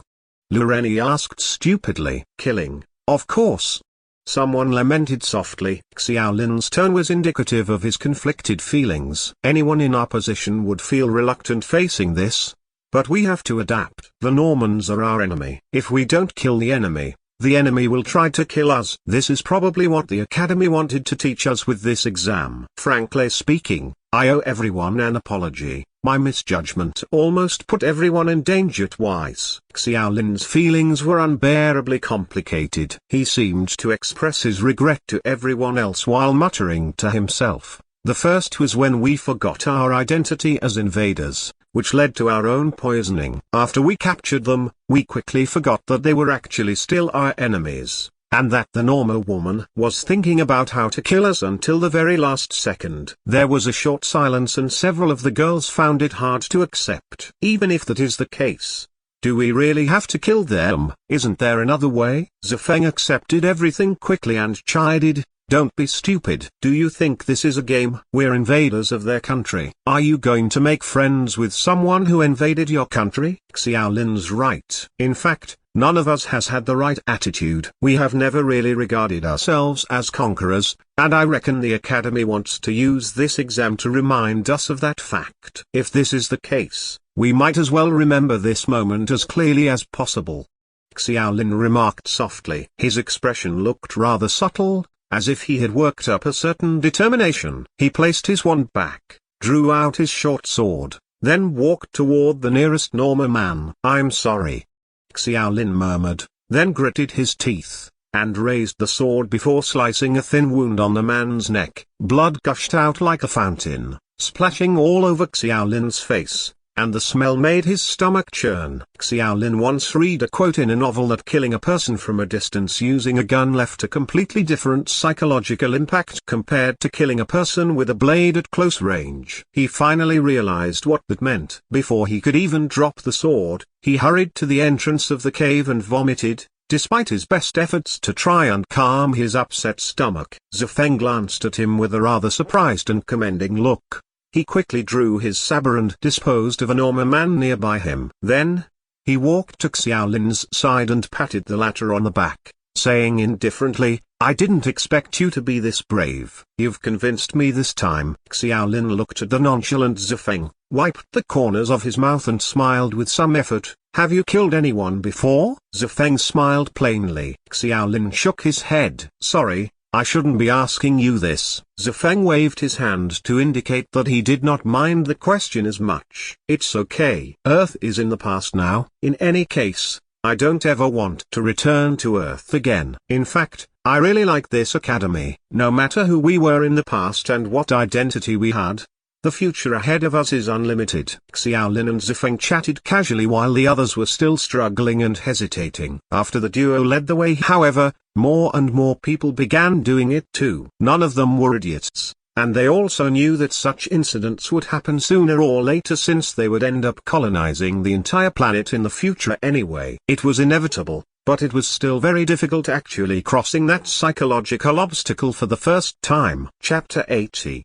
The end of the monthly exam. This chapter is updated by Novels PL. Screaming, roaring, verbal abuse. Sunset Canyon's silence was shattered by their various wails. Silence returned again half an hour later, as if nothing had happened at all. However, there were dozens of corpses in the Supplely Depot cave, and the pungent smell of blood made everyone uncomfortable. Many either left the cave, squatted down and retched, or leaned against the rock wall in silence. The remaining few chatted with each other. The Thunder Kingdom seemed to have resisted for only 3 years, but America's Judge Academy destroyed their capital and colonized the entire territory. Judge Academy killed a lot of people back then. Isn't that obvious? Bloodshed is inevitable during the course of war. It increasingly feels like we're the villains. Can we talk about justice when we're the invaders? Won't justice catch up to wipe out the evil invaders? You've watched too much TV. History has always been written by those who are the victors. Everyone used their own way to relieve the weight on their hearts. They had been living and training in Dawn Academy for a month, but only then did they gradually come to an understanding of what colonization actually meant. During the school opening ceremony, the dean mentioned that colonization would bring them wealth, territory, power, and many other unimaginable things. However, Xiaolin realized then that the dean had only said half of the truth. Colonization brought war, blood, and death. Xiaolin remembered Department Head Song's introduction about the origins of the monthly exam before the exam started. When the Resurrection Law first appeared, Dawn Academy terminated the simulation exercise, resulting in a thumping loss for Dawn Academy during the subsequent war with the Orcs. When he thought about that, those graduates, however strong they might have been, never once experienced a simulation exercise, which meant that they never killed anyone or smelled blood. It was incredibly difficult to imagine how those people would react if they went directly to war. What should we do now, Monitor? Someone asked. Go back. Xiaolin did not want to stay there for too long. Completing the 2 mandatory tasks was out of the question, and it was best for them to leave as soon as possible before the enemy Wolf Cavalry Squadron arrived. No one objected. They got used to the idea for a bit before making their way hurriedly. After the cave was some distance behind them, the smell of blood in the air had disappeared considerably, and the heaviness in everyone's hearts had relieved. Monitor, you saved us again this time. Lureni's half-teasing and half-serious remark broke the silence within the team. Xiaolin froze and dismissed the comment in shame. I was careless. In the end, I was the one who brought up infiltrating and doing reconnaissance. All of us had been careless. I think the Academy didn't want us to complete the optional tasks at all because it's too difficult. Someone complained. Vixie Oyu thought for a moment. In fact, sneaking is the only option to complete the task in that situation, but our strength is too low to complete it. It's a pity that we could only obtain 60% of their defensive formation through the interrogation. Zifeng felt a little regretful. In any case, no one meant to blame Xiaolin, or rather, everyone had actually been negligent. They had not been able to adjust their mentality quick enough. But it was certain that they would not repeat the same mistake again. They would likely understand everything much more after the exam was completed. It was not until midday did they finally step out of Sunset Canyon, shortly before the exam ended. As soon as they set foot outside, a white beam of light once again covered their heads as their bodies gradually melted into the light. In a manner similar to the admission test, Xiaolin saw a blur before his eyes, and when his vision became clear again, he was already in the public classroom. Xiaolin was still in a slight daze when the coldly mechanical voice of the central computer had already appeared in his mind. Your monthly test results are assessed as follows. Student, Xiaolin. Student ID, 201,235. Monthly exam map, Sunset Canyon Reconnaissance Battle. Task completion status. Mandatory task completed. Optional task 1 failed. Optional task 2 failed. Comprehensive evaluation. B. Reward. 10 credits, 100 redemption points. Additional evaluation. You were able to master an ancient dialect. You have a relatively good talent in language and you can consider developing in that direction. The grade B evaluation was within his expectations, since that was the most they could get after completing the mandatory tasks. The measly reward, at least compared to the admissions test, left Xiaolin feeling sour. He lingered over the last concluding comment before finally reacting. It was probably because he used his academic genius skills to replicate the Norma woman's weird language. He remembered that it was not Norma's ordinary common language, it was some sort of northern dialect. He did not actually pay much attention to it after his replicating ability ended. Why then did the central computer suddenly mention that he had mastered that long-lost dialect? The surprised Xiaolin suddenly thought of a possibility. Before the monthly exam, he successfully entered the threshold of meditation by replicating the passive skills of basic meditation. Could the unexpected replication of language skills have allowed him to master that basic skill? He had to go back to his dormitory to check his skills before he could say anything with certainty, but on closer recollection, some very strange vocabulary combinations flashed in Xiaolin's mind. He confirmed that they were not Norma's common language, but belonged to the lost language that he could now understand. Xiaolin found it quite interesting. He had yet to achieve a good enough understanding of the replication skill. It might prove more useful than he initially expected. As for the ancient language that he mastered, he did not place much importance on it. The central computer stated that it was a lost language, which meant that no one used that language anymore in present-day planet Norma. Mastering it was pointless. When he exited the evaluation message, Xiaolin discovered that a quarrel had somehow started in the public classroom. Fook. I wouldn't have died if you hadn't proposed to go scouting first. Wang Dalin. You'll pay with your life. I only have 18 years left. Like hell I would. Why do I care if you got killed because you're weak? Fook you. At least we tried blocking the Wolf Cavalry Squadron. You just fucking knelt down and surrendered. Shameful. Just shameful. The people quarreling were the team who chose to conduct the reconnaissance mission right after the exam began. Xiaolin listened for a moment and pieced together what happened to them. The Wolf Cavalry Squadron had ambushed them shortly after they left and they failed to even reach the enemy's garrison. The result was just as Xiaolin predicted. There was no possibility of escape when they faced the cavalry's pursuit on the plains. Despite all their attempts to resist capture, those with high basic skills managed to combine their efforts to kill several of the Wolf Cavalry's soldiers, but at the cost of serious injuries themselves. The rest of the soldiers quickly killed them, and when the first person willingly surrendered, the remaining knew they could not escape and were eventually captured. Chapter 81, Cheng Ming's Result. This chapter is updated by Novels PL. There were some twists and turns in the process, but the final result was similar to Xiaolin's predictions. As for the outcome of those who were captured, many happened to take the same stance and avoided the topic. In any case, they were all classmates, and at the end of the day, the monthly exam was a simulated exercise. The question of who betrayed whom and what information was relayed was irrelevant at the end of the exam.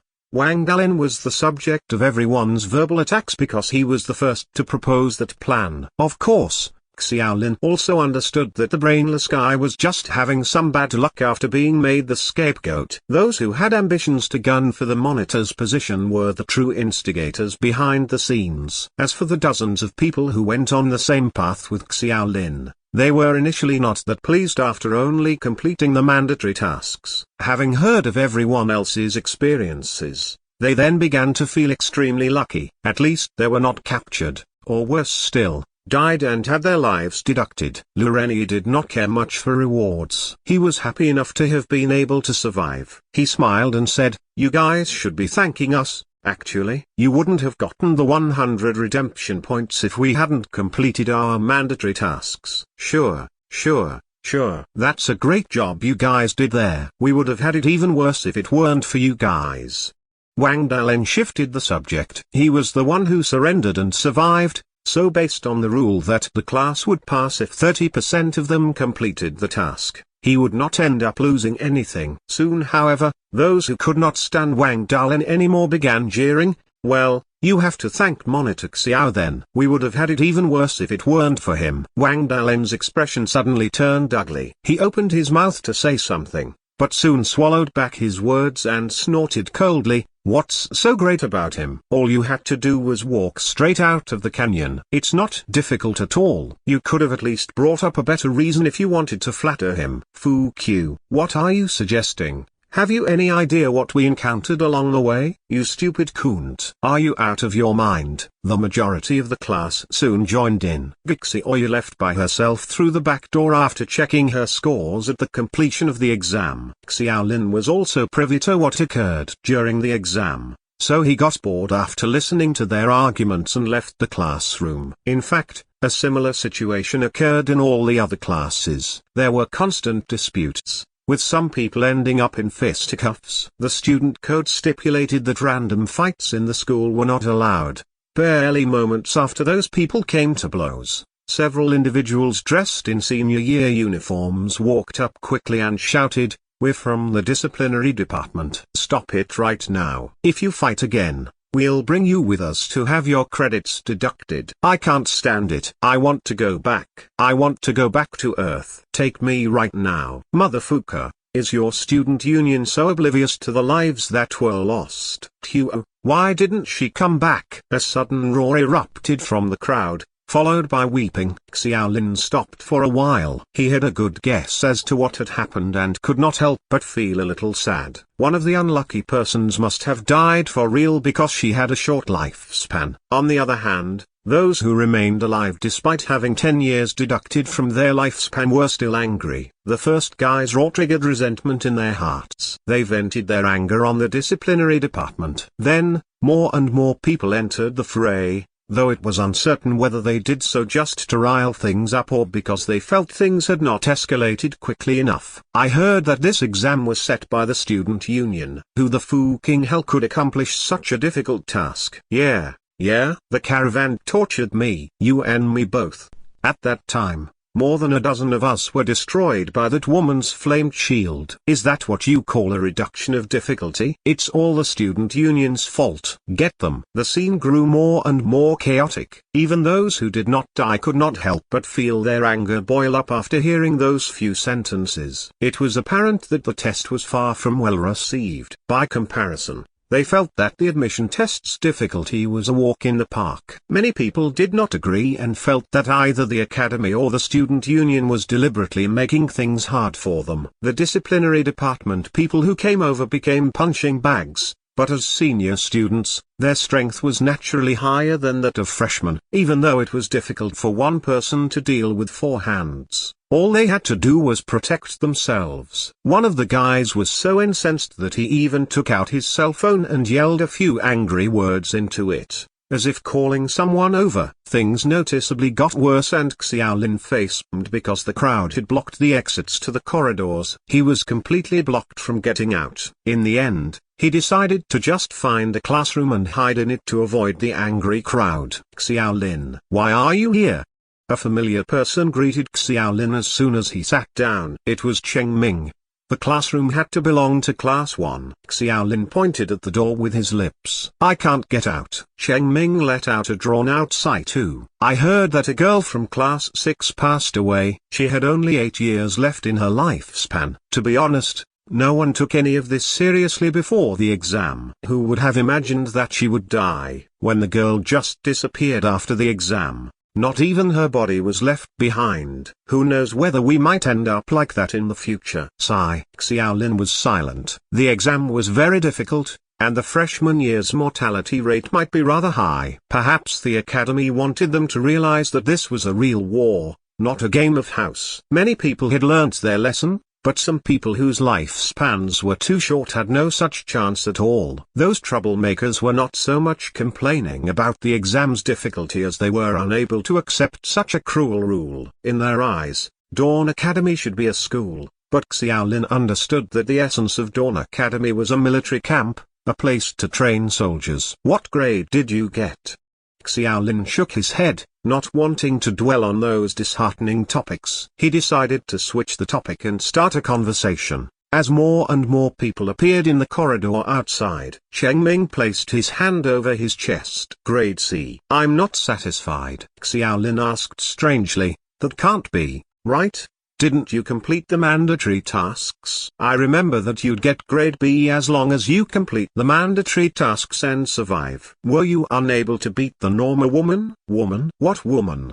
Cheng Ming was confused. Xiaolin's mouth was agape for a moment before he said helplessly, okay, let's not talk about her. Tell me, how did you accomplish the task? Cheng Ming immediately let the floodgates loose and droned on and on about every single detail. He started with the discussion their class had when they first entered the canyon, as well as their differing opinions and various other things. After 10 minutes without getting to the point, Xiaolin could not help but interrupt. Just tell me how you died. Cheng Ming was full of grief and indignation. I was killed after a one-on-one confrontation with the Wolf Cavalry Squadron captain. Xiaolin was surprised. What? The Wolf Cavalry Squadron's captain? Wait, one-on-one confrontation? Yes, there's a girl in our class who mastered normies quite well, but God knows what she said to provoke them. The Wolf Cavalry Squadron captain agreed to fight me one-on-one. Then were you killed? Cheng Ming shook his head. No, I killed the captain. Well,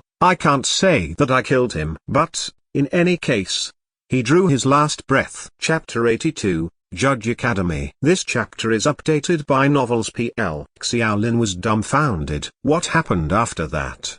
Didn't you go forward and end him? Cheng Ming sighed. I didn't have a chance. I was about to go up and kill the guy, but I was swarmed by the other Wolf Cavalry soldiers. I was already short of breath in the duel and I didn't have the strength to deal with the other soldiers. But the captain of that Wolf Cavalry squadron was really strong. It was a great fight. Xiaolin's eyes twitched uncontrollably. He did not know whether to marvel at Cheng Ming's sheer strength, which allowed him to challenge the Wolf Cavalry Squadron captain head-on, or deem him exceedingly reckless and naive. Such one-on-one challenges were pointless because they were facing the entire army. Even if they killed the captain, the rest of the squadron could easily crush Cheng Ming. I had wanted to hold off the Wolf Cavalry so the others could retreat as soon as possible, but for some reason, I learned after the exam that those who retreated to the canyon still failed to complete the required tasks. Cheng Ming was undoubtedly very frustrated. Xiaolin was not too surprised. They must have been killed by the normal woman. She's very strong. It wouldn't be a problem if you were there. But without a talented student like you, the others would face a lot of difficulty in dealing with that woman's flame shield. Woman? What woman? You weren't listening to me just now. The two of them chatted enthusiastically. There were a total of 12 freshman classes, and among the acting monitors, Xiaolin could only get along with one person, and that was Class 1's Cheng Ming. Cheng Ming had good relations with everyone and got along well with most of the other class monitors. He was a straightforward and honest man, which made everyone feel at ease. That aspect of his character was well known to all. The public classrooms were rife with group fights, and at almost the same time was an equally intense quarrel in the spacious student conference room. The baby-faced student union president looked helplessly at the blonde man in front of him and sighed. Mr. Hank, once again I would like to emphasize that we didn't deliberately conceal this. This request of yours really is unfulfillable. Dawn Academy has signed a treaty of alliance with Judge Academy. We're friends. Please trust our sincerity. The blonde man was an American known by the name of Hank. He shook his head again and again, and said in half-baked Chinese, No, no, no. I understand Chinese culture well. You tend to treat these things half-heartedly, hence my skepticism to your reply. If you really want to express the sincerity in your friendship between our two academies, please just provide me with the data the central computer screened. After a pause, the blonde man once again emphasized, although we can't specifically disclose why, this is actually really important for Judge Academy. In fact, it's not just your academy. At this exact moment, my colleagues are rushing to the other colonial academies because Judge Academy urgently needs someone who understands ancient normies. When it comes to this, Not even your school's dean can stop us. The student union president said helplessly, I understand. The dean sent me a trans-dimensional letter a few days ago and asked me to cooperate with you. But we're not patronizing you. You know full well that ancient Normies has disappeared since your academy wiped the Thunder Kingdom off the map, especially when the ancient Normies used by their royal family is of the northern dialect. This dialect is the minority among the minority. The Thunder Kingdom's royal family had been destroyed for more than 100 years. There has to only be a handful of people in this entire world who still understands the language. I only trust the data provided by the central computer. Your request is a bit excessive. I think it's reasonable. I don't need to check it myself. I just need to personally confirm the final result. Your school is one of the first colonial schools founded by the pioneers. I believe in your heritage and strength. Hank was very adamant, not neglecting to shower some compliments. Okay.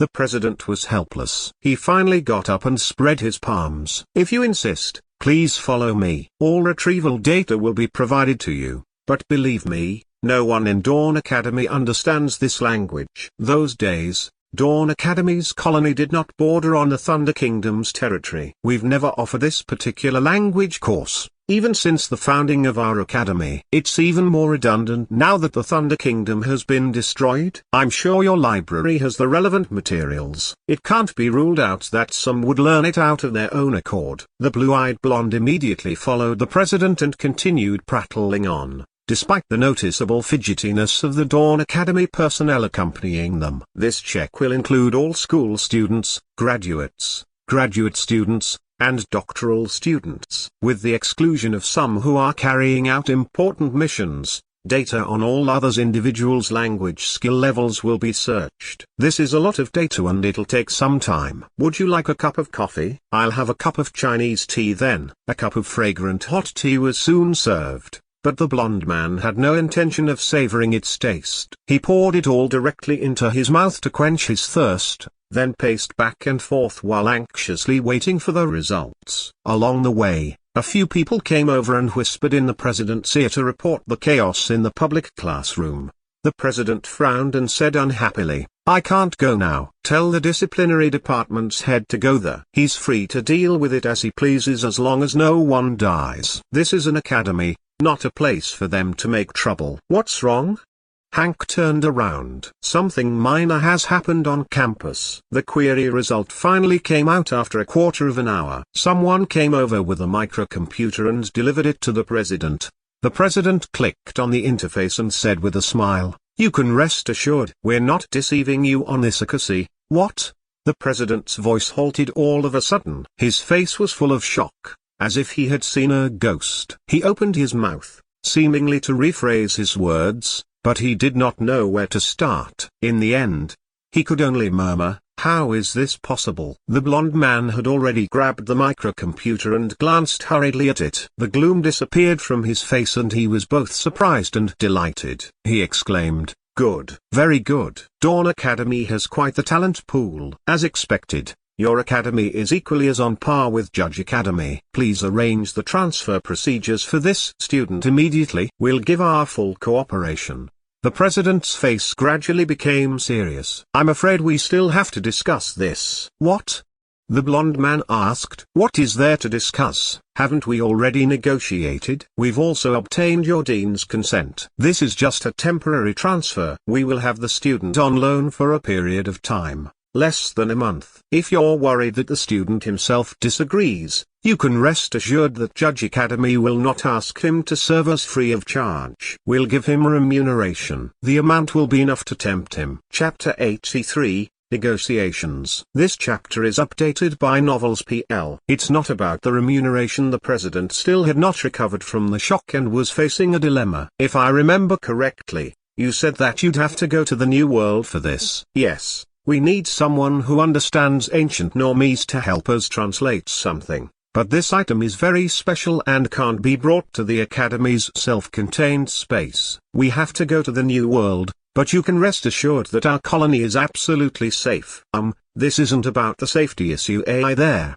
The president smiled bitterly. Let me just be frank with you. This student still can't directly enter the new world. Hank was initially puzzled, but he gradually understood and exclaimed incredulously, "My God, you mean they haven't even reached Black Iron rank yet?" In fact, this student named Xiaolin is a freshman who has just completed his first month after his enrollment here. You're well aware of the consequences of a freshman under Black Iron rank entering the new world. The president had a strong impression of Xiaolin because the dean personally showed up during the school opening ceremony. The president certainly had to pay more attention to the new batch's class monitors. Hank scratched his fluffy hair while pacing back and forth. He said urgently, "Yes, of course I know that humans have to at least be Black Iron rank if they want to adapt to the new world's environment. Otherwise, they'd be infected with various viruses and get sick. Their body will suffer a rapid decline, and if they fail to get timely treatment or leave planet Norma, death is a likely scenario in serious cases." The president nodded. "That's right. Xiaolin is our student. We can't neglect his well-being, so we can only apologize." Hank was silent. He did not give up and thought for a moment before saying, "I want to contact my academy. I hope that you can provide me with a means of doing so, President." "You do realize that transspatial communication is very energy-consuming?" Hank gritted his teeth. "All expenses will be paid for by Judge Academy. I'm more than happy to help our allies." Hank left quickly and came back even quicker. In less than 20 minutes, he stood in the office again with a surprised look on his face. There had been a considerable time delay in the transspatial communication. "I've already contacted the Academy. We'll buy super potions from the Royal British Academy. I'm sure you've heard about the various super potions that the Royal British Academy developed some years ago. For people whose bodies have yet to reach the desired rank, the super potions are capable of providing temporary immunity to all kinds of viruses in the new world."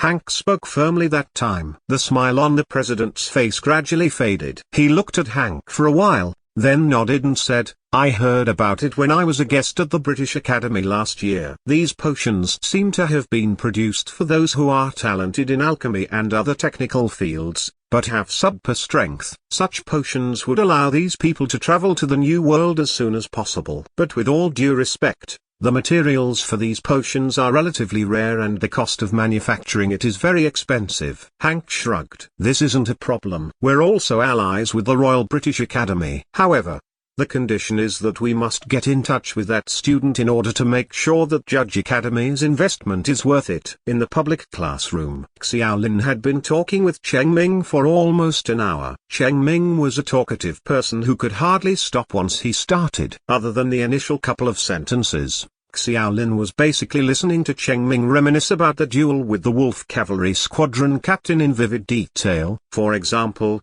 in order to deal with the immediate attack of the wolf, he had to sacrifice one arm to chop off the front leg of the wolf and destroy the opponent's mount. Meanwhile, the conflict outside the classroom had gradually subsided after more students from the student union got involved. After all, the strength gap was prevalent, and those who had any semblance of rationality would leave quietly and softly. A very small number of people who could not accept reality was forcibly taken away by the disciplinary department and the rest had no sympathy for them. At most, they would utter a few cries of how unfortunate. And why?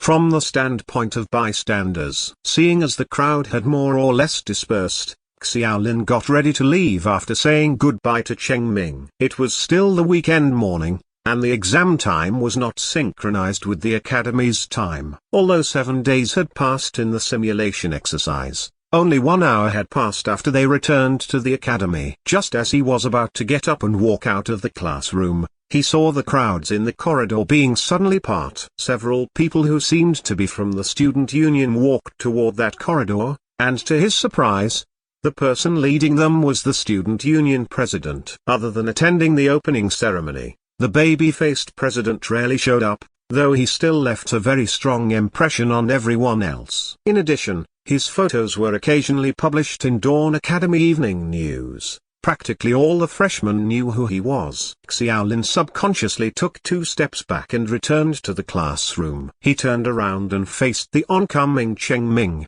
who had come over out of curiosity. This looks like a big deal. Even the student union president is here. Cheng Ming sighed. The troublemakers are just too emotional. But it can't be helped since they died this time. Anyone in their place would feel the pressure. I hope that the school won't punish them too severely. It'll be terrible if they're sent back to Earth. Xiaolin shook his head. Being sent back to Earth might be a good thing if you can't adapt. Cheng Ming glanced at him unexpectedly. Xiaolin gained a true understanding of that academy after going through the exam. Although there were many things that could not be accepted too quickly, anyone who wished to stay there had to force themselves to adapt, albeit slowly. The student union president went straight to Class 7's classroom. He glanced back and forth before yelling, "Xiaolin, where's Xiaolin?" "Back in the dormitory maybe?"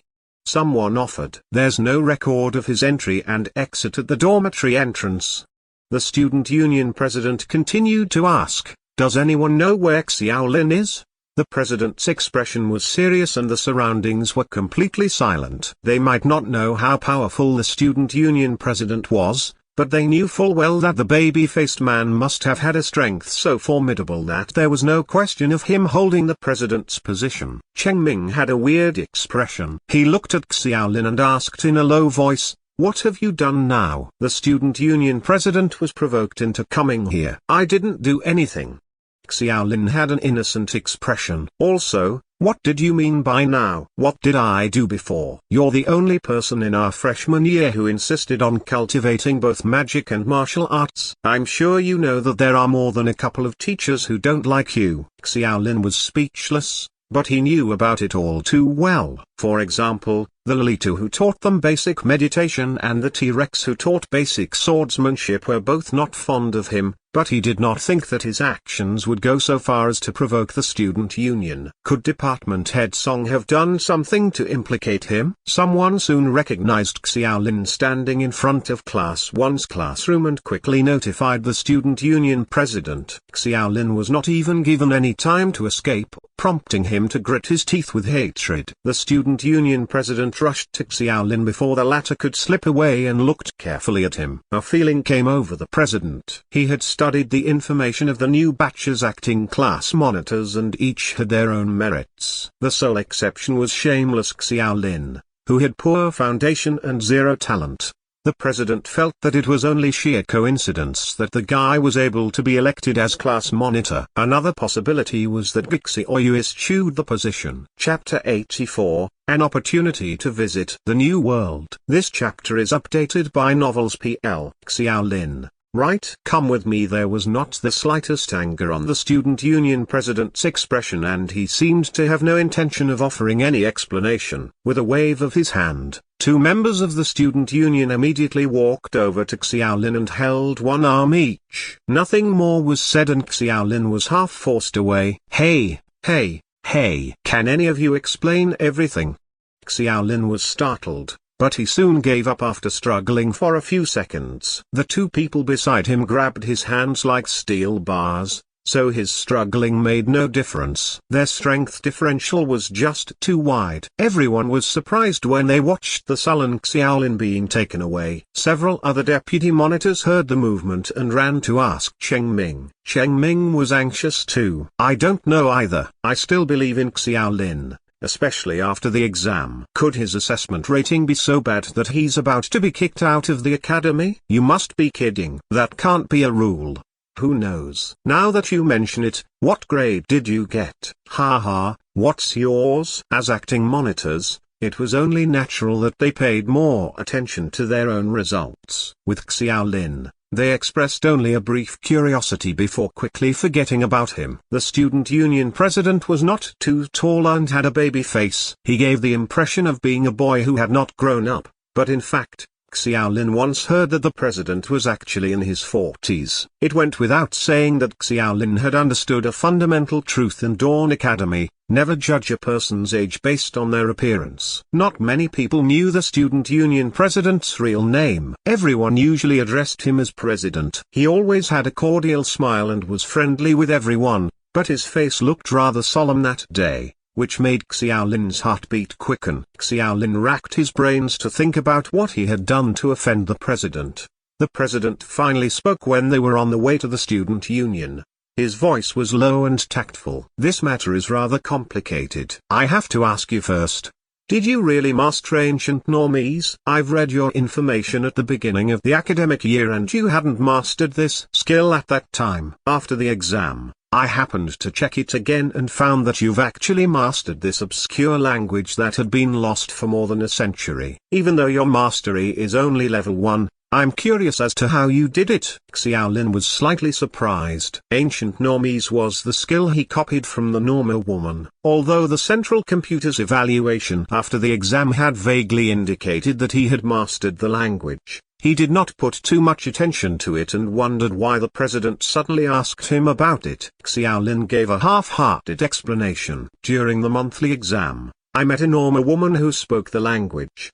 At that time, I thought that I might as well learn a little of it. The suspicion in the president's eyes grew deeper. I know about Sunset Canyon's simulation battle. I chose the map, but the exam only lasted 7 days. You mastered this lost language in 7 days? The president shook his head again and flashed his signature kind smile. This is your secret and I'm being a bit of a busybody by asking this. Just remember that everyone has their secrets in this academy and it's impolite to be persistent in asking. There's no need to explain yourself in detail. Xiaolin breathed a sigh of relief and asked in passing, then can I know where we're going?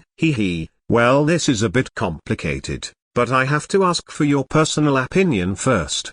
Do you want to go to Judge Academy? And do you want to go to the New World? Ah! Xiaolin exclaimed and was stunned on the spot. The president stopped walking and waited for a reply too. Xiaolin asked sensibly, I don't quite understand. Freshmen can't go to the New World so soon, I thought. Even if the dean made a promise at the opening ceremony, he only said that there would be opportunities after freshman year. And what about Judge Academy? Aren't they the American Colonial Academy? We're allies with Judge Academy. We may need you to go there and help them. Of course, it'll only be temporary, about a month or so. Judge Academy's people will explain the specifics to you later. After a pause, the president added, we have signed an alliance treaty with Judge Academy, and help on certain minor matters is no big deal since we're allies. But at the end of the day, you're still a freshman. There hasn't been any precedent for something like this, especially when this is a private arrangement between the two academies. You don't have to worry too much. Just speak your mind. Would you like to go? Xiaolin was a little confused, and the news was still rather shocking to him. What were the Academy's students' motivation to persevere in daily training and classes? Was it not just to go to the New World? The dean presented a beautiful and delicious pie in front of everyone at the opening ceremony, but most people might not be able to taste the pie until at least a year or two. As of then, the chance was presented in front of Xiaolin and he could soon take a bite out of that big pie. Even if it was only a small bite, he was lucky to have tasted it compared to many others who could only yearn for it. For Xiaolin, the New World was like the faint presence of the most beautiful woman in the world. He could only admire it from a distance through the veil, but the more he looked at it, the more tempted his heart became. Xiaolin's heart was thoroughly moved after getting a chance to unveil that facade. He then nodded without hesitation once he had thought it over briefly. I'm definitely willing if there's an opportunity to go to the New World right now, but... The president only needed to hear the first half of his sentence. He nodded, then waved his hand to interrupt Xiaolin's subsequent sentence. It'll be much easier if you agree. Mr. Hank is probably getting a bit anxious waiting. Go on into my office. Mr. Hank?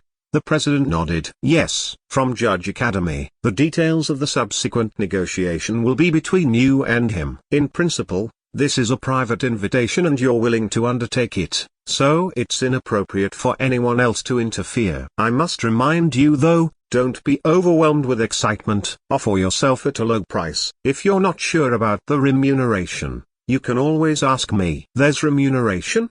The president let out a laugh. Of course, you're a freshman at our school, so you can also ask the other party to compensate for your missed classes and training time. Xiaolin gradually calmed. If he went to the Judge Academy for a month, he would lose not only the courses and training, but more importantly, A month's worth of time would also be gone. Would he still be able to top the rest of his class in the subsequent comprehensive exam and remove the acting from his title as acting class monitor? Xiaolin had only gotten grade B in the monthly exam. He had yet to find out what other people's ratings were, but in any case, that grade could only be considered mediocre. All he had to do was complete the mandatory task and remain alive, which many other people managed to obtain as well. Chapter 85, Hank's Test. This chapter is updated by Novels PL.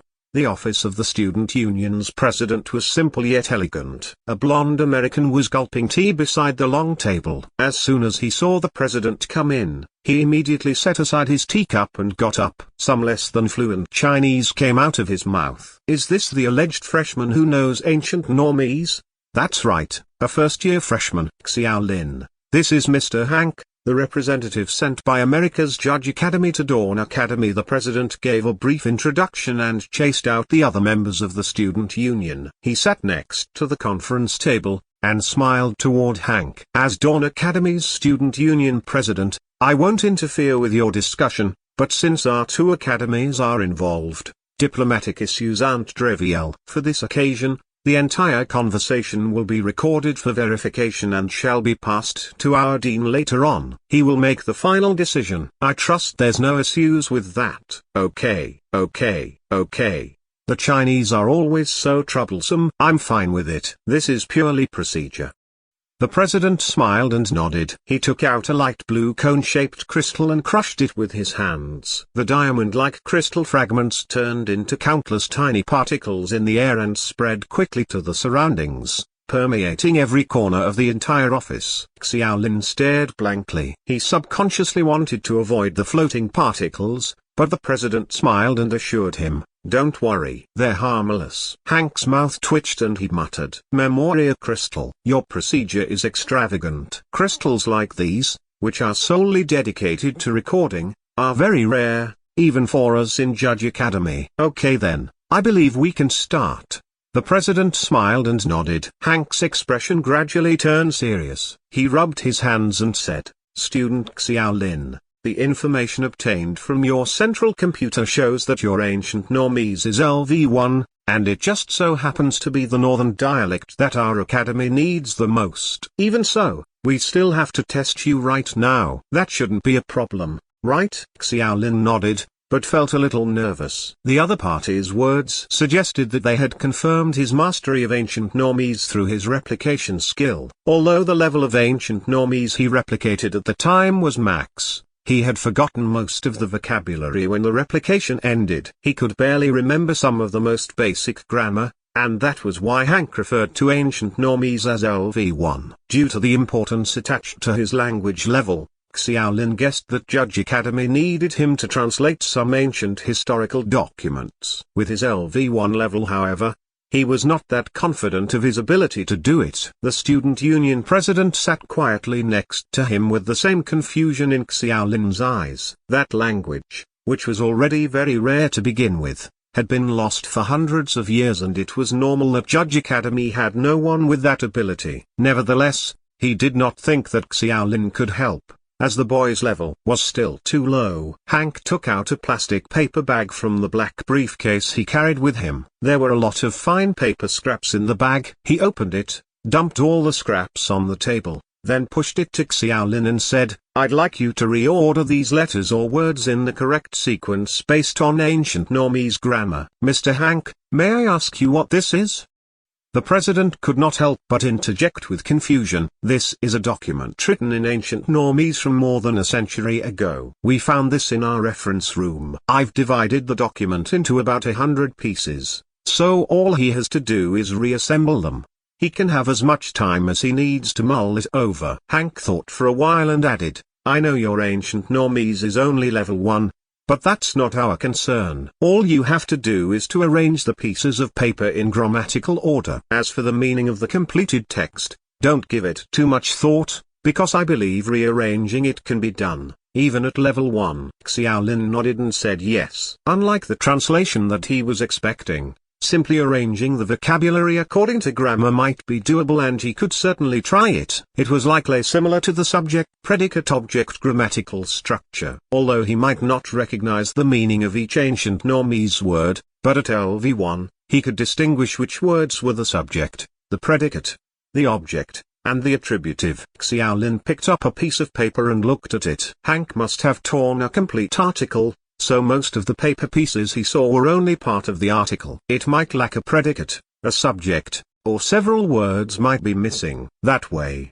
the difficulty was greatly reduced. He closed his eyes and recalled the ancient Normese grammatical knowledge in his mind. According to Xiaolin's understanding, after his 3 minutes of replication disappeared, it was unlikely that the knowledge he possessed would disappear completely from his mind. That was because his brain learned everything quickly when his replication skill was in effect. That, in itself, was a learning process, so the things that he managed to master were his own and continued to exist in his mind, even though the copying time had ended. The effect had been verified during basic meditation, and the mastery of ancient Normese convinced Xiaolin of that fact even more. However, it seemed to only have a similar effect on passive skills instead of active skills. Xiaolin copied both the shockwave in the admission test and the flamed shield in the monthly exam, but he could use neither of them once the replication was over. What's wrong? Is it difficult?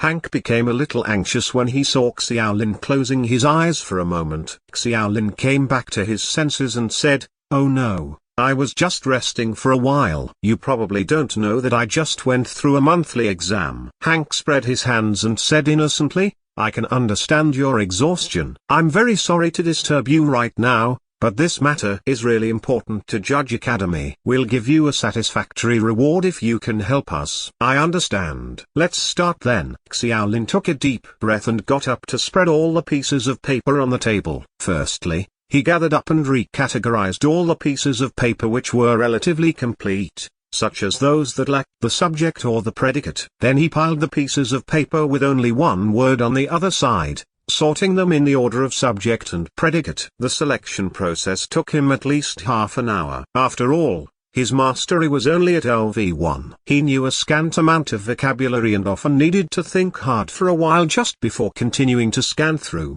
During the whole process, Hank and the student union president watched quietly and did not interrupt. That was just the beginning. Xiaolin exhaled and sat back down again. The earlier work was simultaneously simple and difficult, and to put it simply, it was a closed test. Chapter 86, Discussing the Remuneration Terms. This chapter is updated by Novels PL. Xiaolin felt like he had returned to his school days. Closed tests consisted of questions where the test author removed some words in a coherent article to form blanks. Xiaolin used to hate those kinds of questions in English class back in the day. It was an examination of one's comprehensive ability in grammar, vocabulary, sentence patterns, and many other aspects of knowledge. But Xiaolin's ancient Normese was only LV1. He could follow the basic grammar to guess the combined sentences, and at best, he could only guarantee guesses at the correctness of the syntax. As for the meaning,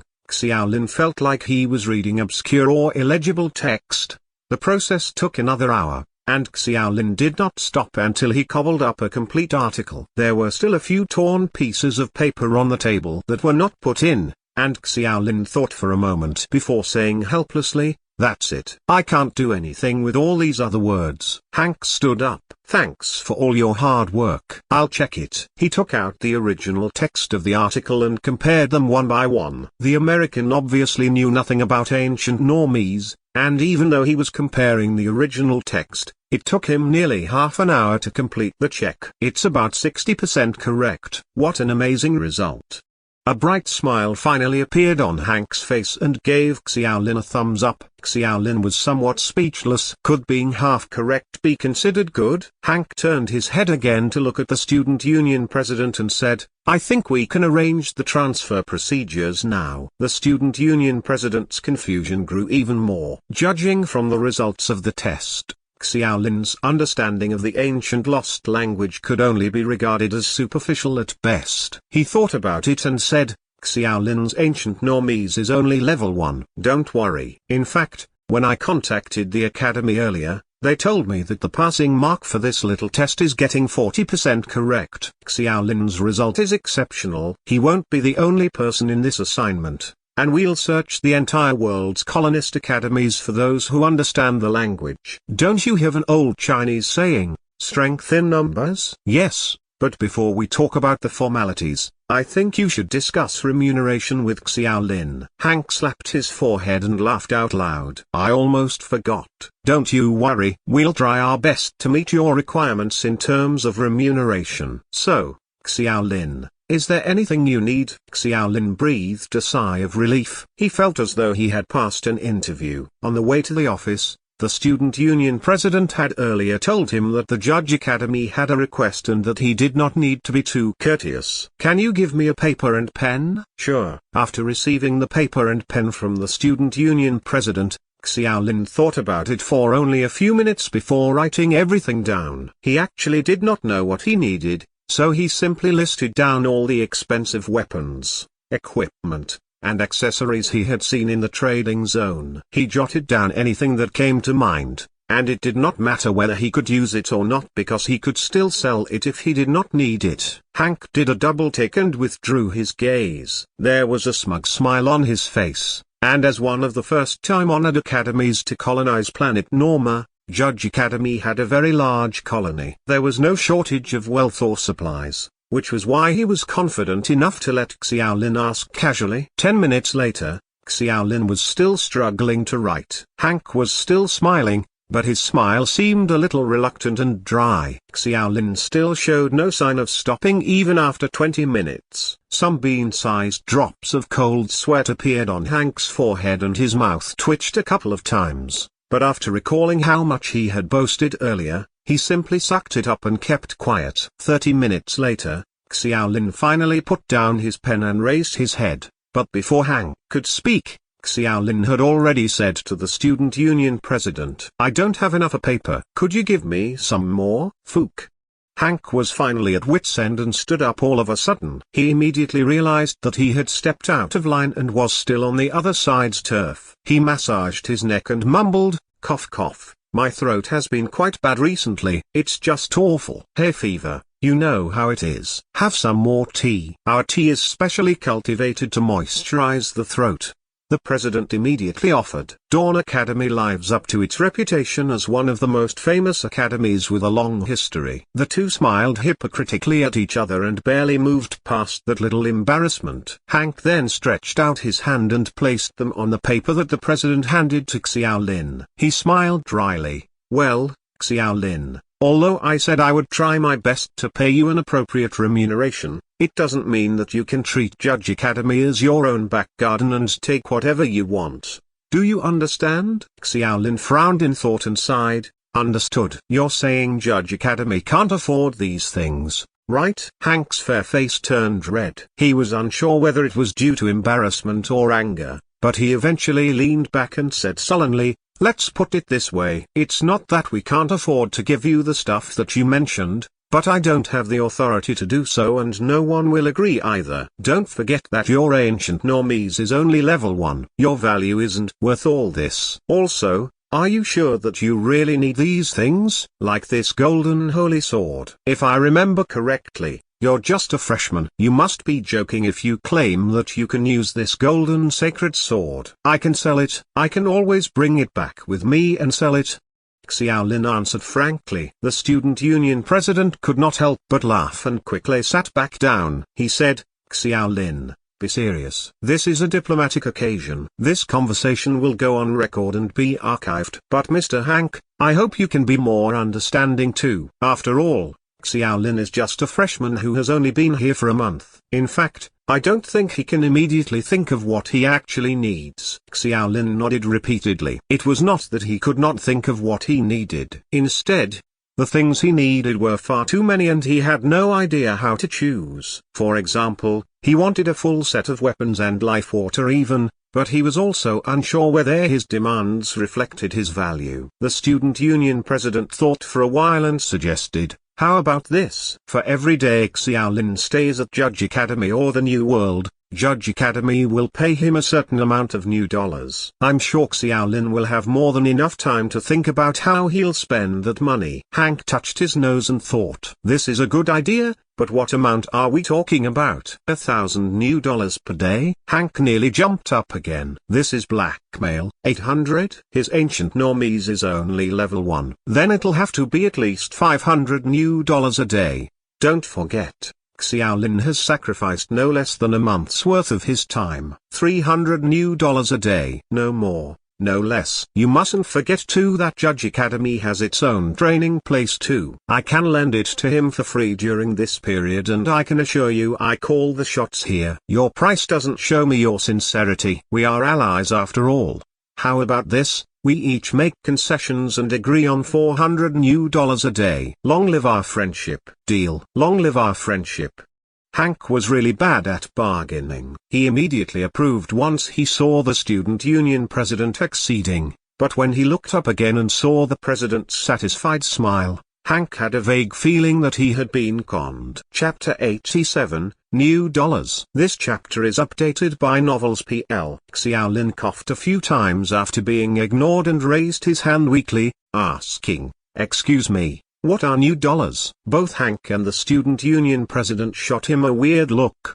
The president was the first to react and patted his head, unsure whether to laugh or cry. "I almost forgot that you're still a new student. Let me explain briefly. New dollars are the currency for the new world. It's jointly promoted by all our colonial academies in planet Norma to replace the chaotic currency system there. Can the new dollar really buy anything?"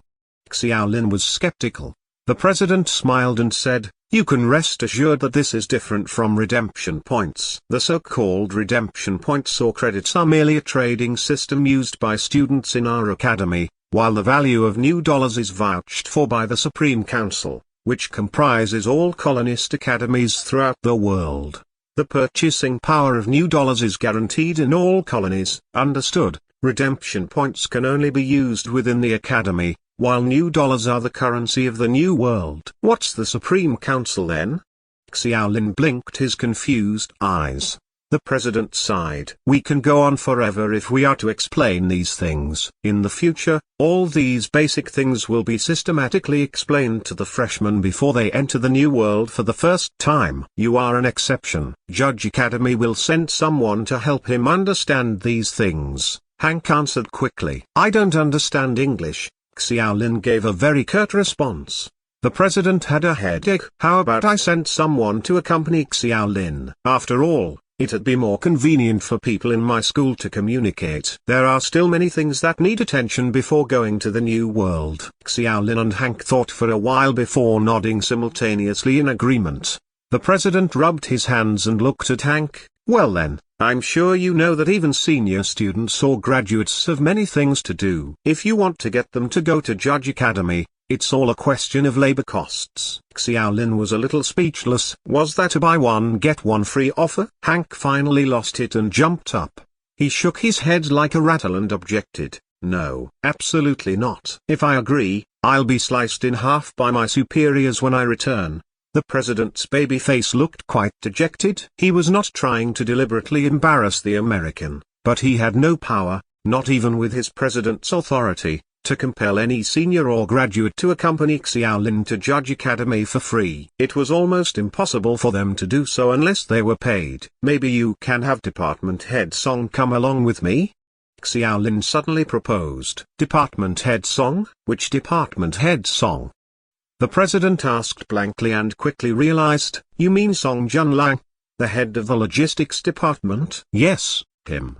The president looked at Xiaolin hesitantly for a moment and before mulling over the idea. "I heard that the two of you get along well, but I don't think your relationship with him is so good that he would be willing to accompany you to America for no reason. It'll be good if you can convince him, but if not, I'm afraid I can only ask Judge Academy for the favor. I'll call him."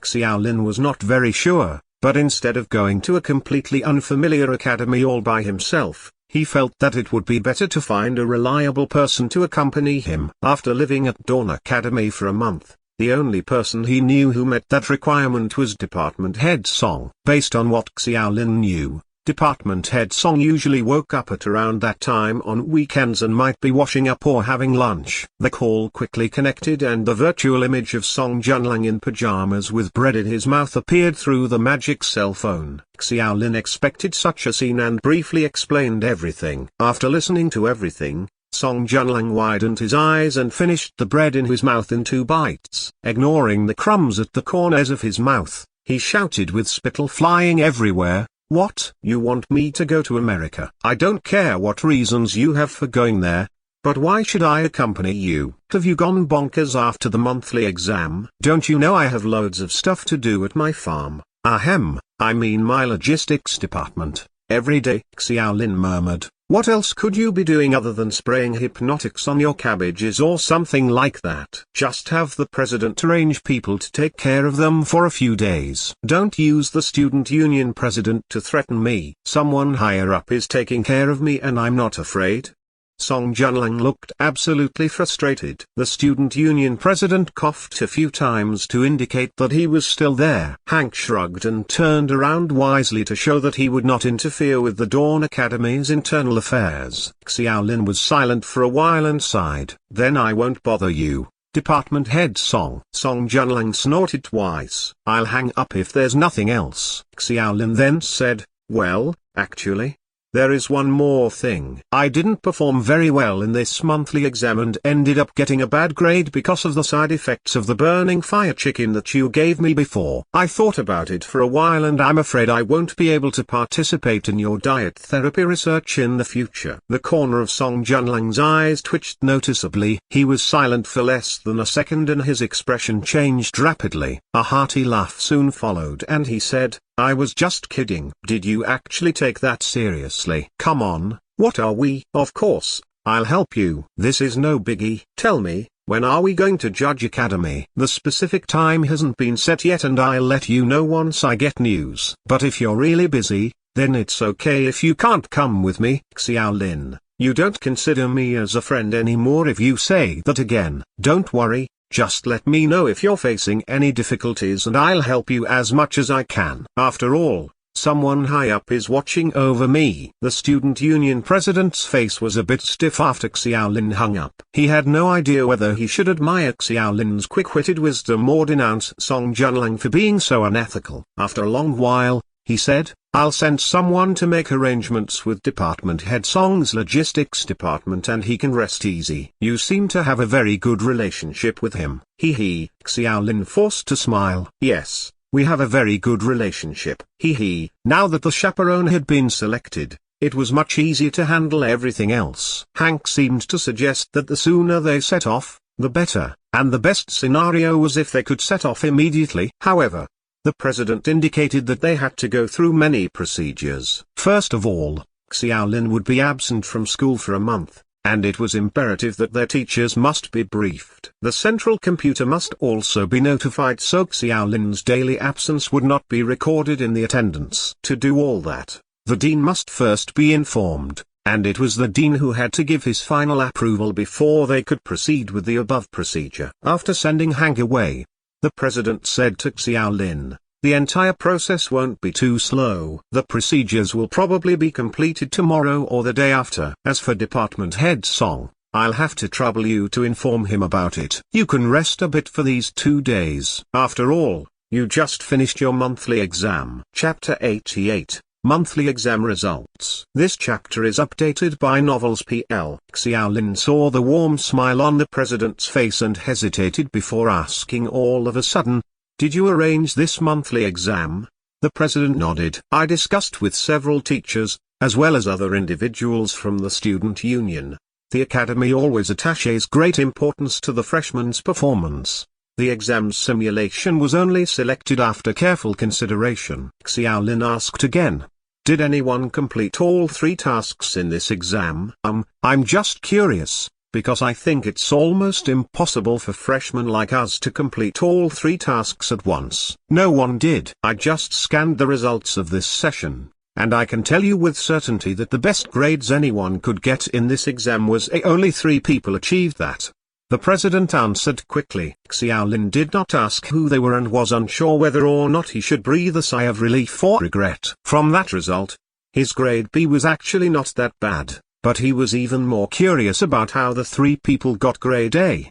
The president thought for a while, smiled, and added, "Don't feel pressured. The first monthly exam for freshmen is often very difficult and we don't want you to have any misunderstandings about the admission test's difficulty. The monthly exam is basically a simulation exercise, and the Academy's intention is to have all of you form a greater understanding of things during the first exam." Xiaolin continued asking, "I heard that this exam has been used by many academies all over the world. I wonder if..."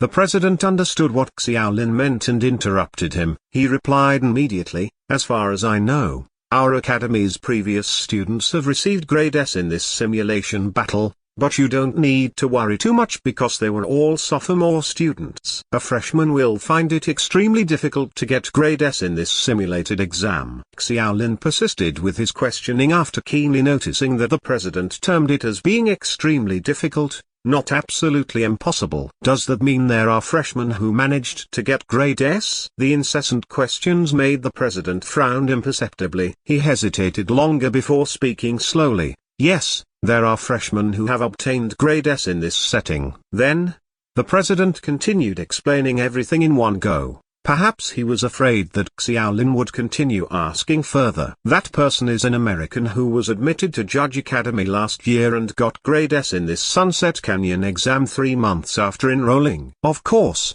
America's criteria might not be the same as ours, but if they were able to get grade S, then they must have completed all the tasks.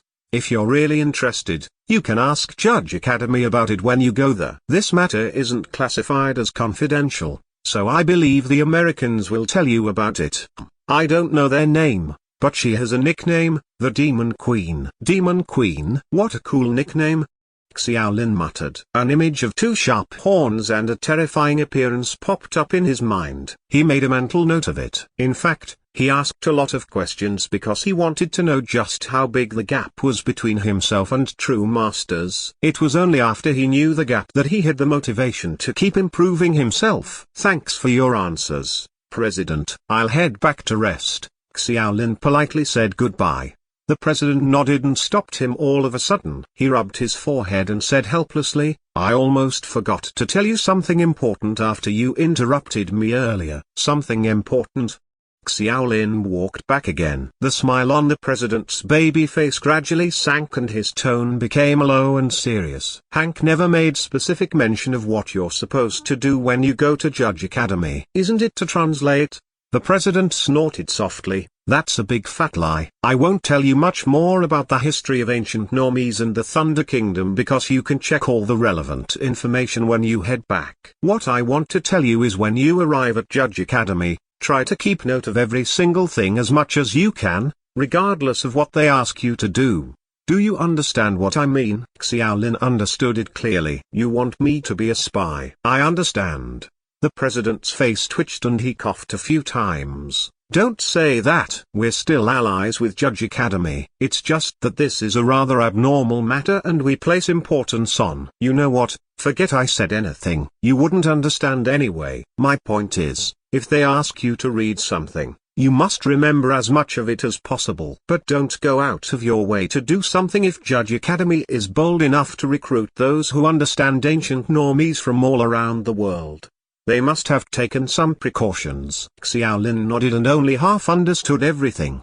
The president probably wanted to tell him more, but in the end, the man did not continue explaining further. As a freshman, Xiaolin knew too little about the situation in the New World, nor about the relationship between the several academies. Eventually, the president waved his hand and sent Xiaolin away. The still confused Xiaolin did not head straight back to the dormitory, but came to the logistics department first. To his surprise, Song Junlang was not there. It was not a problem though, since Xiaolin's universal card had been given access to the department after he agreed to join department head Song's so-called diet therapy research. After swiping the card and entering the door, Xiaolin cautiously passed through the narrow winding path in the middle of the vegetable garden without daring to stop for even a brief moment. The vegetable garden had left a lasting impression on him after his numerous visits. Weeping Chinese cabbage aside, Some leafy greens might suddenly emerge from the soil and open its mouth wide at him. Although it could not go too far because its roots were deeply in the soil, the shock was enough to scare an ordinary person witless. When he arrived at the logistics department, Xiaolin waited quietly in the living room. Quite some time had passed and department head Song still did not come back. Feeling bored, he decided to take a walk around despite the fact that he treated the logistics department as though it was a beast's lair. Countless strange hybrid creatures proved to be a sight that was hard to forget. But Xiaolin's curiosity got the better of him. He reminded himself not to touch the large creatures, and with that thought in mind, he walked out of the living room and headed for the breeding area. A transparent jug on the table soon caught his attention. Compared to the chickens, ducks, snakes, rabbits, and other animals that were kept in special cages around him, there was only a 2 to 3 inch long loach swimming around inside. The loach did not look any different from an ordinary one, but what really attracted Xiaolin's gaze was its color. Except for its black eyes, the loach's round and smooth body was a brilliant golden color. Xiaolin knew that the creatures of the logistics department were not ordinary beings. He watched the beautiful loach carefully and began guessing what kind of biological hybrid the little guy might be. Then, a lazy voice was heard behind him. "Are you interested in this little guy?" "That's no good. I've no plans to feed this little guy to anyone yet, at least for the time being." Department head Song had finally returned. Chapter 89, The Return Journey. This chapter is updated by Novels PL. Xiaolin retracted his gaze and shook his head grimly. "I'm not interested in eating this loach. I think it's disgusting." Department head Song widened his eyes as he walked over, torn between laughter and tears. "Loach, please. This little guy in front of you is a genuine dragon." "Dragon?" Xiaolin looked at the slender loach again. His expression seemed to say, "Don't lie to me just because I don't know much. It's been injected with golden dragon blood." "Golden dragon?" Xiaolin thought of something and suddenly realized, "You attacked the Dean's golden dragon?" "Don't worry, I'll definitely keep it a secret for you after you accompany me to Judge Academy." Department head Song was non-committal and snorted twice. "Keep it secret, my foot. I have an agreement with the Dean." "Forget it. Let's not talk about this." "Speaking of which, it's time we talk about Judge Academy." "What is going on?" "I have no idea either. When the student union president came to me, I thought it might be some translation job, but his tone makes me feel like it probably isn't." "And that Hank guy from Judge Academy, he asked me to do a close test." "Feels really weird." Xiaolin spread his palms and asked innocently, "That's why I came here." "I wanted to ask you, don't you have someone high up taking care of you? Do you have any inside information?" Song Junlang looked at Xiaolin with a scrutinizing gaze and sucked his teeth. "I don't know for sure. Do you really know ancient Normese? Did you learn it in the monthly exam?" "You could say that, but my level isn't that high. I'm only at level 1. Department head Song shook his head. "This is quite the coincidence. In fact, it's been about half a month since Judge Academy started recruiting people who understand ancient Normese. They didn't intend to come to Dawn Academy, but few people in other academies understand this language. In the end, they decided to try everything in desperation and sent someone to ask Dawn Academy. In the end, they really did find what they were looking for." Xiaolin smiled bitterly. "That someone happens to be me." "I'm curious though, there's so many other colonist academies throughout the world aside from Dawn Academy. Couldn't they find anyone who understands ancient Normese within the span of 100 years? Song Junlang sat down, fiddled with the golden loach in the pitcher, and explained casually, "First of all, do you understand what ancient Normese is? Do you know the difference between ancient Normese and Norma's common language?" Xiaolin recalled every character in ancient Normese and compared it to standard Normese. Ancient Normese was obviously more cumbersome, with each character being much more complicated and difficult to understand. He thought about it and replied, "Is it equivalent to the difference between simplified and traditional Chinese?" Song Junlang nodded approvingly, but shook his head again. "You've got it, but the analogy is not entirely correct. The difference between standard Normese and ancient Normese is equivalent to simplified Chinese and Oracle Bone script." Xiaolin was speechless. Simplified Chinese and Oracle Bone script is considered Chinese, but there are few who understand simplified Chinese and Oracle bone script. I understand what you mean. That means there are few people who understand ancient Normese. Song Junlang pondered for a moment and said, the history of ancient Normese's use on planet Norma dates back tens of thousands of years. As the years passed, the language has proven to be extremely difficult to use and not at all ubiquitous. Many countries in planet Norma had gradually abandoned ancient Normese and adopted a simpler language, now known as Standard Normese. Even so, there are very few countries who still insist on using ancient Normese. Was the Thunder Kingdom one of them? Xiaolin asked. Yes, there are fewer and fewer countries using ancient Normese, and by 45 NC, the Thunder Kingdom was the only country in planet Norma that still used that language. Even so, few Thunder Kingdom people could fluently converse with it. Those who could were only royals or noblemen. After the Thunder Kingdom was destroyed, Judge Academy killed all royalty and noblemen in the kingdom to prevent a possible rebellion, thereby exterminating the fate of ancient Normese. Song Junlang had a bitter expression on his face when he mentioned that. Who would have known that, more than a century later, Judge Academy would have to face such an awkward situation needing ancient Normese. They're probably regretting it now and wondering why they didn't spare a few royals or noblemen in the past. As for what Judge Academy wanted, Department Head Song's hands were tied because Judge Academy would surely classify it as confidential. Song Junlang did not believe that the other party would actually reveal the entire truth to outsiders like them once they arrived at Judge Academy. If Department Head Song,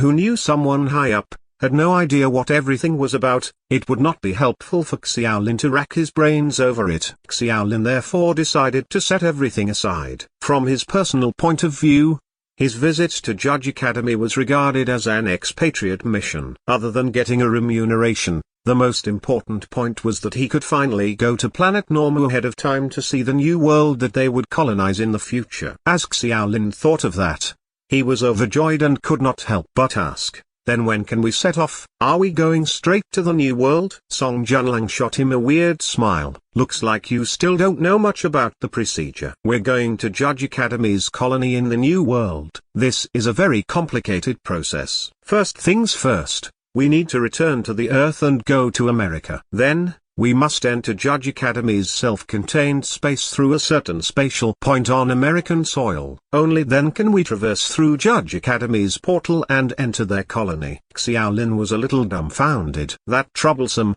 huh? Can't we just go there directly? Each academy has a portal to the new world, but the portal operates by way of fixed-point teleportation. The starting point and the destination cannot be changed. Department Head Song waved his hand. America's colony in the New World doesn't border ours at all. Of course, we can also enter our own colony first through Dawn Academy's portal, but then you'd have to take a boat northward for at least a 2 to 3 month journey before reaching Judge Academy's colony. By comparison, returning to Earth first is the quickest way. We're returning to Earth first? Xiaolin suddenly realized that the time ratio between the Academy and Earth was 1 to 2. A month in the Academy equaled 2 months on Earth. Dawn Academy implemented a strictly sealed-off administration system. Under usual circumstances, no one was allowed to return as and when they pleased. In other words, unless they failed the admissions test and were sent back to Earth, other formal students would not have any opportunity to return for at least 1 year. It was all clearly written in the freshman code. Although most found it difficult to accept the fact that they were unable to go home for 2 years, the rules set by the Academy would not be changed simply because of their protests. After leaving the logistics department, Xiaolin's excitement of going to the new world was somewhat diminished. The thought of his parents, as well as the fact that he was going back to Earth, left Xiaolin with a gamut of emotions. He felt that he should take the opportunity to go home and have a look at the situation because he did not know when he could return to Earth again if he missed that opportunity. Chapter 90, The Monitor's Discussions. This chapter is updated by Novels PL. It was already evening when Xiaolin returned to the dormitory. After going to the cafeteria for dinner, he met Cheng Ming and the others chatting in the lounge while on the way back to his room. After Cheng Ming's sharp eyes recognized him, he called out to Xiaolin, leaving the latter no choice but to join them in the lounge. There were 5 or 6 individuals with Cheng Ming, the names of which Xiaolin did not know. What he did know was that those people were acting monitors of the other classes. After their enrollment, the acting monitors gradually formed their own small circle. Xiaolin was the only one excluded from said circle. They were all drinking tea and coffee, chatting about the monthly exam that had just ended. The others were not as friendly toward Xiaolin as Cheng Ming.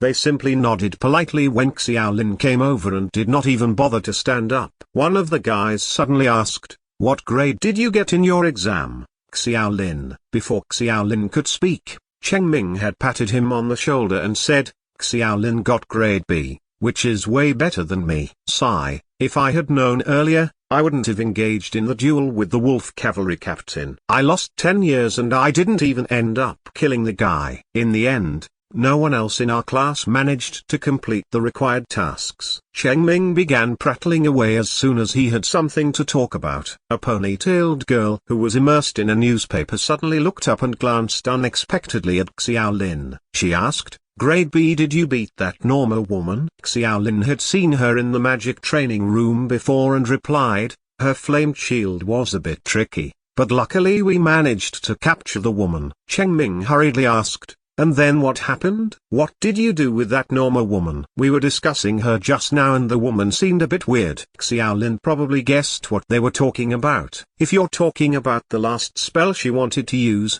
I actually killed her before she finished chanting." With that answer, more and more people looked up at him in surprise. A man asked, "That woman lied to all of us eventually. How did you know that you were supposed to kill her?" "It's not that difficult to deal with her. The flamed shield is obviously a hindrance, but she doesn't have much defense against physical attacks. I originally thought that she would be the key to completing our optional tasks, but who knew in the end? I should have killed her first." Several acting monitors joined the discussion one after another and Xiaolin realized that the Norma woman tricked many people. Not everyone was as lucky as him to be able to use the replication skill and understand ancient Normese. Without it, his grade might only be C at most. Cheng Ming laughed and explained to Xiaolin, smiling, "We've just learned about what happened to all the classes. Basically, all 12 classes arrived at the Supplely depot and met the Norma woman. Those in Class 3 killed that woman immediately, and although Class 2 won, the number of survivors was insufficient, so they failed to meet the minimum requirement of 30%. The other 7 classes defeated her, but only one killed her. All other classes chose to hold her captive. They also bet with me just now that the ending was unavoidable, but I never expected you to be the only one among these 6 classes who actually managed to evade that spell at the last moment." "What spell did that Norma woman use in the end?" Xiaolin asked. The ponytailed girl shook her head and replied, "Some fire spell. I don't know the name, but its power was absolutely terrifying. From my guess, its damage rating is at least E or higher, maybe even D." Anyway, after she cast the spell, the whole cave went up in flames. None of us could get away. Xiaolin glanced at the acting monitors who were either regretful or ashamed. Some of them realized that they were probably the ones who were duped by that woman, and because they had not completed the mandatory tasks when they died, the highest evaluation they could get was grade C. As Xiaolin expected, the monthly exam was actually to make those new students understand their identity as colonizers and conquerors. If they did not figure that out, they would most likely be tricked by the Norma woman. In fact, she had also deceived Xiaolin, but he eventually used his SS-level talent to forcibly bring them back from death's door. Xiaolin's mood improved inexplicably, but he suddenly became curious. The student union president had told him that 3 people achieved grade A in the monthly exam, so he inquired them about it. Many people's faces became quite surprised yet again. Cheng Ming coughed a few times. "You're quite well informed. We just saw it on the forum too. They're from Class 3. 3 of them from Class 3 completed the first optional task. I'm afraid they're the only people in our entire year who got grade A." Xiaolin wondered. Did they convince the Norma woman to take them into the barracks? Cheng Ming's expression turned slightly odd. "No, they convinced the Norma man." "You probably don't know that the man in the caravan was her lover." "I know that." Cheng Ming seemed puzzled. "Oh, well, anyway, the acting monitor of Class 3 persuaded this man to betray her. God knows how she did it. She even told the man to kill his lover on the spot. and after finally being driven to a dead end, the man could only help them complete the tasks. Xiaolin was a little speechless. The result proved to be an unexpected gambit, but the optional task of killing the wolf cavalry captain still remained incomplete. It was also proof that Class 7 was not entirely weak. The topic did not last long and everyone was generally dissatisfied with the monthly exams. After comparing their results, however, they discovered that everyone was about the same, so they reluctantly accepted it. "Why did the student union president ask for you?" Cheng Ming was still concerned about Xiaolin. "It's nothing big, but I might not be able to attend classes next month," Xiaolin answered bluntly. "What the hell did you do? Why are they banning you from attending your classes?" Cheng Ming really became anxious, believing that the student union president was banning Xiaolin from attending classes. The other acting monitors lost interest in that topic. They either continued to drink tea or look down at their newspapers. Xiaolin deliberated for a moment. "No. But I'll probably return to Earth maybe tomorrow or the day after." "Ah!" Cheng Ming's eyes widened, and he exclaimed, "You'll be sent back to Earth?" His loud voice attracted the attention of many people. After realizing that Cheng Ming realized that he was bothering others, he lowered his voice considerably, though it was still loud enough that everyone in the quiet lounge could hear. It attracted the curious gazes of more and more people. Xiaolin smiled bitterly. "Don't get me wrong. I'll be back in a month. I'm just going out for some official business and I might probably go to the New World." On that occasion, several acting monitors turned around with incredulous looks on their faces. More and more people began to walk toward him and Xiaolin hurriedly ran away when he saw the situation getting worse. He fled back to his room before everyone else surrounded him. Chapter 91, Gixi Oyu's Request. This chapter is updated by Novels PL. After those freshmen passed the admissions test and became Dawn Academy's official students, they were forced to accept a very cruel and unaccepted fact. Due to the Academy's tight management, they were not allowed to return to Earth for the entire freshman year. If they failed to meet the requirements for entering sophomore year, they would have to repeat their freshman year, which meant that they might not have the opportunity to go home for at least a year or two. The Academy was located in a pocket dimension, where time flowed at a different rate compared to Earth. Therefore, news of Xiaolin's return to Earth, despite being a freshman that had been at the Academy for only a month, spread quickly, and so did the news that he might go to the New World. Dawning Forum's posts were refreshed at a very fast rate that night. All eyes were on that news, more so than the monthly exam that just ended. There were people in the forum who envied Xiaolin's chance to see the New World in advance. Others envied him for being able to return to Earth, as many inevitably missed their family after spending a month at the Academy. On the other end of the spectrum, the majority of people questioned the entire thing and put forth their own arguments. For example, the freshman rules clearly stated that freshmen were not allowed to return to Earth, as well as the fact that a freshman's constitution might not be able to adapt to the New World. There were a very small number of people who speculated out of spite that Xiaolin would be sent back to Earth forever because of his record of absenteeism and average monthly exam scores. Although Judge Academy did not deem the arrangement as confidential, Xiaolin had no intention of offering any more explanations. Moreover, he was equally as clueless. He had no idea what he was supposed to do when he went to Judge Academy, so he refrained from showing himself on the forum. Within Class 7's group, Wang Dalin began arrogantly mocking Xiaolin for not being a competent monitor. He pointed out that it was Xiaolin's fault that everyone got poor grades in the monthly exam. 3 minutes later, everyone received a notification that Wang Dalin had been banned again. "Great job, Monitor." "Don't add these kinds of people into the group next time." "We owe our thanks to Monitor Xiao. If not for him, we wouldn't have gotten that result in the exam." "I've asked a few of our friends from the other classes.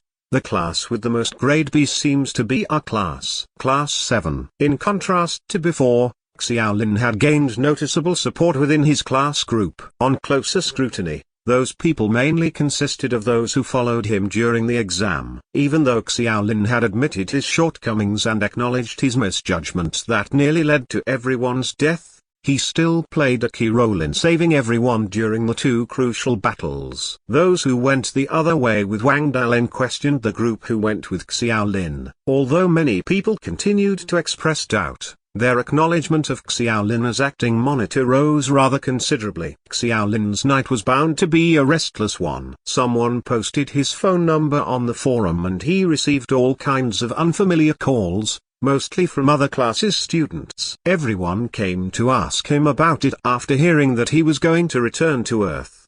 Their purpose of making such indirect inquiries was to ask him to help them a little if it was convenient. In the beginning, Xiaolin listened more carefully for the simple fact that they were all freshmen. The initial requests were quite typical, such as conveying their greetings to their parents, visiting their children, boyfriends, or girlfriends. Xiaolin had to turn them down politely. Department head Song mentioned earlier that their return to Earth was to smoothen their journey. Due to Judge Academy's urgent request, they would have to reach American soil quickly before entering Judge Academy. Xiaolin was unsure whether he had enough free time to move around, because even if he did, the first thing he would do was go back to his own home. As time went by, however, more and more people heard about it and called Xiaolin with increasingly strange requests. Examples include bringing game consoles or magazines to the video highlights of the latest ball games. Some even made cryptic requests for him to download colorful movies. Life at Dawn Academy was generally quite boring, despite the Academy's stellar job in terms of providing material goods. Although the accommodation and food provided were excellent, there were no TV shows, no internet, no magazines, no games, no anime, no sports games, and no fiction novels. Truthfully speaking, it was very hard to bear. Xiaolin had no idea whether to laugh or cry because of that. He eagerly switched off his phone and had no plans to answer anyone's calls. He went to Earth because it was incidental to the journey, not because he was going there on vacation. Half an hour later, however, there was a knock on his room door. Xiaolin guessed that it was probably someone who wanted to make a request for him to bring something back. He wanted to ignore it, but the person who knocked was very persistent and it grew so loud that it interfered with his rest. Xiaolin got up angrily and opened the door, ready to unleash a wave of profanities on the person. When he saw the pretty figure in front of the door, he swallowed his cruel words and smiled kindly. "Is that you, Gixioyu? What a surprise. Please, come in." "Oh, wait, no, wait a moment."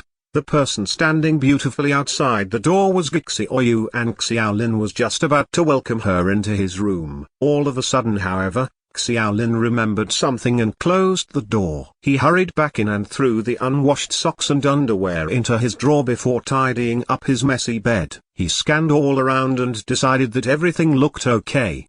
Barely a few steps later, he sniffed the air and immediately opened the window. Once that was all done, he opened the door again. Gixioyu glanced at him blankly and walked straight in, with Xiaolin following her from behind. He looked at the girl's delicately fair yet still indifferent face and was unable to immediately discern the reason for her late-night visit. As someone with a very precise schedule, she went to bed early and woke up early too. There was hardly ever a time when she went out at night, much less visit her classmates. In fact, after a month since their enrollment, Xiaolin suspected that the only person Gixioyu knew in the entire freshman year was himself, and barely so. She often kept a polite and aloof distance from other people, and her acquaintance with Xiaolin was only limited to academic exchanges, especially in spell-related courses. The two of them occasionally discussed it, but it went without saying Xiaolin was usually the one asking her for tutelage. Gixioyu was a girl of few words. She sat on the bedside ever since she walked in and her pearly white teeth were chewing her lips slightly. She looked like she wanted to say something, but was hesitant to actually speak up. Xiaolin smiled and broke the awkward silence. "Did you want my help to bring something back for you after hearing that I'll be returning to Earth soon?" Gixioyu brushed the hair around her ears and straightened her glasses. She nodded earnestly and acknowledged. Xiaolin was only joking, but he ended up feeling rather surprised after getting a positive reply. Okay, What do you need me to bring back for you? Nothing. I need your help to send something back. Ixioyu lowered her head slightly. A girl as independent as her was probably unaccustomed to asking others for help, and there was a touch of unexpected shyness in her tone. After thinking for a while, she immediately explained. I originally wanted to wait until I got into sophomore year. I wanted to use my chance to go to Earth and personally give her this, but it might be a long time before we can see each other, and I'm scared it'll be a cause for concern, so I just want to. It's okay, I understand. What do you need me to take? I can only guarantee that I'll do my best, because I'm not sure if I'll have enough time after returning to Earth. Xiaolin felt it imprudent to explain too much about Judge Academy's invitation, but the girl's tone made him feel rather jealous. Send what to whom? Could it be Xioyu's boyfriend on Earth? Xiaolin thought about it and realized, albeit rather reluctantly, that his mood worsened a little because of that. In case anyone doesn't get this, in the usual sense of the word refers to color, but euphemistically it can refer to anything along the lines of sex/sexual/perverted/explicit. You get the idea. Chapter 92, Before Departure. This chapter is updated by Novels PL. Xioyu did not notice Xiaolin's expression and continued. It's a letter. If you don't have enough time, you can just send it to the post office. Xiaolin's mind was in a bit of a mess and he asked without thinking, a love letter? Xioyu glanced at him and pushed her glasses up before answering. It's a letter to my little sister. Ah, your little sister. Thank goodness then. A sense of relief came over Xiaolin all of a sudden. Thank goodness.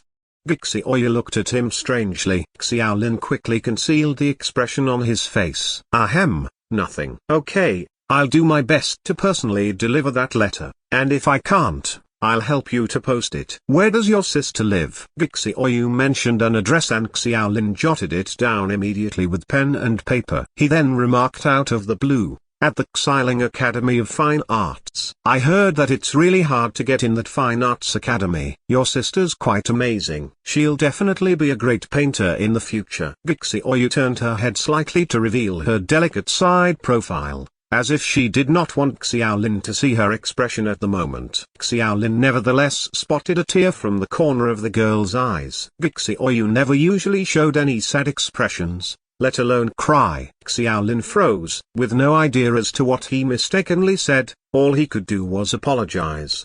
I must have said something wrong. I'm sorry. Xioyu took a moment to regain her composure. The trademark indifference that characterized her reappeared once she turned to look at him. After a moment's hesitation, she shook her head and said, no, just remembered my sister. What's wrong with your sister? Xiaolin asked. Her legs have been paralyzed since she was a child. Painting is the only way for her to kill time, and she's always wanted to be a painter. Xioyu's voice was low and there was a hint of lingering sadness. Xiaolin was startled by it and apologized again. Sorry, I shouldn't have brought it up. Didn't your parents take your sister to see a doctor? Are you sure it can't be cured? Xioyu's voice grew colder. We don't have parents. Xiaolin's mouth was agape and he immediately pictured a scenario. The two sisters were orphans because their parents died since they were young and they depended on each other ever since. The elder one then rushed around doing work and making money in order to treat her little sister. His eyes became a little sympathetic as he thought about it, and he felt like he should offer some help. He therefore said, why don't I bring some money to your sister? I'm going back for some matters and I think the academy will help with this. Xioyu looked at him strangely. My family isn't short of money. My sister was able to go to this fine arts academy because I donated a lot of money. His imaginary scene was instantly shattered and Xiaolin cleared his throat, embarrassed. Even so, his curiosity about the girl's family had increased even more, but Xioyu had stopped talking and no longer wished to expound further. In the end, she handed him the beautiful envelope. Xiaolin felt that the atmosphere was a bit solemn, and after receiving the envelope, he joked, you trust me a lot, don't you? Aren't you afraid that I'll peek at your letter during its journey? Xioyu glanced at him. Do as you please. I wrote it in code. You wouldn't understand it. Xiaolin's jaw dropped and he was speechless. He thought to himself, are you some kind of secret gang that still writes letters in code? Eventually, he could only ask sheepishly, Are you sure your sister can understand it? We used to play these games when we were young. Well then, there's nothing else I can say. After sending Gixi Oyu off, no one else came to bother him. It was understandable that he would be both physically and mentally tired after the monthly exam. Xiaolin could finally relax and have a good night's sleep. Xiaolin got up early as soon as the sun shone the next day. He was unsure whether the procedures for returning to Earth could be completed that day, and if it was postponed until the day after, he felt that he should not miss that day's classes. Barely 10 minutes into his basic swordsmanship lesson, the ear-piercing tone of his cell phone began ringing. The student union president appeared on screen as soon as the call was connected. He did not say much but asked Xiaolin to rush to the student union office immediately. If all went well, Xiaolin could set off that very morning. Everything happened faster than expected, which surprised Xiaolin somewhat. Under the ugly expression of the T-Rex teacher, as well as the envy and hatred of other students, Xiaolin trotted out of the training hall. His first stop was to the dormitory, where he took Gixi Oyu's letter and had a change of clothes again. Wearing the school uniform on Earth was definitely not recommended, so he changed back to the short-sleeve tee and jeans he had on when he first entered the academy. When he reached the student union office again, Song Junlang was already waiting there, talking to the president. The two of them probably knew each other for a long time already, but did not seem too close. After seeing Xiaolin coming in, their conversation stopped immediately. The dean gave his approval very quickly this time. I received a reply from the old man in the wee hours today. The president explained briefly in a few words and smiled. It's really urgent on Judge Academy's end, so I thought that you might as well leave this morning itself. Where is Mr. Hank? Xiaolin did not see American anywhere. He returned to Earth yesterday evening because he has to settle some things for you in advance. He also needs to report to Judge Academy. The president carefully took out a light gold jade pendant from a purple box on the table. He handed it over to Xiaolin and said, "The dean sent someone to deliver this to the academy overnight. He told me to make sure that you wear it." Xiaolin took the jade pendant and placed it in his hand to observe carefully. The jade pendant had an oval shape with carvings of various unrecognizable and complex patterns interlaced with each other. It felt warm and moist, as if something was flowing inside. Xiaolin asked curiously, "Is this a protective amulet?" The president answered helplessly, "The dean didn't say anything else, but he wants you to wear this jade pendant at all times. Never take it off. The dean won't harm you, so all you have to do is follow his instructions." "Is this thing rare? What's it used for?" Xiaolin muttered. He held the jade pendant and fiddled with it, but could not determine what its purpose was. Xiaolin was about to bite down on it when Song Junlang's eyes twitched and he said lazily, "Where is all your nonsense coming from? You're told to wear it, so just wear it. See? The fact that the dean actually gave this to you makes me wonder if you're the old man's illegitimate child." "Do not speak nonsense, Department Head Song." The president respected the dean a lot and warned Song Junlang with a smile. His gaze landed on the delicate jade pendant again and there were traces of confusion in his expression. He soon realized something and was overcome with horror. He glanced at the Song Junlang, who looked rather nonchalant, and finally chose to maintain his silence. In any case, Xiaolin determined that the jade pendant was not something ordinary and proceeded to wear it around his neck. The student union president was still somewhat worried and so briefed Xiaolin on a couple of things. For example, they had to be strictly mindful of disclosing Dawn Academy's existence on Earth. The academy had a strict monitoring system that oversaw such matters, and the consequences would be disastrous once discovered. Xiaolin was also told to think twice about his actions after going to Judge Academy. As a representative of Dawn Academy, a slight mistake might cause diplomatic disputes between the two schools, and worse still, conflicts that ended in war. Chapter 93, Wormhole. This chapter is updated by Novels PL. The student union president appeared to be very worried for Xiaolin. It was quite an unprecedented move for a freshman to travel to a foreign academy's colony. Song Junlang casually and unceremoniously interrupted the president's nagging. "Don't make it sound so serious. War? It's not like things haven't changed from 100 years ago. Who would dare to start a war for no reason? Diplomatic disputes. I'm sure you acknowledge this. The president was increasingly helpless and he nearly forgot that the department head beside him was not so easy to fool. Xiaolin is a freshman, but I'm not. It's like you're worried about me too. After finally leaving the student union, Xiaolin followed department head Song all the way to the deepest part of the academy. It was a huge open-air platform that was about the size of 2 football fields. In the center of the platform was a cone-shaped crystal stone almost 100 meters high. Colorful bright lights were placed in the center and a soft halo circled the entire platform. It was a sight to behold for Xiaolin. He had not been to that area and would never have been able to either, as there was a huge iron gate in front of the platform and at least 24 people guarding it closely. When Song Junlang came over, he had to endure more than 10 minutes of inspection and inquiries. In the end, he was finally released after it was confirmed that there were no issues. Song Junlang warned in a low voice, "This is the teleportation square. It's the most important place in the entire academy. Stay with me at all times. Don't run around and touch stuff. There's a ton of defense measures and countermeasure magic formations around here. Any one of them can blow you up so terribly that not even dust would be left of you." There were very few people on the teleportation square. Several train-like carriages were arranged on the white marble. Xiaolin rubbed his eyes to make sure that he was not hallucinating. He pointed to the carriages and asked in a weird tone, "We'll ride these back to Earth?" "Well, duh. You want to go back all by yourself?"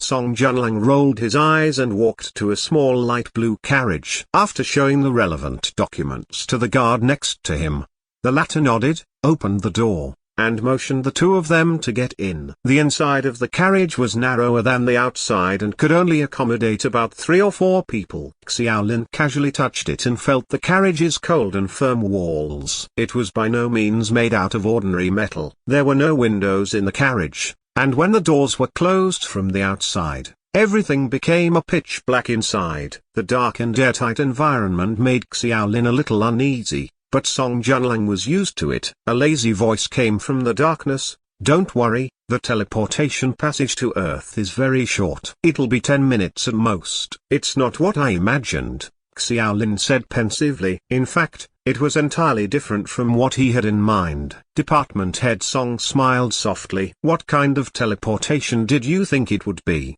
Did you suppose that a few spells would be recited and you'll just vanish with a swoosh?"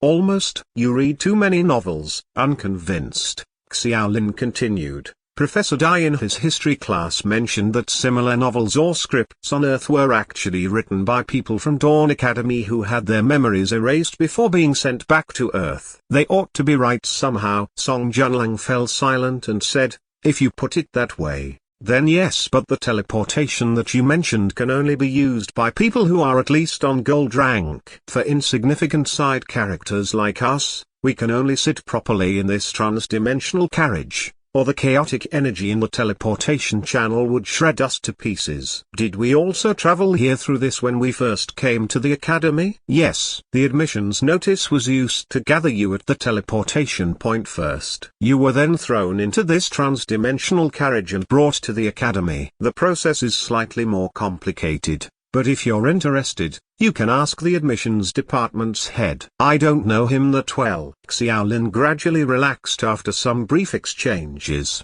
At that point, a harsh tearing sound rang in his ear, as if something had been torn in the blink of an eye. He felt a violent vibration in the carriage and it soon slid forward for a certain distance before going motionless once again. Xiaolin was about to open his mouth to ask when beams of kaleidoscopic light projected in from all directions. The carriage's interior suddenly became as bright as daylight. Xiaolin closed his eyes and reopened them slowly after adjusting to it. He was soon left speechless when he found that Song Junlang, who had experienced it before, was closing his eyes tightly. Xiaolin could not blame the guy for deliberately failing to warn him about it. Xiaolin was even more surprised than before when he experienced that dreamlike light, as there was a huge amount of sand like dust amidst the beams. When he stretched out his hand to touch them, the fine sand passed directly through his palm, like a formless mirage. "Timer sand only appears in the wormhole." Department head Song looked at it with some interest before retracting his gaze. After all, It was not the first time he had seen such a thing. Xiaolin was filled with enthusiasm. Shuttling through space and time was a very novel experience for him. They were probably within the wormhole at that moment, but he did not feel any from the carriage. Furthermore, the surroundings were completely sealed, but the golden timer sand could flow unimpeded throughout. Will it be the same when we go to the new world? Xiaolin asked. Department head Song nodded. You can actually consider colonist academies as transit stations in the space-time passageway, connecting Earth to planet Norma. Then why can't we go directly to planet Norma from Earth? Xiaolin asked with interest. It was possible at first, but how should I put this? Song Junlang scratched his head and thought for a long time before slowly explaining. 2 points and a line. The 2 points are Earth and planet Norma, and the line that connects them both is the wormhole. The earliest pioneers used this tunnel to reach planet Norma directly from Earth, but everyone soon discovered that it was very risky because the wormhole would fluctuate from time to time. It could change from a straight line to a winding one, and if people happened to be in it when it changed, they would be completely lost in the chaos of endless space and would be unable to come back forever. After thinking more about it, he said again, traveling between two different spaces was very risky in the early days. The pioneers later worked very hard on planet Norma for countless years, and their strength increased, but the limits of human power precluded from changing the fluctuations of time and space. Even so, they managed to find a compromise, to create an additional point to form a triangle with Earth and the Norma world. Do you understand this principle? Xiaolin said. I do. A triangle is the most stable. Department head Song gestured to the void with his hand. Correct. This principle is also applicable in space. The extra point is the colonial academies. By forming a stable triangle through this point, a passageway can be established without any twists and turns occurring. Chapter 94, Back to Earth. This chapter is updated by Novels PL. Xiaolin still had plenty of questions, such as how the carriage was driven, what materials it was made of, and how the wormholes were positioned. Song Junlang gave a simple explanation to some of them, but he did not know much about the other answers. He simply said that knowledge relating to spaces and realms were extremely profound, and only graduates would slowly learn about it. The concept of time did not exist in the spatial tunnel. It was not until the golden timer sand gradually dimmed in the air and the carriage reverted to darkness that Xiaolin understood it to be the end of that short journey. He had been silently calculating the time in his heart, and the entire journey really did take about 10 or so minutes. The door of the carriage opened from the outside and a dazzling light shone right in. Xiaolin looked around after getting off and found that the layout was similar to that of Dawn Academy. There was also a cone-shaped crystal in the center, but it was relatively small and was lilac in color. After getting out of the carriage, Xiaolin noticed that there was an arched gate directly in front. The door frame was still filled with crystal dust, and the light blue teleportation circle in the center, which bore resemblance to an actual wormhole, shrunk rapidly until it disappeared completely. There were already people waiting outside the carriage for some time. A man in white casual clothes enthusiastically shook hands with Song Junlang after the latter got off. It's been a while,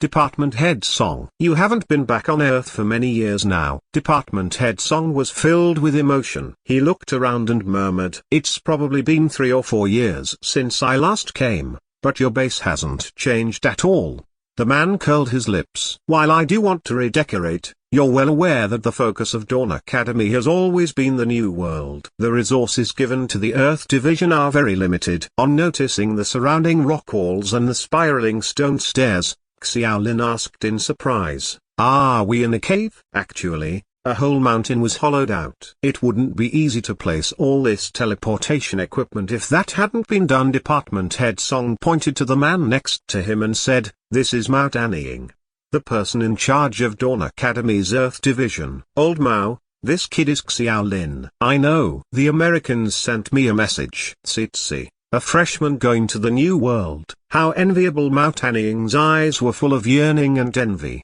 He shook his head and cast aside his complicated emotions. Xiaolin smiled and said, I heard that you mastered ancient Normese. That isn't easy, Xiaolin said modestly. It's only level 1. I'm curious, Actually, if people who can speak ancient Normese can be simulated in the monthly exam, why isn't there anyone else at Dawn Academy who can master it? Mao Tanying patted Xiaolin on the shoulder. Well, it's like using Google Translate to translate various languages. You can't claim to have mastered the language by yourself. While it's true that the Academy does have some materials in ancient Normese, the fact that there is such information doesn't mean that someone will learn it. The difficulty of ancient Normese is more than just one level above standard Normese.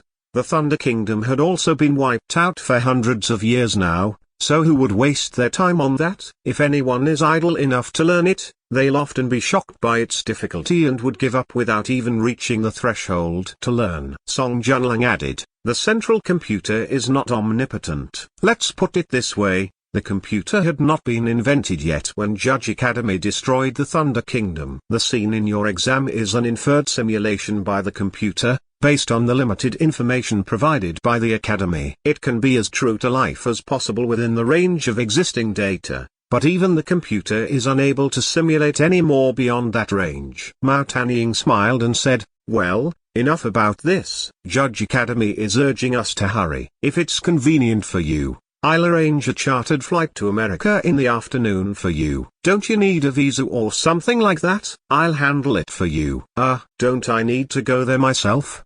Xiaolin was a little surprised. Song Junlang laughed. We have our ways. A passport copied through magic is no different from a real one. It's forged. Xiaolin suddenly became excited and asked, can this spell copy money then? Mao Tanying went blank for a moment. Theoretically, it's possible. But no one would do such a stupid thing. The copying technique still requires a lot of spell materials and can be used only in an emergency. Using it to copy money is like using a cannon to kill a mosquito, especially when we don't lack finances. Department head Song somewhat guessed what Xiaolin was trying to imply. Are you short of money? Although the focus of the colonial academies is in the New World, there are still some asset reserves on Earth. Special circumstances call for special measures. Let this kid have some, old Mao. That won't be a problem, but I've spoken with Hank. He wants you to fly directly to America and head to Judge Academy. I don't think you'd have any chance to stay around and have fun in the States. Mao Tanying hesitated. He thought that Xiaolin wanted to enjoy himself in America for a few days. Xiaolin shook his head. No. I just want to pop in at home. Can you give me a few days? Mao Tanying was put in a hard place. I'm the person in charge of the Earth Division, but to be honest, this title is of little value. This department head Song thought for a while. How many days do you want? A week? Department head Song rolled his eyes and said, don't take a mile when you're given an inch. Is 24 hours enough? 3 days. You're getting excessive. 2 days. Xiaolin hesitated for a moment and asked, where are we now? Earth. I'm asking which province and city. Mao Tanying replied, the city intersection between City A and City B, but this place isn't on any map. Xiaolin thought about it. It was not that far from his home in Dongchuan City and was also a reasonable distance from Xiling City, where Xiaoyu's sister lived. In a pinch, 2 days was enough, so he nodded in agreement. If you want to go back, there's a couple of things we have to warn you first. Mao Tanying still felt that it was a tricky situation. I told him, Song Junlang remarked curtly. Are you sure? Mao Tanying was suspicious. It doesn't matter if I'm not sure. Don't forget that someone high up is watching over me. Mao Tanying was speechless. He waved his hand helplessly and said to Xiaolin, in fact, there are only 2 main points. The Academy's affairs are not allowed to be disclosed to outsiders, and you can't simply use the abilities that you've mastered at the Academy. Even if you do, the rule is that you cannot exceed the level that Earth can withstand. We have a strict monitoring system for this, and that's actually the main task of our division here. Can't exceed the level that Earth can withstand? Xiaolin expressed some confusion over it. Song Junlang added, you're still a freshman. With your strength, you can just ignore this rule. The first point is the one you should bear in mind. Xiaolin did not intend to disclose it to anyone else, but he still asked out of curiosity, what will happen if I tell them? Song Junlang and Mao Tanying exchanged a serious glance. There are 2 possibilities if someone reveals the school to a non-student. that non-student would either be killed or invited to join the academy. That's the common agreement reached by all colonist academies in the world, and it's not something to fool around with. Chapter 95, The Impact on Earth. This chapter is updated by Novels PL. The history of Planet Norma's invasion by colonial academies could be traced back to more than 2 centuries ago. The fact that they could hide from everyone without revealing anything necessitated an extremely harsh monitoring system. Therefore, Xiaolin did not doubt Song Junlang's words at all. Xiaolin followed Mao Tanying up the spiral staircase while looking all around. The mountain was indeed hollowed out, and except for the portal to Dawn Academy at the bottom, it was divided into at least 7 or 8 floors. There were doors leading to the stairs beside each floor, but Mao Tanying went straight to the top floor without stopping. Once the top floor door was pushed open, his eyes suddenly lit up as the bright rays of the sun shone down. Xiaolin was a little surprised when he saw the blue sky. After living in Dawn Academy for a month, he suddenly felt that Earth's sky was bluer. Outside the door was the mountain top, and Xiaolin noticed the presence of a huge telescope not far away. Speechless, he asked, "You disguised this place as an observatory?" Mao Tanying corrected him. "It's not a disguise. It really is an observatory, but we have a certificate issued by the country." Song Junlang laughed too. "About a few decades ago, someone asked off the cuff and wondered if we could see Planet Norma from Earth. Everyone thought they could try it, so an observatory was built on the Earth division. Then, did you manage to see Planet Norma?" Mao Tanying spread his palms. "No, but everyone treats this as a fun way to pass the time when things get boring. After all, the main task of our division here is monitoring and surveillance." Mao Tanying led the two of them to his office. The building on the ground was more of a decoration. No one was in it and the interior was also rather messy. He took out a bank card and threw it to Xiaolin, saying, "The password is 123456. The amount inside is left over from someone who came back some time ago. There's probably more than 200,000 in it. Will it be enough?" "That's enough. More than enough."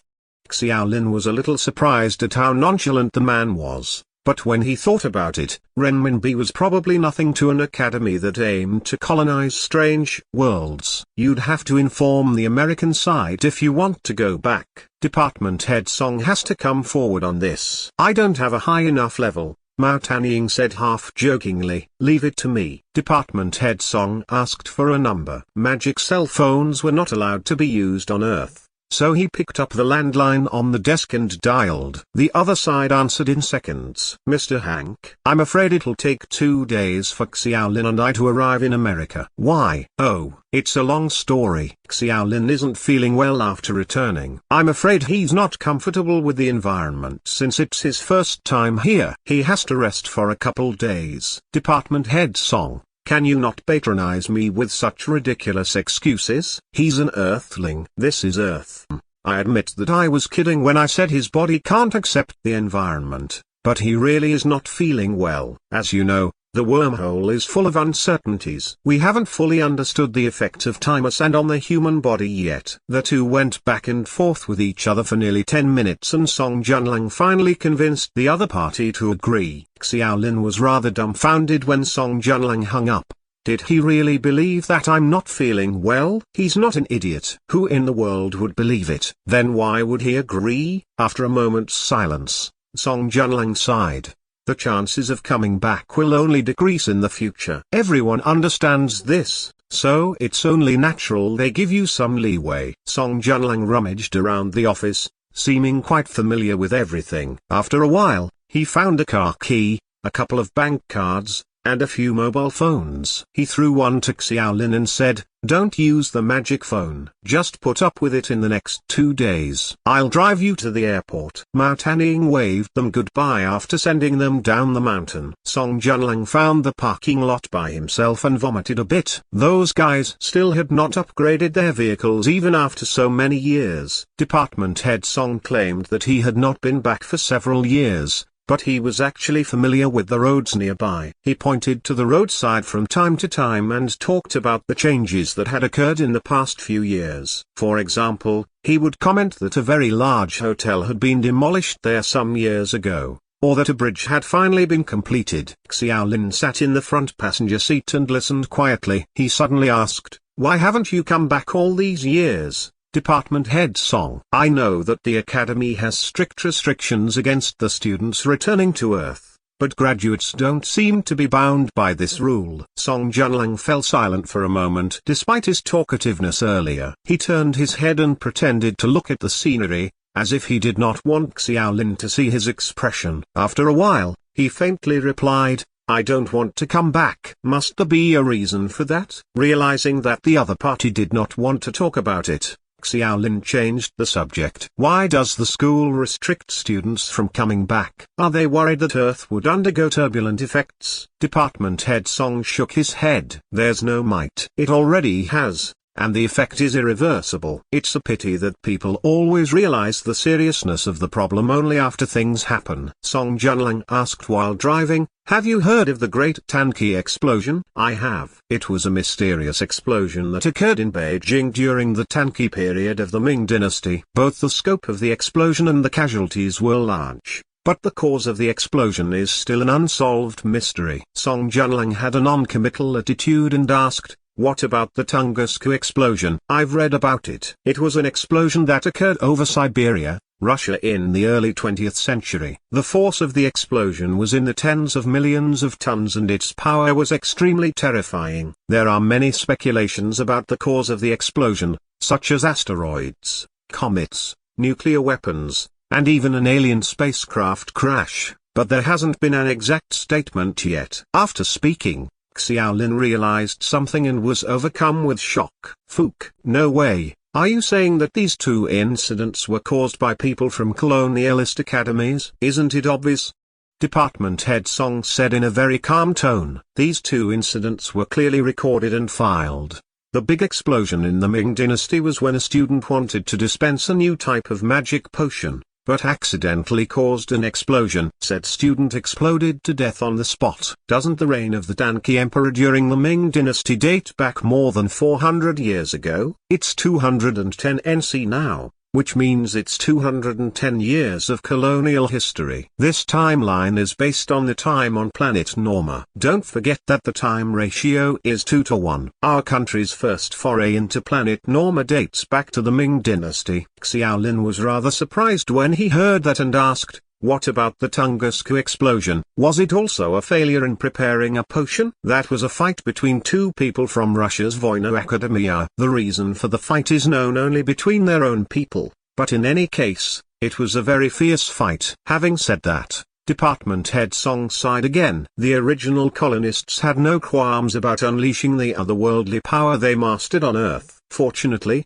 they were pioneers in the early days of colonization and everything was trial and error. There was no central computer to arrange courses systematically for them. Therefore, the strength of those people was extremely low, and the impact on the world is ultimately limited. At most, they might leave some mysterious legends and strange stories. Stuff like innate martial arts masters who can kill 100 people, black magic, European vampires and werewolves, and so on and so forth. The explosion during the Ming Dynasty was the biggest event of that year, but that was the extent of it. Chapter 96, Homecoming. This chapter is updated by Novels PL. Department Head Song's voice gradually became more solemn. After that, everyone's strength gradually increased and the impact on Earth became greater and greater. However, the number of colonists in that year was still very small, and everyone could control themselves until the Tunguska explosion.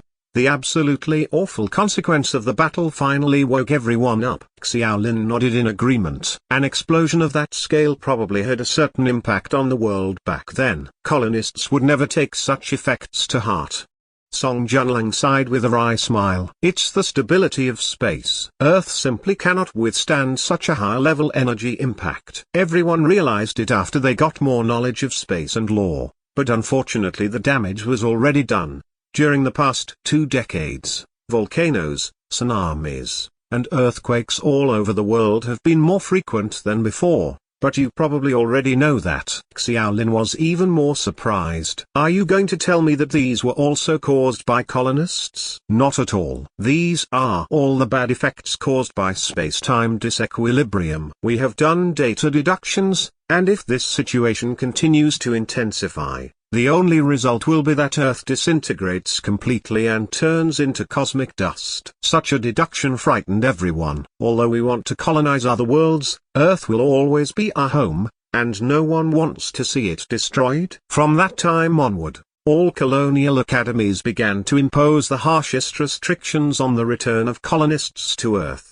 Those who violate the regulations will also be severely punished. Xiaolin asked again, if someone with great power violates the regulations, wouldn't they be able to destroy the Earth directly? At the very least, they can reenact the Tunguska explosion again, right? Song Junlang smiled softly. Not anymore. Earth laws have an upper limit. When a person's strength reaches a certain extent, they would be rejected by the laws of this world. Initially, this upper limit is around gold rank. But since everyone wants to destroy the stability of this world, it has now been reduced to silver rank. Xiaolin cocked a brow. In other words, people whose strength ranks above silver can't return to Earth? Yes. It was a fight between two gold-ranked people in Tunguska last time, and even if silver-ranked people can come back, they're not allowed to use any power beyond the norm on Earth. Violators will be punished heavily, and for those silver-ranked people concerned, the punishment was absolutely unbearable. Coupled with the fact that no one wanted to destroy their homes, Earth has gradually become peaceful in recent years. Xiaolin could not help but glance at the calm-looking Song Junlang. If the news about the logistics department head in Dawn Academy Evening News was correct,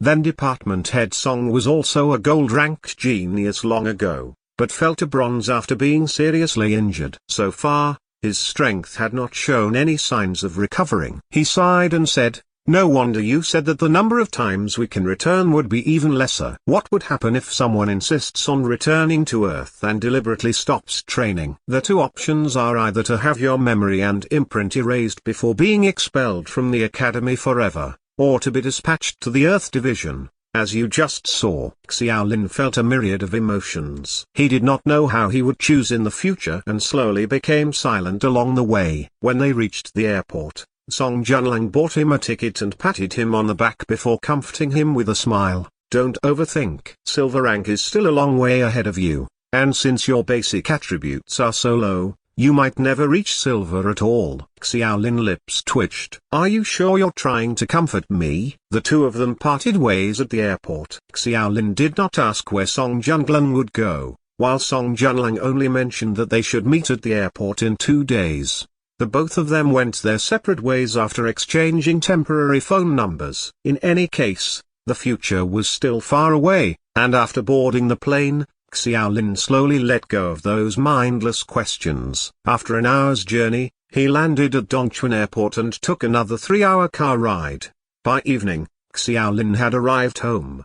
He came to a dilapidated alley where water accumulated on the bumpy ground. After passing through it, Xiaolin finally stopped in front of a small 3-story building. The house was built decades ago, and the walls looked extremely worn out after having long lost their original color. When he went up to the 3rd floor, he knocked on the door lightly and it was Mother who opened the door. She was shocked for about 10 seconds the instant she saw Xiaolin, but complained in a tone that suppressed her excitement, why are you back so suddenly? You didn't even call. What about your new job? This isn't a weekend or a long holiday. Are you sure it's okay when you've only started working for such a short time? Xiaolin was a little dazed and asked cluelessly, what job? His mother glared at him and said, didn't you send a letter 2 months ago, saying that you might not be back for a long time if you found a new job? You said that you'll write a letter at the start of this year. And if it wasn't your handwriting, I would have thought that the delivery person must have sent it wrongly. Can you show me? Mother found the letter and handed it to Xiaolin. Xiaolin looked at it carefully and was given quite a surprise. The general contents of the letter were that he had found a good job in a faraway city and would not come back for a long time.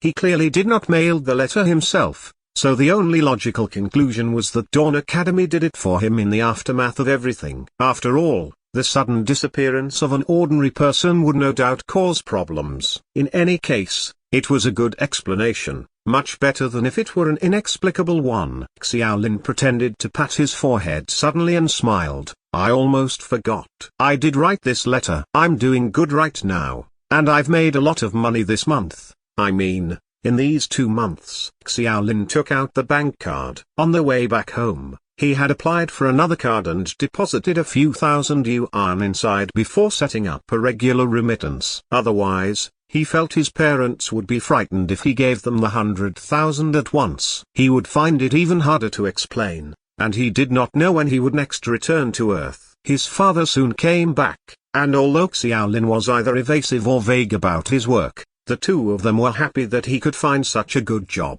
They had a simple dinner that could never be compared to the academy's rich meals, but Xiaolin felt that it was the most delicious meal he had in months. Xiaolin stayed at home for only a short time.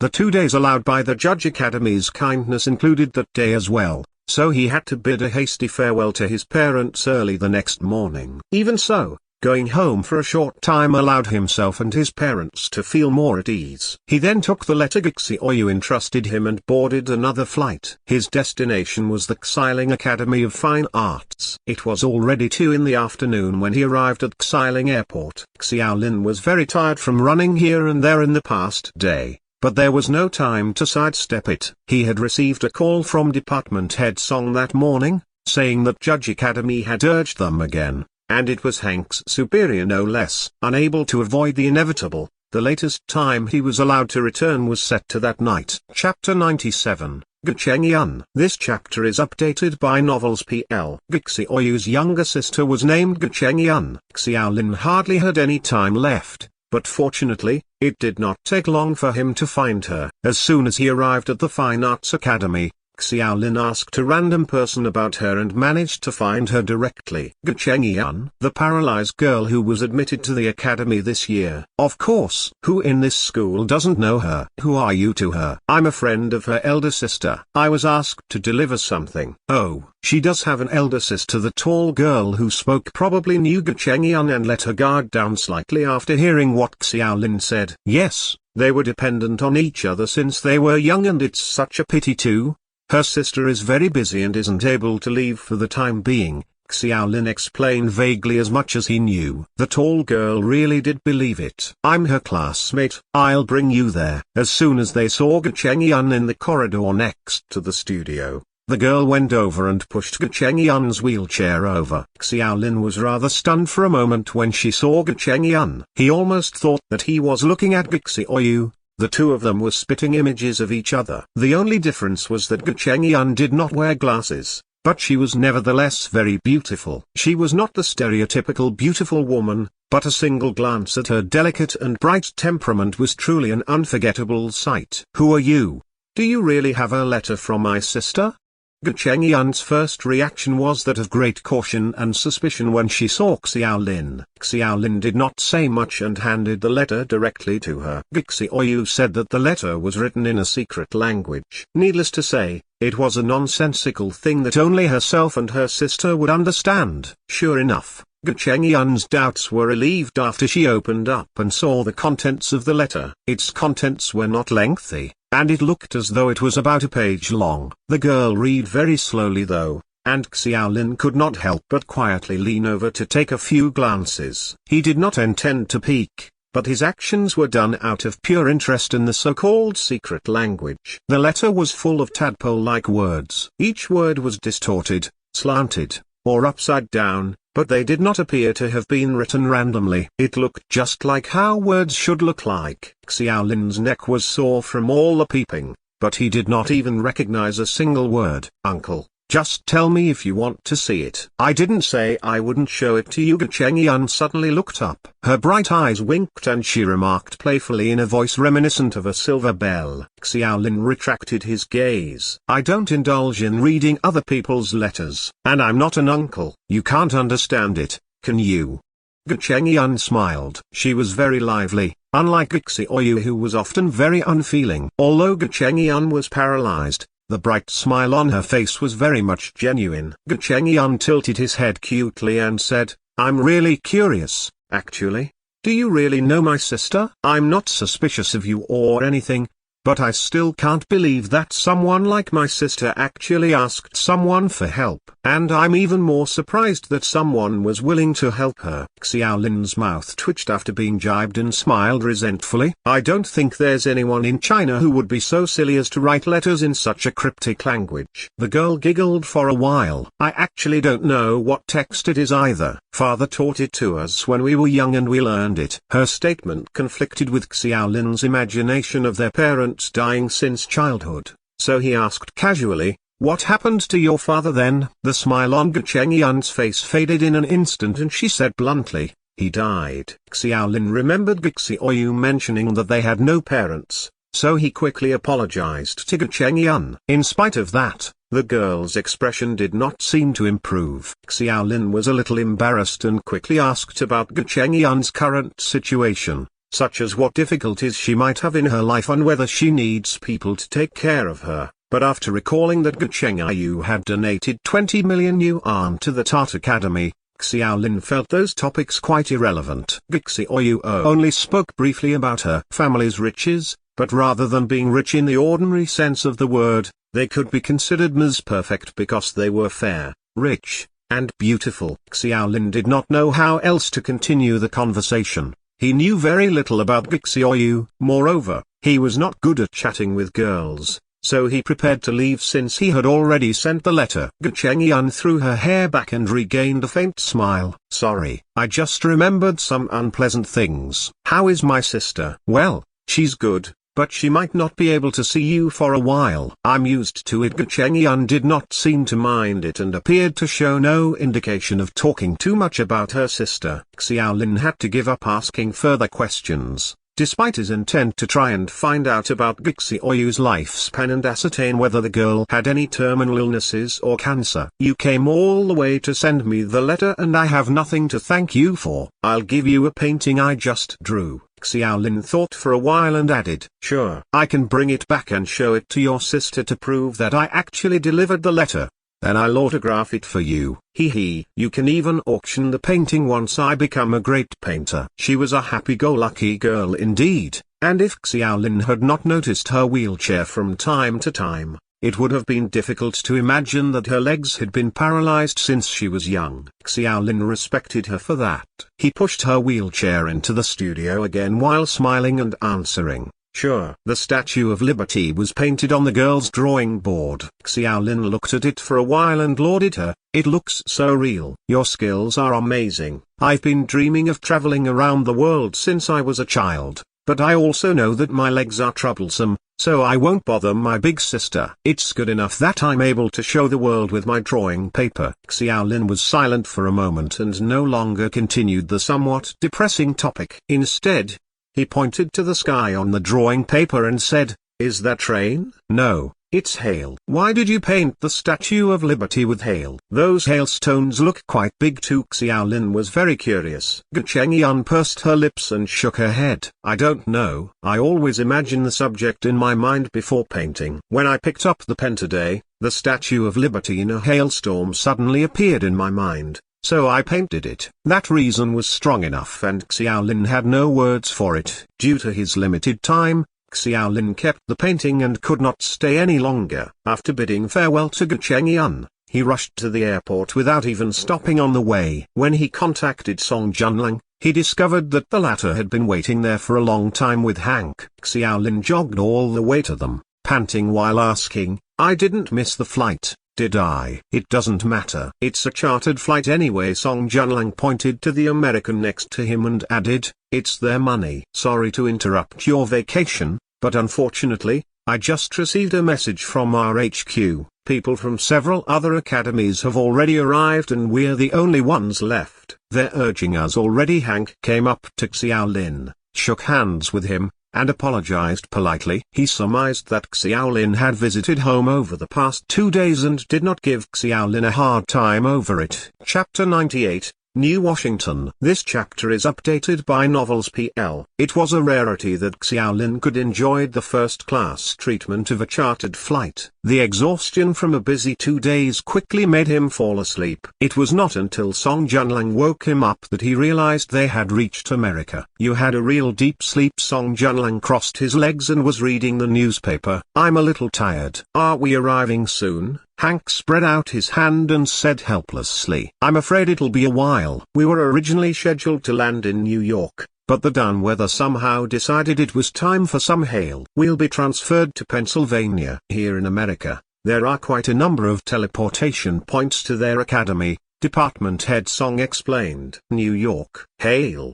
Xiaolin was taken aback. "Yup, the storm's pretty big too. The point is we can't land. But not to worry." "Oh, nothing." Xiaolin touched the rolled-up painting in his hand, the one that was given to him by Ge Chengyun. He thought for a while and shook his head with a smile, muttering, "How is that possible? I must be thinking too much." What a coincidence. The teleportation point was located in the Pocono Mountains, Pennsylvania. He remembered Hank saying that it was a national scenic spot, but its underground had been converted by Judge Academy's people into a station that led there. The teleportation passage was similar to Dawn Academy's and also carried the passengers in a closed space, similar to a carriage. After about 10 minutes in the wormhole, they walked out of the carriage again, and a brand new academy appeared in front of Xiaolin. "Welcome to Judge Academy. Although I really want to bring the two of you around, it's unfortunate that we don't have much time. We have to go to the colony immediately." Xiaolin expressed no objections to it. He had gotten enough sleep on the plane and his mind was eager when he thought of going to the new world soon. "Where is the super potion?"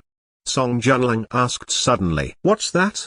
Xiaolin asked. Song Junlang said unhappily, "Don't forget what I told you. If a person below Black Iron rank enters the new world, their body will deteriorate rapidly because of the difficulty in adapting to the new world's environment. This super potion is the latest thing out of R&D that has been developed in Britain. It's a brand new potion that can temporarily stop this deterioration. The super potions are all at the colony. Please trust us. Judge Academy will not harm your school's students." Hank's face was full of smiles. "I sure hope so." They did not stay any longer and quickly set foot on another carriage. It was almost the same as the one they took back to Earth. The door was closed and the inside became completely dark. Song Junlang explained to Xiaolin that no lighting facilities were installed because it was in the wormhole, and anything remotely similar to a power supply would simply fail to work. The wormhole to the colony took a much longer time. In the dark, Hank continued to speak in his sub-Chinese and explained to them, "Time is tight. The Academy wants Xiaolin to join our team directly after arriving. You don't need to participate in the assignment immediately during the first 2 days and you can familiarize yourself with everything first. It'll be good for you to first adjust to your routine and habits." "What about my remuneration?" "The $400 a day? When will it be paid?" That was Xiaolin's primary concern. "It'll be paid in one lump sum after the assignment is over." "Can it be paid daily?" "Well, I don't have the final say. In fact, I'm only responsible for bringing you back to New Washington. The rest will be handled by Professor Brown's team." "New Washington?" Song Junlang explained. "That's the name of America's main city in the New World, which also happens to be the Judge Academy's first academy. It was transformed and expanded on the foundation of Thunder Kingdom's old capital." Xiaolin became curious. "What's the name of Dawn Academy's main city in the New World? Is it New Beijing?" "We're not as silly as Judge Academy. Moreover, Beijing had yet to be called Beijing when our main city was first built. Ours is called Dawn. See? You're a student of Dawn Academy, yet you don't even know this," Song Junlang criticized unceremoniously. The timer sand began to permeate and the dark carriage was flooded with a soft golden light. Hank smiled and said, "This is probably Xiaolin's first time in the New World." "Yes, then do enjoy the sights at New Washington City. Our main city is bigger than Dawn City and the facilities are more complete. If Professor Brown agrees to pay you daily, you can buy whatever you want in New Washington." Hank's tone was full of pride. Xiaolin touched his nose and glanced subconsciously at Department Head Song. To his surprise, Department Head Song simply snorted coldly and explained rather reluctantly, This is true. In terms of its size and construction, Dawn City does fall behind New Washington City. Although it was among the first colonial academies, Dawn City had suffered severe damage in the war with the Orcs, while New Washington did not engage in any further wars after its capital was attacked by the Thunder Kingdom in 48 NC. Xiaolin knew very little about the history of the two academies, but it was not the first time he heard about the war with the Orcs. The last time it was mentioned, Department Head Song said that Dawn Academy had early suspended the monthly examinations for a long time, resulting in heavy losses for the Academy in that war. It was likely referring to the same war. The journey to Planet Norma was particularly lengthy, perhaps due to the excitement and anticipation. About half an hour later, the timers and within the carriage finally disappeared. "We're here," Hank called. The surroundings went completely dark again and the car door was opened from the outside. Bright sunshine poured in and Xiaolin, who was a little too excited, rushed over to Hank. Song Junlang thought of something and hurriedly stopped him, but it was too little too late. The eager Xiaolin had already rushed out of the carriage, but as soon as his feet touched the ground, he suddenly felt as though a jack was bearing down on his entire body, making it feel extremely heavy. Xiaolin could not even stand up under the sudden pressure. He wanted to reach out and support himself using the carriage, but he soon discovered that his leaden-like arms were incredibly difficult to lift. Eventually, all he could do was squat on the ground. Song Junlang immediately leapt out of the carriage and helped Xiaolin. He was half amused and half concerned, saying, "Why are you so anxious for? Planet Norma's gravity is almost twice as that of Earth. Are you okay?" Xiaolin, who could barely stand up with Song Junlang's support, panted slightly and stared at him, saying, "Why didn't you tell me sooner?" Sorry, it was our mistake." Hank was also a little flustered and said quickly, "We forgot that people below Black Iron rank cannot bear the gravity here. After all, there has been no precedent for Black Iron rank students to come to the New World." Song Junlang roared, "Quit all your nonsense. Get the super potion quickly." "The super potion can only prevent the deterioration of his body. I'm afraid it can't eliminate the influence of gravity," said a middle-aged Caucasian next to Hank. She wore a pair of spectacles and her Chinese was much worse than Hank's. Chapter 99, Seismic Gravity Wave. This chapter is updated by Novels PL. Xiaolin had yearned for the New World for a long time and fantasized greatly about it before coming. He hardly expected to face such an embarrassing problem on the first day of entering the New World. His strength turned out to be so weak that he could not even adapt to the gravity there. The Caucasian woman seemed prepared for that scenario and waved a staff in her hand. A faint white halo burst out from the energy stone on the staff and attached to the surface of Xiaolin's skin, forming a layer of fine white protective netting. After attempting to stand up again, Xiaolin clearly felt that the tremendous pressure on his body had disappeared. This spell is a countermeasure against gravity. It can only last for half an hour at most. Song Junlang expressed concern about this. "Don't worry, my anti-gravity shield is specially strengthened and can last for 2 hours. Of course, it also comes at a cost. The effects of offsetting gravity will be weakened, but it's more than enough to counteract the gravity of this planet." The Caucasian first explained to Song Junlang in fluent English. She then glanced at the leaping and frisking Xiaolin before changing to half-baked Chinese and saying, "We've given this issue some consideration after receiving Hank's notice. Other than buying super potions from Britain, we've also made an accessory for you that can counteract gravity. When will it be delivered?"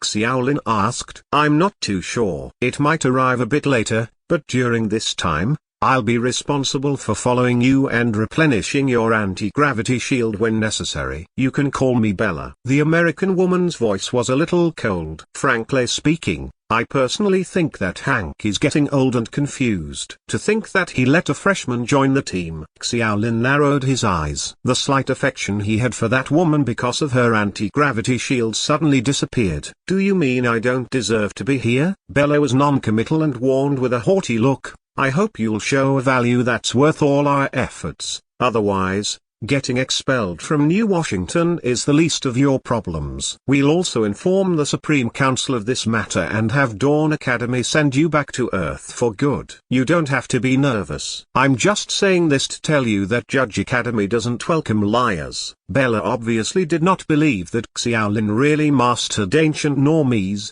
but instead conned Hank in some way to reap free remunerations from Judge Academy. Xiaolin felt particularly irked and wanted to refute her, but someone else seemed to be more displeased than he was. Song Junlang muttered the name several times and suddenly exclaimed, "Bella, you wouldn't happen to be the top graduate from 8 years ago, would you?" Bella nodded proudly. The title of best graduate was tantamount to acknowledging her as the one of the strongest in her entire year. Bella treated it as an undoubtedly high honor. Bella's face was a little dark. "Do you know me?" The smile on Song Junlang's face was even brighter. "I don't just know you. Have you forgotten that we fought each other in the inter-academy battle between Judge Academy and Dawn Academy? But I chased you down and defeated you, see? Such a pity." Bella's expression instantly looked concentrated. Surprise and embarrassment flashed across her face, and after a while, she uttered his name word by word. "Song Junlang, ha ha. Do you finally recognize me? How dare you come here? Long time no see. How are you? You humiliated me back then. How dare you come here again? Hey. The inter-academy battle back then was just an accident. Why are you still so resentful? You. Bella was flushed with anger. She gritted her teeth and her staff trembled slightly. The little movement was a precursor to condensing the elements and executing a spell. Xiaolin was surprised. He did not bring his novice dagger and novice wand before coming over. Neither of those things were allowed to be brought to Earth either. So all he had with him was the jade pendant given by the dean and a scroll of Cheng Yun's painting. Haha, is this how Judge Academies treats their guests? Song Junlang's smile remained unchanged, but his vision sharpened considerably. Xiaolin was taken aback by everything. The fact that Song Junlang was able to return to Earth meant that the rumors in the newspapers about his drop in strength were true. Regardless of how the genius in him managed to defeat Bella so resoundingly 8 years ago, it was clear that their strengths were very different from back then. That being the case, Xiaolin wondered why Song Junlang was brave enough to provoke the American woman willy-nilly, and on American soil no less. On second thought, Song Junlang was the head of a department, so there had to be some hidden tricks and or something that bolstered his calm despite his strength having been dropped to bronze. With those thoughts in mind, Xiaolin became rather excited, but he soon discovered that Song Junlang had hidden behind him for some time already. The man leaned forward and whispered, "I didn't think this woman would have such a temper. I can't handle it, so you'll have to help me block it." "Huh? Hey, wait." Fook. Xiaolin's face drained of color. There was a big difference between what actually happened and what his imagination thought would happen. It did not matter what kind of spell the woman used. If Song Junlang could not even stop it, then there was a fat chance that Xiaolin, who had not even reached Black Iron rank, could stop it. Bella did not give them any time to avoid it. The purple gold sandalwood staff she held was nearly 2 meters tall, and a huge crystal as big as a football was inlaid in it. Blinding rays of light began blooming at that moment, and while fluctuations in the surrounding air were clearly visible on Bella's entire body, the fluctuations became stronger and stronger, forming ripples similar to a boulder being tossed into a calm lake. There were several other Americans around Bella, including Hank, who tried their best to stop her. Once they saw that the elements had already reached a convergence, they all decisively chose to retreat far away. The spell was already on the verge of completion and no one could interrupt it. Song Junlang hid behind Xiaolin, but kept an eye on Bella's actions. The scene before him finally elicited an intensely shocked response. "It's the seismic gravity wave." "Fook, stop it, you mad woman. If we're struck by this spell, we won't be able to wake up for 3 days, at least." Xiaolin did not know what kind of magic the seismic gravity wave was, but he deduced that it was extremely unpleasant from department head Song's ashen face. He subconsciously wanted to stray away, but Song Junlang dragged him back and spoke quickly. "Why are you running for? We can't escape the range of the spell. She wants to kill us." Xiaolin was also furious. "Kill you? my foot. This spell is a control spell. The damage isn't that great, but if it strikes someone of our level, it will definitely leave a temporary concussion. Feeling dizzy for 3 or 4 days is the norm. Damn it, these Americans don't even show us any respect. Hurry up and go. You're the only one who can deal with it. Are you kidding? Xiaolin was only halfway through his words when Song Junlang pushed him to the front. A grey-black light surged from Bella's staff at almost the same time, but it only struck the floor tiles some distance away from Xiaolin. Song Junlang's prediction proved correct. Although that woman was mad, she had not completely lost all sense of reason. It was impossible for her to kill the 2 people that were invited there, because the diplomatic disputes resulting from her actions would come back to bite her too. Therefore, after refining the seismic gravity wave, its lethality was almost reduced to 0. But the spell's biggest threat was still the violent shock that was soon to follow. Chapter 100, Illusory Dragon. This chapter is updated by Novels PL. The gravitational wave burst a few meters away from Xiaolin and a jet black light cluster formed in midair. In that short moment, it rapidly absorbed the surrounding air before exploding once again. Invisible waves that caused intense dizziness began spreading around in all directions. Bella's mouth curled up slightly and she seemed extremely confident in her spell. After casting it, she did not even look back to see the effects. She believed that the 2 people on receiving end would not even be able to stop her, as they were not even silver rank yet. She turned around to comfort the embarrassed Hank. Don't worry, I'm just teaching them a little lesson and having them lie in bed for a couple of days. It won't be a big problem. They're just 2 minor figures, and the most that Dawn Academy will do is just protest verba. Huh? Bella had only completed half her sentence when she realized that everyone behind her,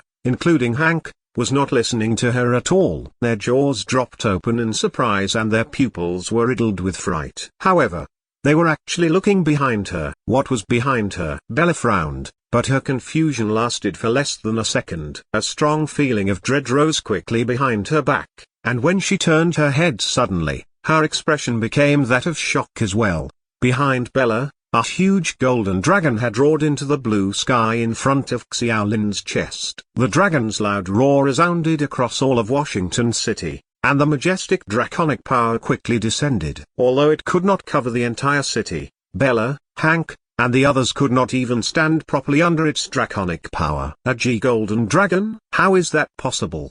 Hank's face was covered in sweat. No, it's not real. It's an illusory dragon. Damn it. How could this thing appear in New Washington? Bella gritted her teeth and roared, but under the dragon's power, her mute roar lacked a sound. This Xiaolin was also shocked despite being the instigator. As soon as the seismic gravity wave arrived, he saw the giant golden figure pour out from the jade pendant on his chest. The speck quickly spread across the air and turned into a golden dragon. The strong gravitational wave struck the dragon's body and the remainder of the ripples vanished into thin air. It was not the first time Xiaolin had seen the golden dragon. During the opening ceremony, he remembered when the dean rode the dragon when he made his appearance. He gulped hard and asked, "Department Head Song, did the dean give his dragon to me?" Song Junlang's expression was a mixture of wonder, surprise, doubt, as well as various other weird looks. After a long while, he noticed Xiaolin's inquiring gaze and finally shifted his eyes away from the dragon in the sky. He shook his head and smiled bitterly. "We've gone a little too far this time, Xiaolin. My God. If I knew in advance that the golden draconic power was stored in the light stream jade that the dean gave you, I wouldn't have provoked that mad woman, even if I had a stroke." Huh?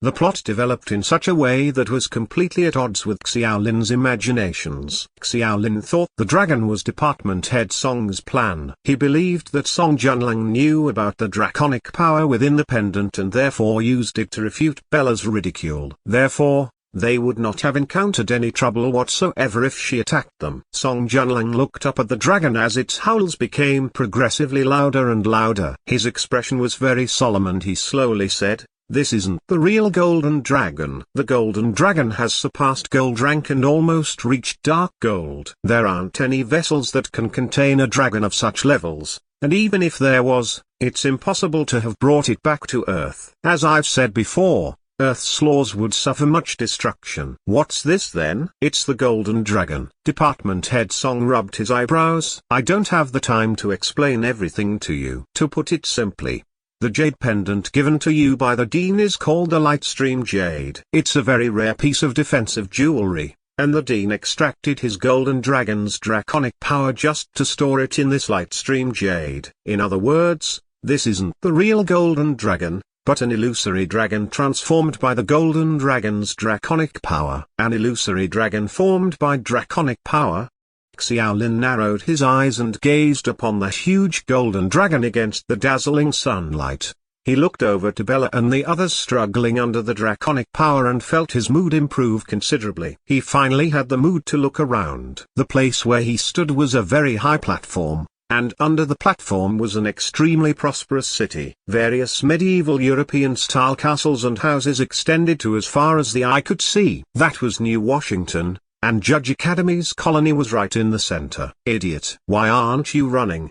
Song Junlang could not help but lash out when he saw Xiaolin still admiring the city. Run? Why should we run? Song Junlang had a grim look as he pointed to the dragon. This might just be an illusory dragon derived from draconic power, but its power is on par with that of a real golden dragon. It's a dark gold rank creature, for goodness sake. More importantly, you can't control it at all. Just imagine the level of damage an illusory dragon can cause. This is New Washington, the equivalent of a capital in the New World. Do you think the Americans will let us go that easily? That explanation made Xiaolin aware of the situation's seriousness. Although the jade pendant had released the illusory dragon, the process could not be reversed unless the Dean was personally present to control the dragon freely. The two were going to slip away when someone responded faster than them. Bella's strength was higher than Hank's, and she tried her best to resist the draconic power's effects. She brandished her staff and struggled to shoot out two black halos. The ground immediately sank into a big pit. Don't even think about leaving. Take this thing back, Bella growled despite being out of breath. Song Junlang turned a blind eye to her. Ignore that woman. The draconic power has an effect on her spells. Those gravity bullets can't hit us. Grab them. Bella was still shouting with all her strength, but on that occasion, she roared toward the sky. There were a few sonorous cries in the sky and Xiaolin subconsciously raised his head. In addition to the illusory golden dragon looming above the blue sky, there were dozens of orange-red figures that looked like dragons and eagles. The Dragon Eagle Knight Regiment. Song Junlang did not even have the strength to force a bitter smile at that moment. He sighed, well, we can't run away now. This is the most elite unit the Judge Academy stationed near New Washington. Can they beat an illusory golden dragon? Xiaolin could not help but feel worried. He looked down at the city under the platform, and the streets were full of fleeing crowds. If the Golden Dragon really attacked the city, not even his and Song Junlang's body could make up for the losses caused. Chapter 101, Dragon Eagle Knights. This chapter is updated by Novels PL. In truth, even though the Dragon Eagles had the word dragon in their names, they were a far cry from actual dragons. They might be only facing an illusory dragon formed from nothing, but it was still enough to give the Dragon Eagle Knights pause. The Dragon Eagle Knight Regiment sent a squad speeding over, and two of them watched Xiaolin and Song Junlang, blocking any exit routes they might have had. Another squad landed on the platform, and a fully armored man jumped down to communicate with Bella and the others. They were speaking in English, so Xiaolin could not really understand. With the Dragon Eagle Knights there, he knew they would not be able to escape. However, they were still from Dawn Academy, so the Americans could only observe them for now. Xiaolin paid more attention to the fight happening in the skies. There were about 40 to 50 people on the Knights' side. The Dragon Eagles had large and lengthy bodies and a pair of strong-looking wings, which made them seem like small dragons. Their heads looked like eagles, and their bodies were covered in red feathers instead of dragon scales, which made them look weaker since it offered less protection. The Dragon Eagles surrounded the dragon and took turns to dive at it, while the knights used their lances to strike at it, but it was hardly doing any damage. Whenever the lances would hit the dragon, it would cause a ripple to appear on its body. Even though the knights seemed to be immune to the pressure brought forth by the draconic power, The surges caused by the ripples were enough to force back any dragon eagles that got too close. Song Junlang shook his head. An illusory dragon is a body of energy. Physical attacks are basically useless to it. Xiaolin touched the jade pendant. Can't this thing reabsorb it? Song Junlang did not know whether to cry or to laugh. Do you think that thing is your pet?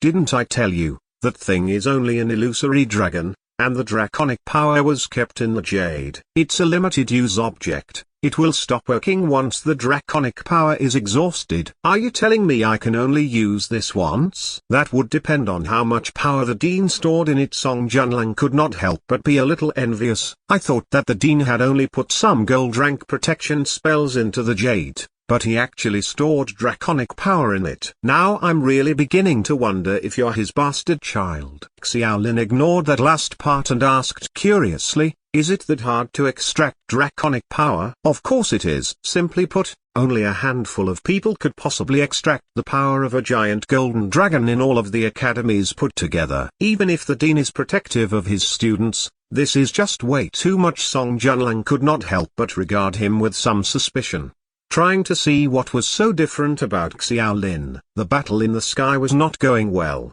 Just as Song Junlang had said, the physical attacks from the knights were not doing much visible damage to the giant golden dragon, but, on the other hand, the dragon had very few ways to attack since it was made out of energy, and could not stop the dragon eagles. Everyone was worried for the outcome of the battle. It was a densely populated city, so even if the knights had prepared magic attacks, they were hesitant to use it because they were worried it would cause collateral damage to the city. Not because of their own spells, but rather they were afraid the dragon would unleash its draconic power. They're afraid of enraging the dragon. It might just be an illusory dragon, but the pride of dragons is something that is burnt into their blood. If it were to go crazy, it might be able to destroy half the city before they manage to eliminate it.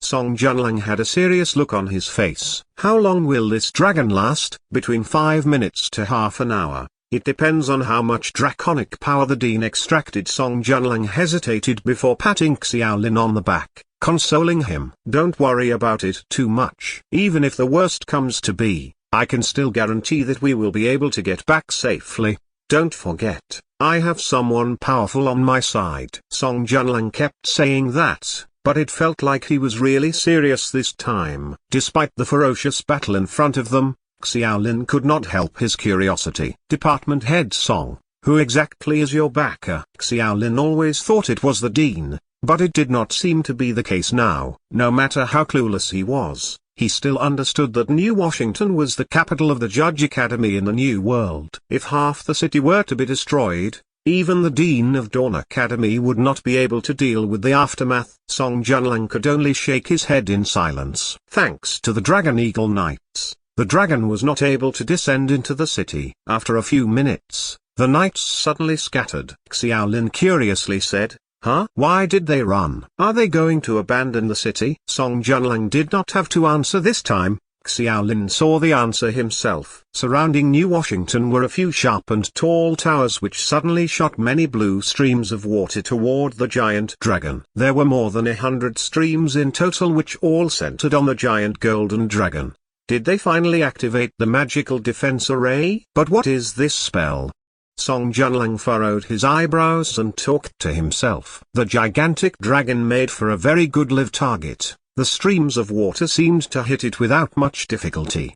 The jets of water were extremely powerful, and the draconic power which formed the dragon's body was constantly and intensely pulsing. Every single pulse seemed to deplete the dragon's energy by just a bit more. After the water stopped, the thoroughly soaked dragon was noticeably smaller than it was earlier, but even the remnants of draconic power managed to maintain the form of the giant dragon. The more horrifying thing was that it seemed to have been enraged. With a roar, the dragon opened its mouth and started to gather a faintly golden energy ball. The water had not fully dissipated from the air, and as it flowed down, the water began to gather into countless droplets and stopped in midair. All the droplets slowly morphed into long and sharp arrow-like shapes, facing the giant dragon as before. Swish, swish, swish. Without a warning, tens of thousands of arrows fired. In the blink of an eye, The entire sky was littered with sparkling water arrows. No one knew if it numbered in the millions or billions. The initial salvo of arrows did not pierce through the dragon, and the ripples they caused could not compare to the prior jets of water. But the sheer number of water arrows was terrifying. Slowly, the dragon began to shrink again. If one were to make a comparison, it was like ants against an elephant. The arrows were like ants, but with enough ants, even an elephant could be bitten to death. After 10 minutes, the illusory dragon started to get fainter before finally disappearing. The arrows turned into vapor, and after gathering for a while, it turned into a downpour, completely enveloping half the city in a veil of rain. Chapter 102, Commander Harry. This chapter is updated by Novels PL. I never expected New Washington to have something like that. Judge Academy really is powerful to be able to create such a large-scale hybrid magic array. After the crisis was averted, Xiaolin and Song Junlang breathed sighs of relief before greeting Bella and the others who were approaching. Song Junlang sang praises about how powerful their magic array was. However, it was obvious that the praises did nothing to assuage the other party. Even though the dragon was eliminated, and the city did not take any damage other than a massive downpour, at least half of the city still felt the draconic power from earlier. Xiaolin had personally felt the terrifying presence of draconic power during his opening ceremony. As a superior species, draconic power naturally exerted a great pressure on most other species. Since it was a natural reaction, no one could really stop it from happening. It was not a pleasant experience either. It was as if a battle was being waged in the depths of one's soul. It was even able to make weak-willed people faint from the feeling. That was why Xiaolin could understand the furious expressions on the faces of Bella and the others, but the city was still unharmed in the end. As for any compensation for the mental damages that anyone might have suffered, Song Junlang would be able to solve the issue. With that, though Xiaolin nodded to himself, he suddenly felt something was amiss. Where was Song Junlang? He could not find any trace of him, and when he turned around, he was rendered speechless as department head Song was standing a few meters away, pretending to admire the scenery. When he felt Xiaolin's gaze on him, Song Junlang waved his hand at Xiaolin, with an expression that said, "It's in your hands now. Quit joking around." Xiaolin almost exploded. He was just a freshman, and Song Junlang was a department head with a powerful backer. How could he let the new kid deal with it? However, it was too late. Bella was furiously approaching and finally stopped in front of Xiaolin. Bella cut to the chase and said in heavily accented Chinese, "You need to. Your actions, responsibility." Bella realized halfway that her speech was slow due to her unfamiliarity with the language, and could not properly convey how angry she was. She immediately switched to English, and went into a very fluent rant. Xiaolin was dumbfounded. Even though his English was not that good, he could still make out the basics. However, the woman was way too interested in venting her frustrations, so she spoke extremely fast. To Xiaolin's ears, it felt no different from listening to normies. After finishing her tirade, Bella looked much calmer. When she looked at Xiaolin's puzzled expression, she suddenly realized her strict scolding fell on deaf ears. This guy in front of her obviously did not understand English, and the fire she had finally suppressed threatened to boil over again. She was visibly shaking, and looked to be on the verge of collapse. "Let me handle it," Hank hurriedly shouted. He really did not want the woman to go crazy again. If Xiaolin released that giant golden dragon again, then the New Washington that had known peace for over 100 years might actually be destroyed that day. However, someone was even faster than Hank. The man who jumped off the eagle dragon just now was already standing in front of Hank. He wore an entire body of jet black armor and was holding his helmet under his arm. He looked like a man that had been through a lot. His face was riddled with scars of various sizes and his blue eyes measured Xiaolin. The man was just about to speak, but he recalled something and motioned to the young girl next to him and uttered a few words. The girl nodded, then waved around a small wand. A white chain began to form, linking Xiaolin and the man's chest. The chain was not a physical object, and when Xiaolin tried to touch it with his hand, it disappeared. The man slowly said, "Spirit chains, it's a spell that can allow two parties to share energy, but it has a more practical use as well. When two people are linked, they'll be able to understand each other, regardless of language. Xiaolin exclaimed, "What a mystical spell." The man nodded, and introduced himself politely. "I'm the commander of the Dragon Eagle Knight Regiment. You can call me Harry." Xiaolin responded. Xiaolin, a freshman from Dawn Academy. I was invited to New Washington to participate in the translation of ancient Normese. Harry was quite surprised to hear that Xiaolin was a first year, but he recovered quickly before his expression turned serious. "Then you summoned the giant golden dragon?" The man had a very intense aura, which Xiaolin was much more sensitive to thanks to the spirit chains. This man was extremely powerful, and the pressure he exuded felt like a wave powerful enough to topple mountains. Xiaolin did not like the feeling, so his tone shifted to a more obstinate one. "That's right. I supposed I did, but your people provoked us. I'm here as a representative of the Dawn Academy, and Bella doubting my capabilities is equal to insulting Dawn Academy. As a student of that academy, I'm fine with damaging my own reputation,